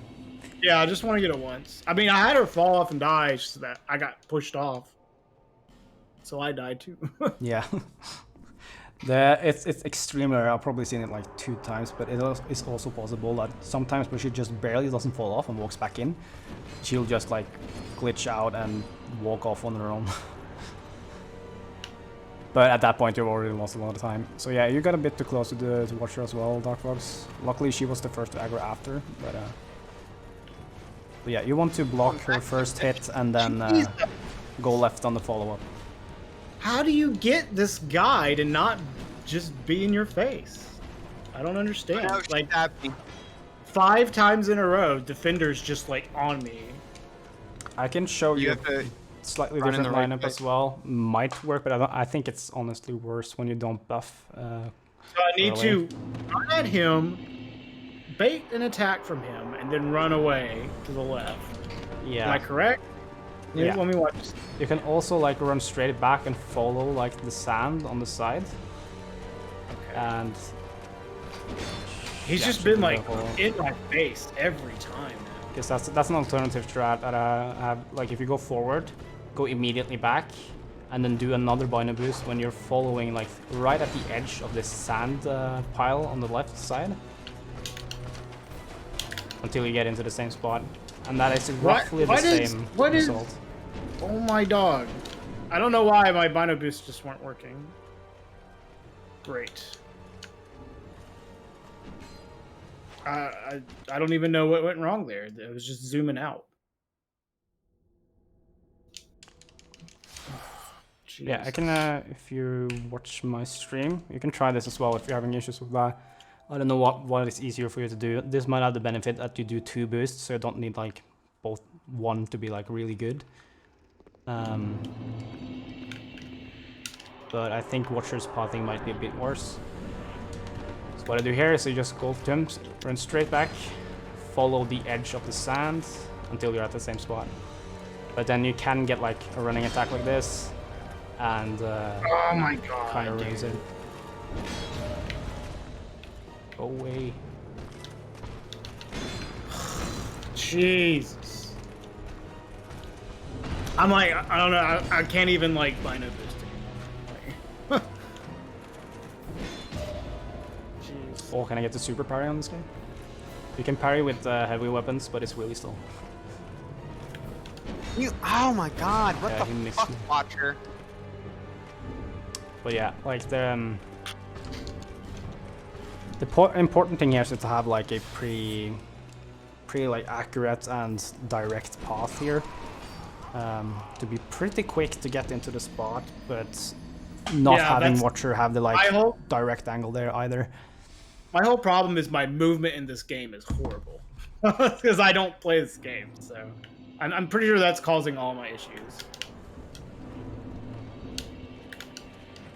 Oh my! Good job. See, just like made like a million mistakes, like already, just from pressing the wrong buttons. Ah, and the backflip. Yeah. Jeez, man.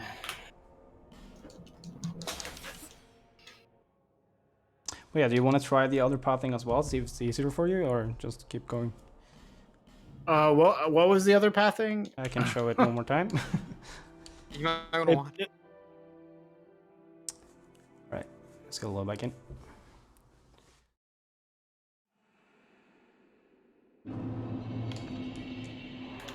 So here you do like the same run up to Defender, but instead of going left, you go straight back. And this sand, you will like hold right next to the sand until you're in this spot. Now I did it slowly, so obviously it doesn't work, but I'll go back in and do it fast. But you'll just hold like right at the edge of that sand until you're in that spot. So go forward, then backwards, and stay in the sand. Yeah. Yeah, backflip is like one of the worst RNGs you can get because it's not really... At least it doesn't really make much sense how you would avoid it. Seems like hey, I got it! Arbitrary. And then I died! No! I got it though. Yeah, so that is more close to like how I actually do it in runs.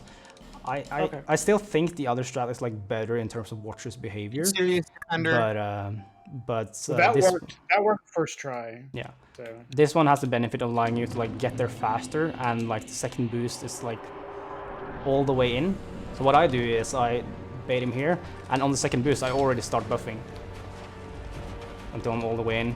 There I didn't quite go far enough, so I might get screwed, but So now Watcher falls off, and I'm already buffed to fight Defender. Sure.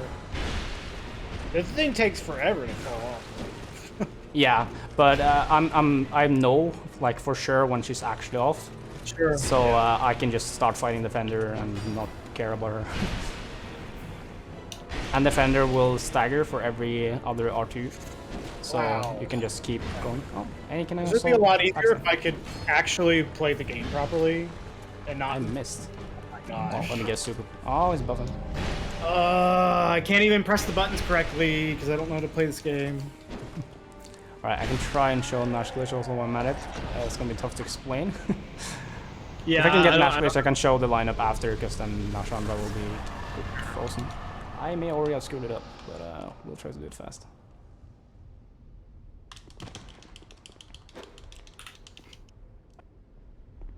We got it. Alright, so Nash Glitch lineup is like all the way to the other side of the arena. From like you do all the fighting up there by the fall off spot. So after you kill Defender, you gotta go all the way over here until there's like a bunch of broken tiles in the floor, and one of the tiles are like completely white here. So that's like the queue you look for. Then you want to go one, like when you're angled with the tiles like this, you want to go one tile further out until like I'm standing on the vertical line of the tiles here, and I go forward until my you need to have the left foot standing forwards. After a binder boost, it will normally be, but to get it there, I think you can do forwards roll. Yeah. So now my left foot is forwards. And I'll go forward with my left foot until it's touching the horizontal line of that tile. So that's where I'm standing. You don't want to go, if I go like this, that's too far. It's pretty precise. So that kind of makes the lineup awful. You get better at it with time, but like stand like that, and then yeah. Now I don't have the holy water urns, but I have the witching urns. What you do is basically you see those tiles going all the way up. Yeah. You do the top one before the horizontal line there, horizontal ledge. You top one and you put like the urn text, like right above the bottom line there, so in the corner. The UI. Yeah, I use the urn text on the holy water, not the witching urn, so you gotta have the right urn. But basically you have that, you wait for the box with the souls from Throne Duo to disappear on its own. If you close it, you screw it up. So you do not press A to close that thing. And once that closes, you hold forward and roll, and while holding forward, you throw two urns. Okay. That's gonna be something to practice. It's not something you're probably gonna get first try. If you do, that's actually kind of insane.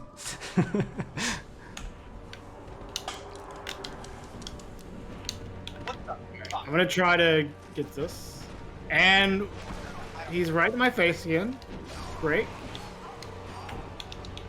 This guy, man, this defender, is always in my face every time. The extra annoying part about it as well is that Defender is so easy to kill on its own, and that and it's so difficult to kill them when they're both there. Yeah. It's I wish you could just like wail on them with the Dragon Tooth and like stunlock both of them, but yeah, it's you are insanely lucky if you manage to do that. All right.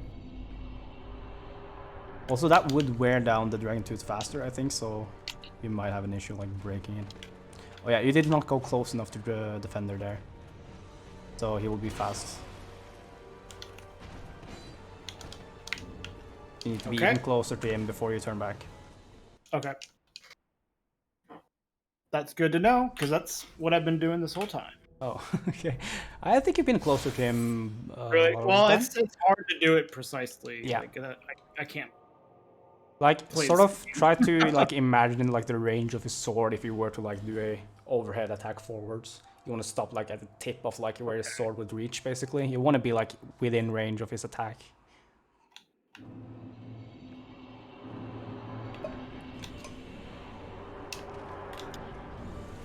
Yeah, that was a bit close.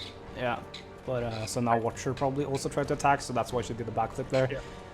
But a bit further away than that, and it should be good. Wait, did I go too far? Yeah, you went too close then. Oh So I mean, like the distance you want to be from is like right at the tip of where your sword would reach. You don't want to be like so close that it could basically smack you in the really face with its precise. fist. I messed up the pathing after that too. Yeah. But,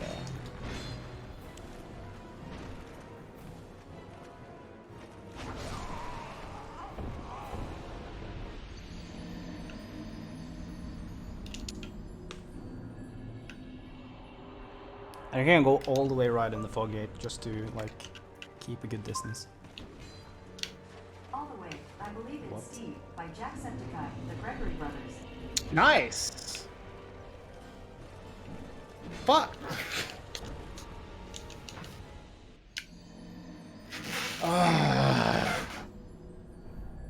She didn't do a follow-up.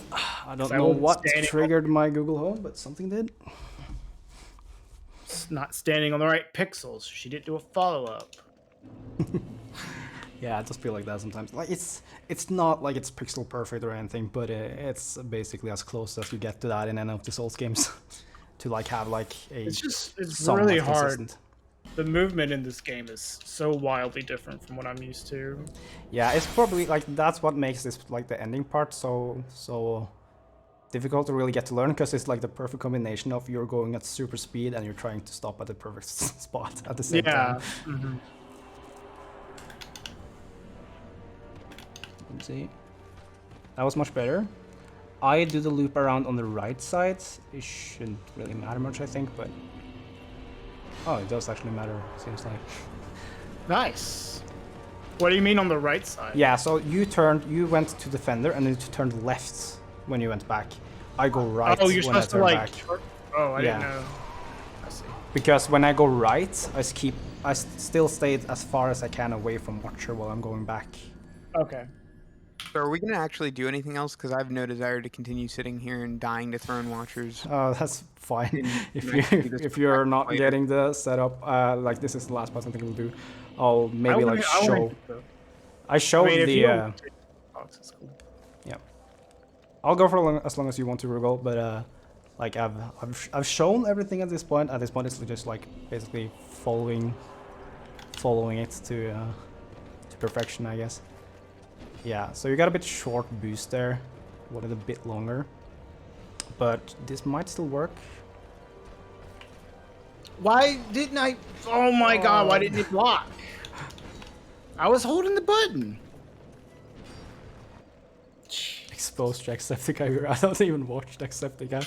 I don't know how Google Home interpreted something as a Jacksepticeye video. That is do be like that sometimes. Man, how was I not blocking? Was I just not holding it? It felt like I thought I was. I don't know. At least he wasn't pulling up the shield, yeah. Okay.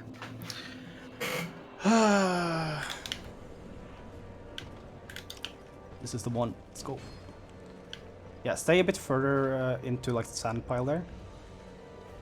You were a bit far away from it, which might lead Watcher to walk like... Oh, that should work. Yep. Right, now switch to your Dragon Tooth. And go up far away from the fender and buff the weapon. Do a Bino Boost away from him. You know, bait an attack, Bino Boost away from him, and then buff it.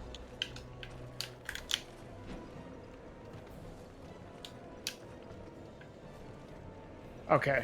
Yeah, so now you do one, when you have an opening, do 1 or 2. Like, yeah, a lot of his attacks you can... the opening. yeah, a lot of the attacks you can strafe by going on the side. You see that missed you there? If you go just... Going on what side? His right side, so your left, yeah. Oh, my That one, left. yeah, Okay. yeah. You have to go by The other my... way, yeah. So if you Alright, circle so it around is- that on the swipes... Oh, you don't want to do R1s, because the second R2... If you do an R2 now, it should stun him. So you don't have to wait for an attack, you can just attack him now. Oh my You're god. missed. No. Well, now he might not stagger because it's gone too long, so be careful. The stagger has a timer on it, unlike Darkness 3. Yeah, that's normal. Well, Darkness 3 probably has it as well, but it's way longer than in this game. Yeah, so it didn't stagger. That attack is the scariest one, does most damage. Ooh. Okay, before you do this, the R2 that staggers him, you want to have full stamina. Oh, how did that not hit you? So now, because you do double R2s on every R2 from here on out. So hit him, just hit him, double R2. Oh, why didn't I stagger now? I guess we were too slow again. Okay, so now don't do now double R2 because it's not in stagger range. But yeah, that's how. Yeah. I didn't know what I was doing, but it worked. Yeah, like I said, it's not a difficult kill. So No, here's it's where not. you would do the Nashandra glitch. It's pretty easy to get off first try, but I don't even have this stuff equipped. yeah, I probably you can refer to there's the Dark Souls 2 tutorial.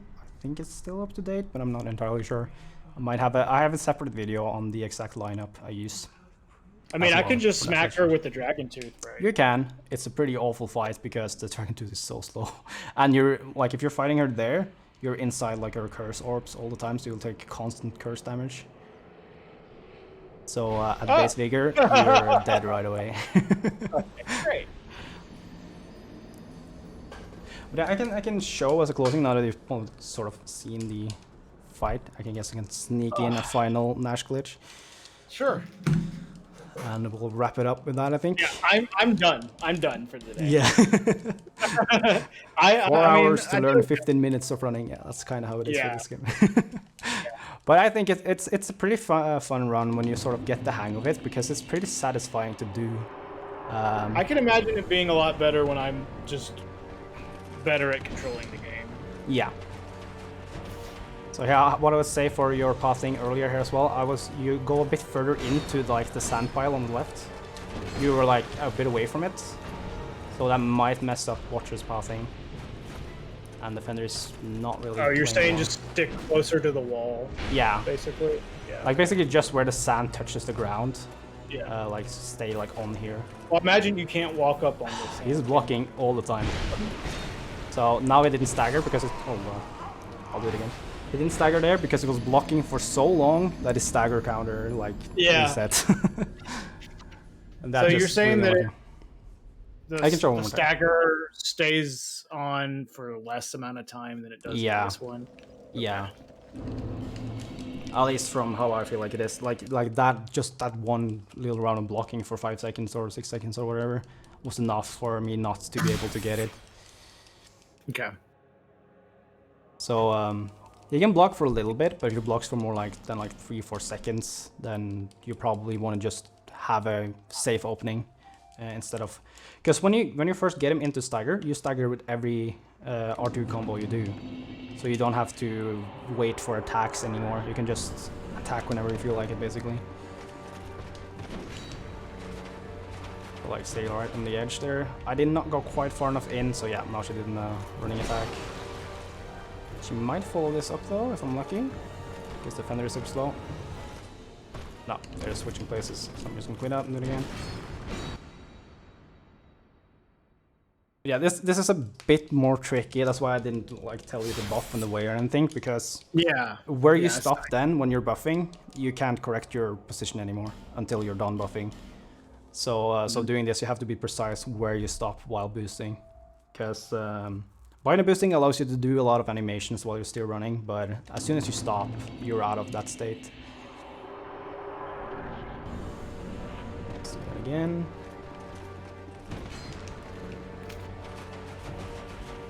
Oh, why did not my character stop? Did my controller disconnect? RG. It's still on, but I'm on Bluetooth, so it might have just stopped registering.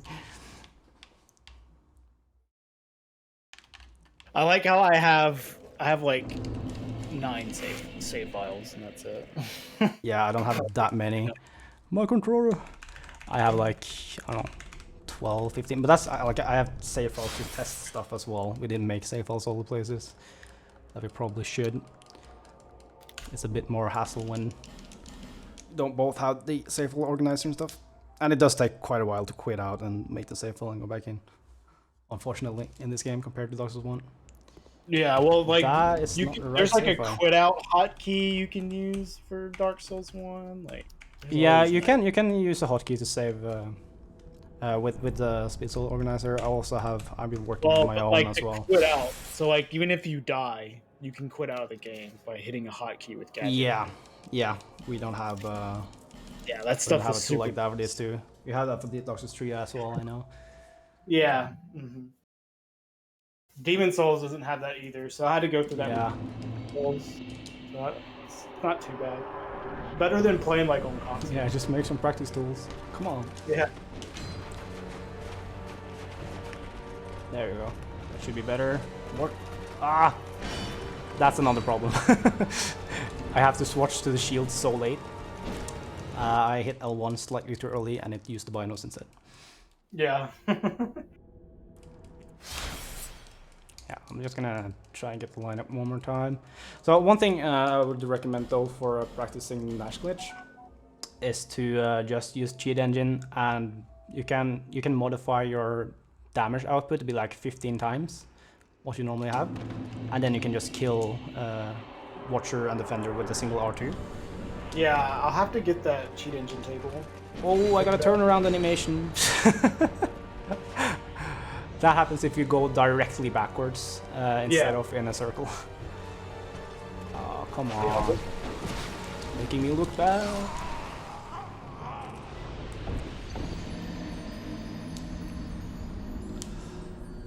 Oh, I haven't reset the game, and I don't think it really matters. It's just hard to know with this game. You don't like have complete insight into like how the memory behaves and stuff. Sometimes I feel like parry walking and for example stuff like Nash glitch and stuff might be more difficult when the game has been running for quite a while. But it's hard to know. Like the game basically never crashes either when you're running for a long time, unlike for example Dark Souls 3. And doesn't Dark Souls 2, Dark Souls 1 also do that when you quit out a lot? Dark Souls 1, yeah. There's like a memory leak in the main menu. So yeah. The more you quit out, the more likely you're going to get a crash. Yeah, because that doesn't really happen in Dark Souls 2. The closest I've had is like I've had a... back in the day I could have an issue where my frame rate would like suddenly drop to like 40 and stay there. But again, 40, that's a luxury for me. It's yeah. Except Dark Souls 2 actually runs slower when you have... Oh, really? Yes, yeah. Wow. So there, now I got the second R2 pretty fast, so he staggers on that, and all the other R2s will also stagger. So you just have a stagger lock on him. Yep. And sometimes if he's fast, he can do another attack before I have time. Are you waiting to regen the full stamina? Almost full stamina, enough at least to do 2 R2s. And you can finish with a Witching Urn like I did there. That will give me full stamina to run straight for Nashandra. Oh, that's cool. I like that. And here I do the lineup again. You see the urn text on Holy Order Urn. Put that roughly there. Wait for the text box. Hold forwards, roll, and throw the 2 urns. And you hold start to skip the credits. Skip the cutscene. And if you do it right, then she should be like this. Cool. And you said that there's a like specific tutorial for this? Yeah, somewhere? there is a tutorial. It's kind of old, so I would probably refer to for Nash glitch specifically. There's separate videos for that on my YouTube channel. Sure.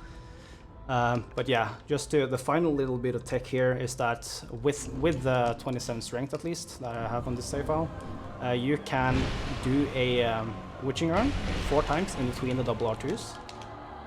And that will add up just enough damage that I can skip 1 cycle of hits at the end. So you'll see I'll do another one here, and you see I just barely hit like full stamina between them. So it's not like I'm losing much time between each double R2, but you don't want to do more than 4 if you have a good duo fight and the buff lasts long enough, because you can do the last R2 a little bit sooner. Like now I'm not going to wait entirely for full stamina, I'm going to wait for like, oh, I did not mean to do that, but yeah. You wait for like 3/4 and then you can finish with a regular double R2. Now she has like tiny bit of HP because I got a jump attack. Then we can do this headshot. And as she dies in the victory achieved there, you can dark sign out. Oh, and really? if you do it fast enough, you'll end up back in the room and you save like 2 seconds on the ending cool. screen. And that's the game. All right. So yeah, I think I can, as long as I can get Nash dead, maybe I could do a run.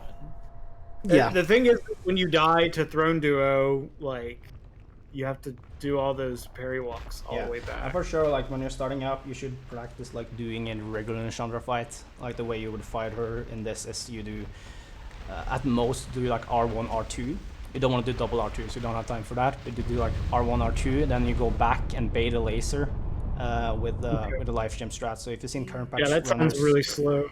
yeah, it's very slow. So you spend like a minute and a half more than you do with the the AI glitch. So yeah, you'll just continue to bait lasers and do like 2 attacks at most between each laser, because the Dragon Tooth is so slow. It is your choice. Yeah. To All right, that's quite a run. Yeah. It's not long, but yeah, it's a pretty difficult run. I do like it, but I've done it for so long. Like it seems hard. It doesn't feel that difficult anymore when you like have it in your fingers, have the muscle memory, you know exactly like where your character should be at all times. I mean, it's pretty much a similar story for Dark Souls 1. I know like you for sure have done Dark Souls 1 90% for long enough. Dark Souls 1 is like natural, like all the